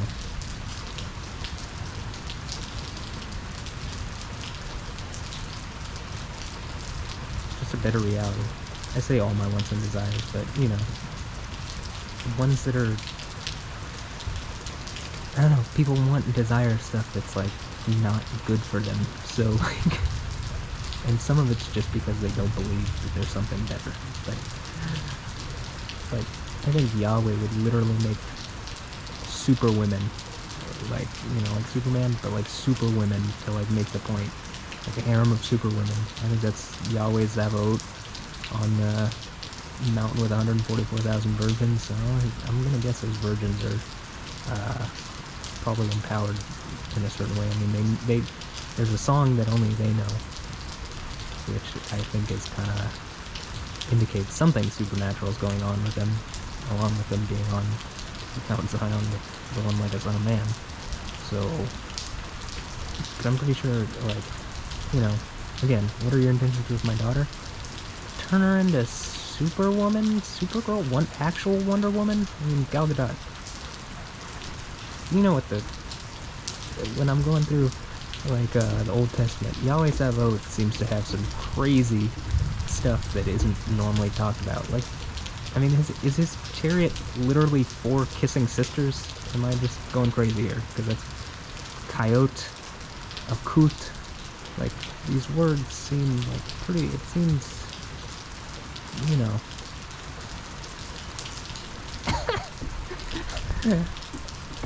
It seems kind of, you know, reasonable to me that when it uses those specific words, the translations are not doing it justice. Instead of using, like, oh, there are 4 creatures. Oh, wait, this says they're sisters, and they kiss. And they move like lightning. So they move like the Flash, I guess.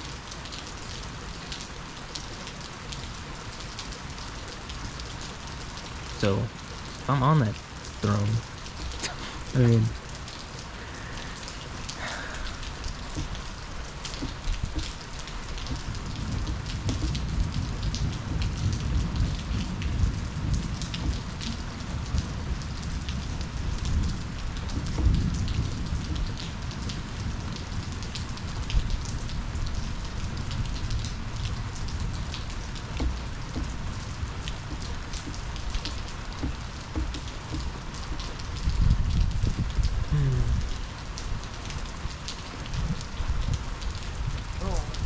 squat here.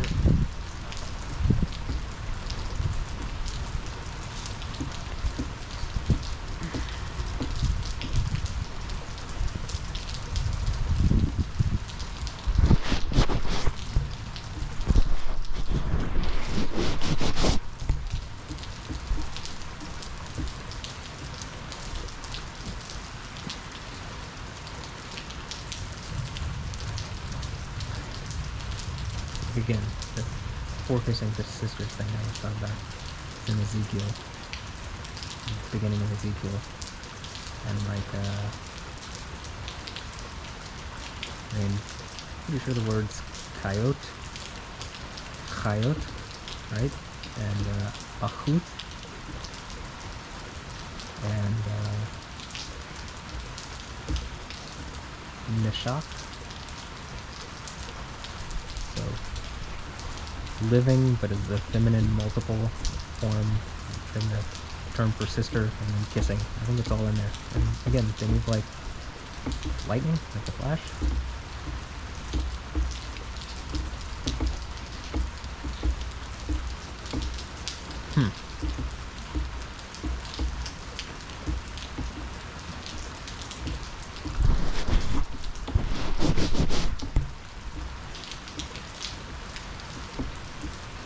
I really feel like all this media that we're intaking these days is like preparing us, you know, a lot of people want to say for aliens, but I mean, a lot of it seems to me like to prepare us. You see all these superhero movies and stuff, it's like, we're talking about something that actually exists, but, you know, what people would call metahumans, or like spiritually empowered beings, or like people being empowered by spiritual beings, and like the one that is from the Bible is like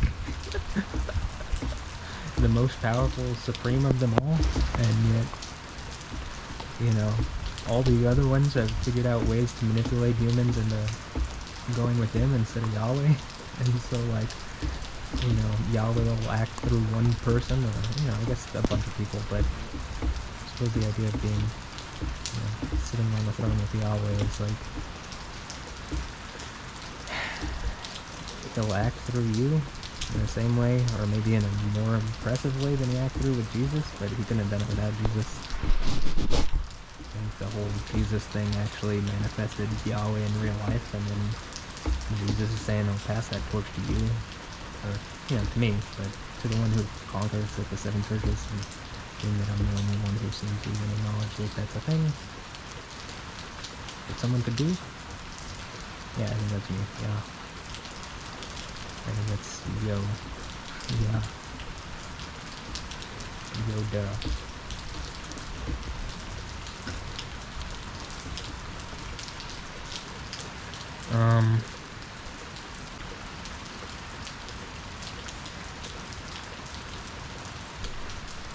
We're about halfway through this battery, and then I'm gonna talk for a little bit more. Just be out here for a little bit more, and talk. And then once this gets down to like a low level where the battery is having issues, and it's causing video degradation, I'll change the battery one more time. I have an extra battery with me, and then additional battery, and then I'll leave it and I'll come back like, an hour from now or something, and grab the camera and start uploading. Well, it's, upload it to my computer, combine all the footage. There's gonna be like multiple videos worth of content. This video in and of itself is already like 5 hours long, so 5 hours plus.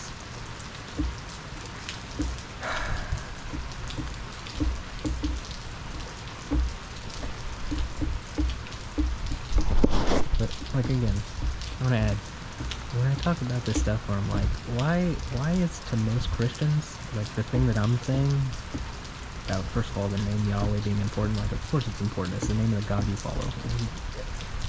You're lying if you're saying it's not important. But, you're lying based on what it says in the book. Like, clearly it's fucking important. It's the most used word in the Old Testament. Come on. Other than and the. And are you really going to count those as words?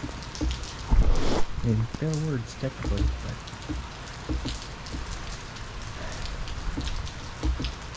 in Hebrew, technically they're just letters prefixed onto words or suffixed onto words,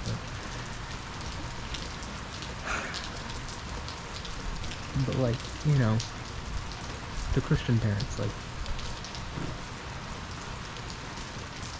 say you're evangelical, right?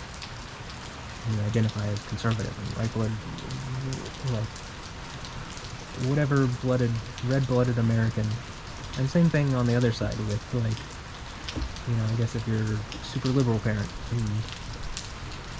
whatever, you want a better world. Well, like, what I'm saying seems to meet both those standards, and, like, honestly, I'm not standing, biblically it says don't, like, Psalm 1 talks about not standing in the way of sinners. Like, okay, so, we live in a secular country, technically.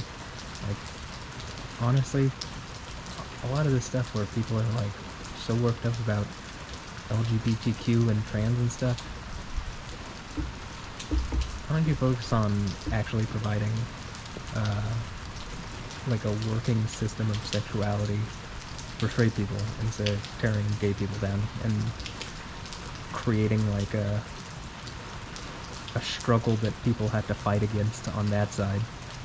Because, like, ultimately, I think you're disempowering the thing that you're wanting to help, which is, like, right Christian relationship, right? Am I wrong? Is that what supposedly Republicans want? Or, most of them? Some of them? I guess if you're Ben Shapiro, right Jewish relationship, though, again, Jesus on Mount Zion, or Yahweh on Mount Zion with 144,000 virgins sounds like as Jewish as you can possibly get, but Judaism doesn't really take into account, the Book of Daniel saying that the Messiah had to have come before the Second Temple was destroyed, and that he had to be cut off, and then Jeremiah 23:5-6 talking about the Messiah being Yahweh, and that's the only person named Yahweh other than Elohim in the whole entire Old Testament, so clearly the Messiah is Yahweh, had to come by a certain point. So that sounds like Christianity to me. So, right-wing conservatives, there's really not an excuse. What I'm saying, like, you had to work with me. And then on the left, first of all, I don't see how lesbians wouldn't find what I'm saying just massively exciting and like, oh, this guy has a point. I'm like, you know, if you're gay, as long as you aren't, like, the whole Sodom and Gomorrah situation was that they tried to rape angels. I mean, like, they tried to rape everybody, but specifically angels, and the angels were like, Yahweh, we gotta get these people out of here, then you take care of it. And then so Yahweh calls down fire from Yahweh in heaven, and there you go.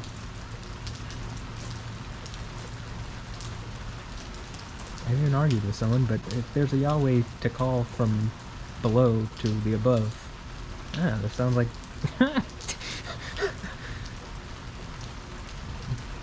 There's a Yahweh on earth calling to Yahweh in heaven, or like having Yahweh in heaven call down fire.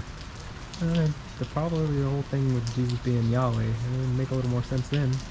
Like a pre-incarnate version of Jesus, or something. I don't know, I could be wrong. But probably not.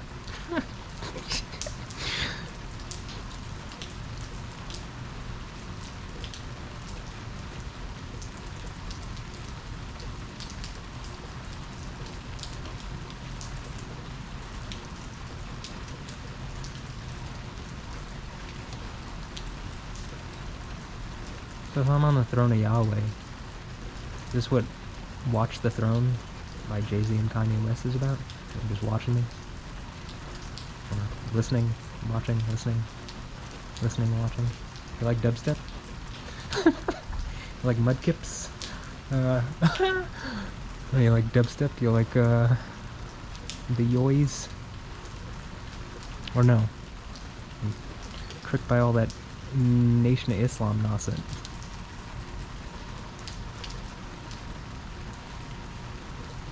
The Quran is one of the most racist books that I've ever read, but you know, whatever. I mean, I guess if you wanna support slavery and racism and stuff, I would go, you know, follow Islam, whatever.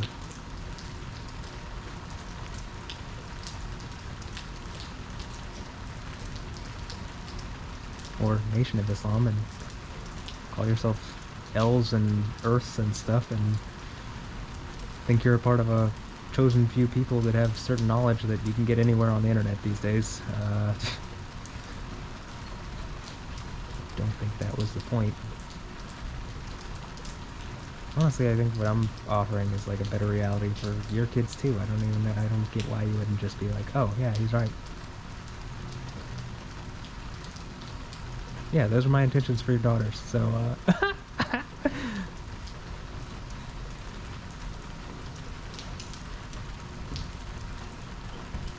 to Jay-Z and Kanye West and Jay Electronica. I think we're gonna get all the J's in here. Jay-Z, J. Cole, Jay Electronica, Jay... whichever one. I guess you guys like the Joker, huh? Okay, well, Yod, and that would be, the Hebrew J.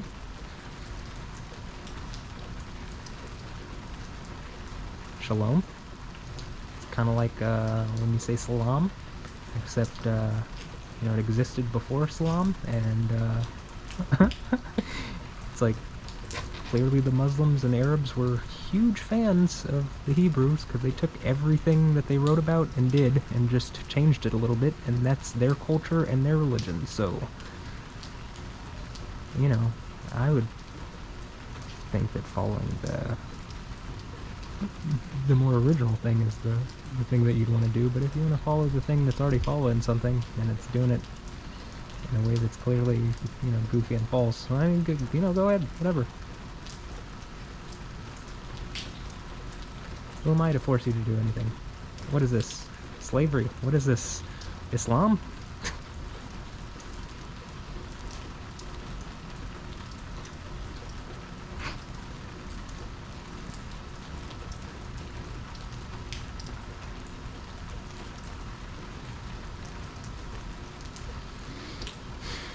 Here's another thing.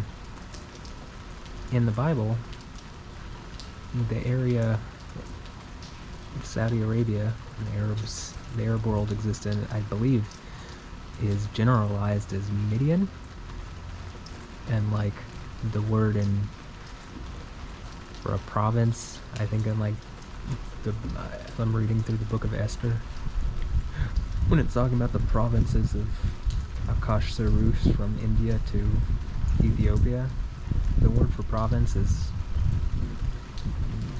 Medina. I mean, so is like, you know, Mecca and Medina. I mean, it sounds like Medina is just Midian. Medin. Medin. Medan. Medin. And then you had a hey at the end. Medina.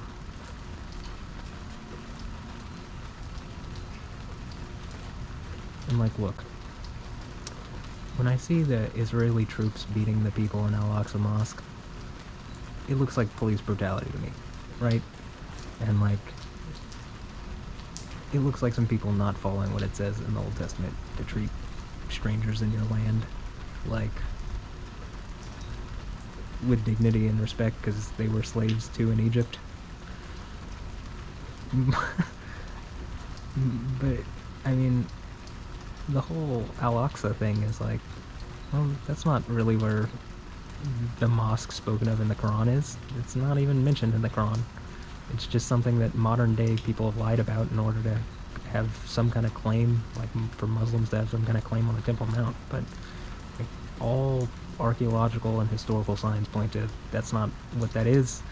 It was just when the Muslims took it in the conquest, right before the Crusades and the Muslim conquest, and then after, like, you know, that's what the Crusades were about, because the Muslims took it, Christians tried to take it back, Muslims took it back again, so on and so forth. Like, I mean,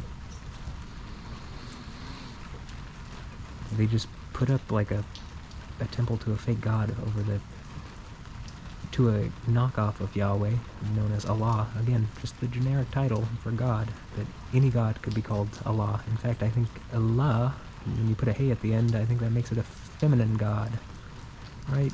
So, I mean, is Allah a woman, some kind of goddess that's, you know, some kind of witch? Because, I mean, the crescent moon is a very witchy symbol. Unless I'm wearing it on my Mickey Mouse magic hat, and then it's just me making a joke. But,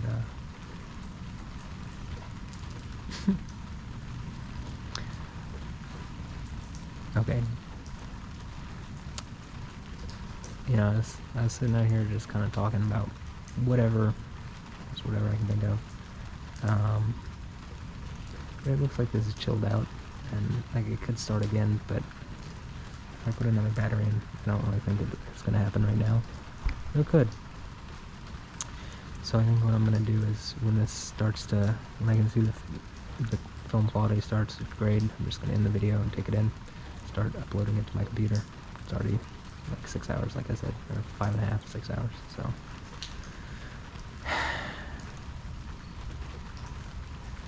Clearly there's a little bit of lightning, but I mean, I've already gotten so much good stuff anyway. And again, I think this is just, it's like we're just slowly, very uncomfortably I mean, it's less uncomfortable to me because this kind of stuff is verifying exactly what I'm saying, but I mean, I think it's pretty uncomfortable for the people who've done something wrong and they know it and they see the impending doom of infinite torture as opposed to infinite bliss and like paradise. And like pretty much all they can do is like mock and and like pretend like they're not terrified and like, you know, I'm pretty sure I live forever, so I'm like not particularly worried. Like I realize I'm gonna have to be patient here, but I shouldn't have to be completely. I mean, I think that there's enough evidence now, like, you know, so someone needs to bring Alessandro Ambrosio over here and say, hey, you know, you need to talk to this guy because it's causing problems for people. I use her as an example because well, I think I can pretty much prove out that she's looking at my private story in a way that, like my private pictures and stuff, in a way that, it's a little harder for me to prove out for other people, but I think I can do it for a few other people too pretty well. But she's an obvious example, and she's also, like, again, there's like this duality. Is she kind because she's trying to subvert and manipulate me, or is she not kind and she's like pretending like she's kind so she can, in front of my face, do something abusive and rapey? I mean, it's one of those two. There's really not another option. So, being that it's, Yahweh's gonna make it uncomfortable for everybody, probably, if there's something preventing her, or she's not doing it willingly, just gonna have to engage me, in a way that's like, real. That could be her birthday present. How does that sound? Hey, Yahweh on the throne wants to talk to you personally. Or the guy who we're pretty sure is Yahweh on the throne wants to talk to you personally, though if you're watching the story, you probably already know that at this point. But being that he's clearly making it a problem for everybody that it's not happening, we definitely want you to do it. So you should go and do it. Yesterday. But if not yesterday, today. If not today, tomorrow. But not much more past tomorrow. Or the 11th. Or something, whatever.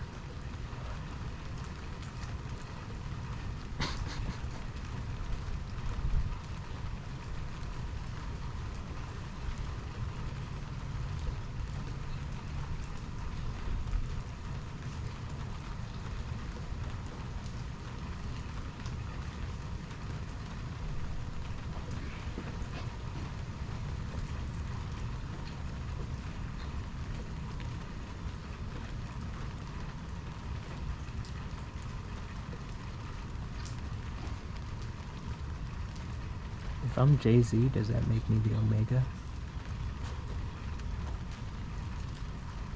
Because he's the Z, and the J. Jay-Z, right?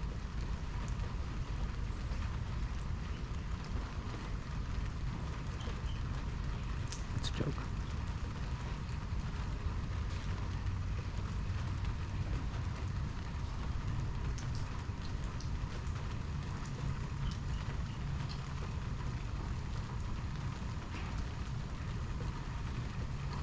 And in Mexico, that's a yoke. Also in Hebrew, in Israel. Or to the Arab world in Palestine, but,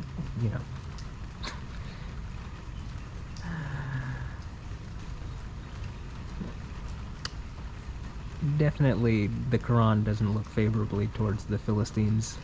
Definitely not as favorably as it does the Philistines compared to even Israel and the children of Israel. So, clearly one of those people are conquered by David. The Philistines being, and Galut is a Jalut. Goliath is conquered by David because they're a heathenous people, pagan people. Well, is that Palestine?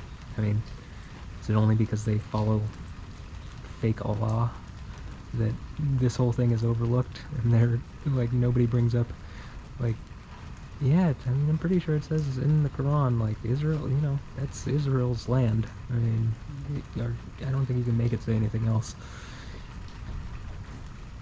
You can say, well, they're Muslims now, and it's like, okay, well, clearly Yahweh was dealing with the children of Israel before he was dealing with,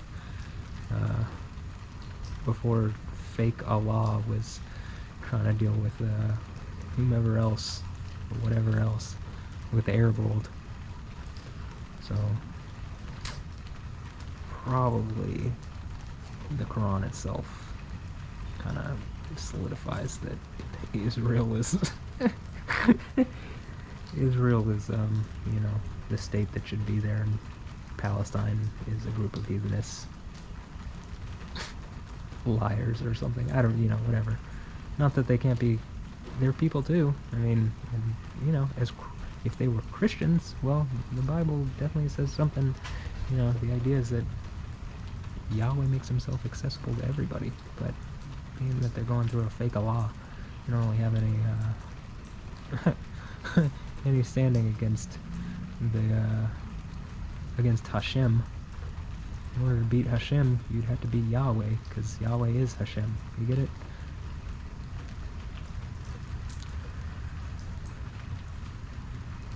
And since Yahweh seems to belong to the Christians, because Judaism doesn't have any answer for the things that haven't happened yet in the Judaic context that has happened in the Christian context.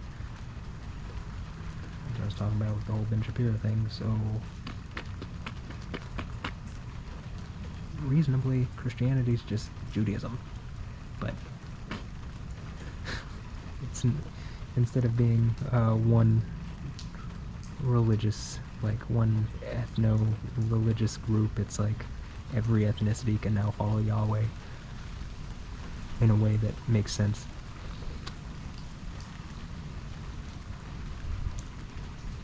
So, I guess take this in.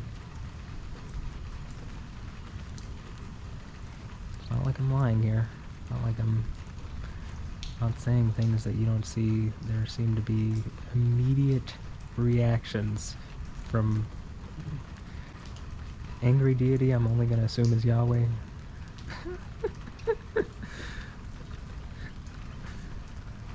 But I guess if the Japanese think Matt Wilkins is Raiden, then, okay.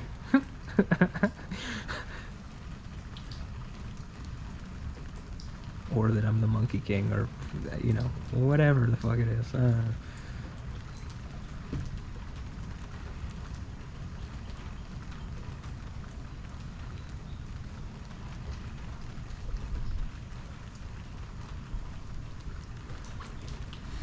Okay, I can tell that the video image is degrading currently. I can even see bars across it, so I'm gonna end this video here. Obviously, I guess 20 minutes ago there's some pretty spectacular stuff along with all the other hours worth of stuff. So I'll put this all in together as one, really long video. And post it up, and again, I literally do not care if someone has some kind of comment that's like, oh, that's delusional. Well, you're a liar, and Yahweh is going to deal with you personally. Like, trying to, if you can see this kind of stuff, Yahweh can act everywhere at once, causing more problems for you in your life than you can possibly imagine. So, trying to stress me out over YouTube, again, like, whatever it is that's allowing stuff to come in and, like, stress me out when they can clearly see the fucking fireworks in the sky, you know what I'm saying? Is, like, you're probably not doing the right thing, and you should probably just listen to what I'm saying, and, we can get moving towards that kingdom of heaven, but...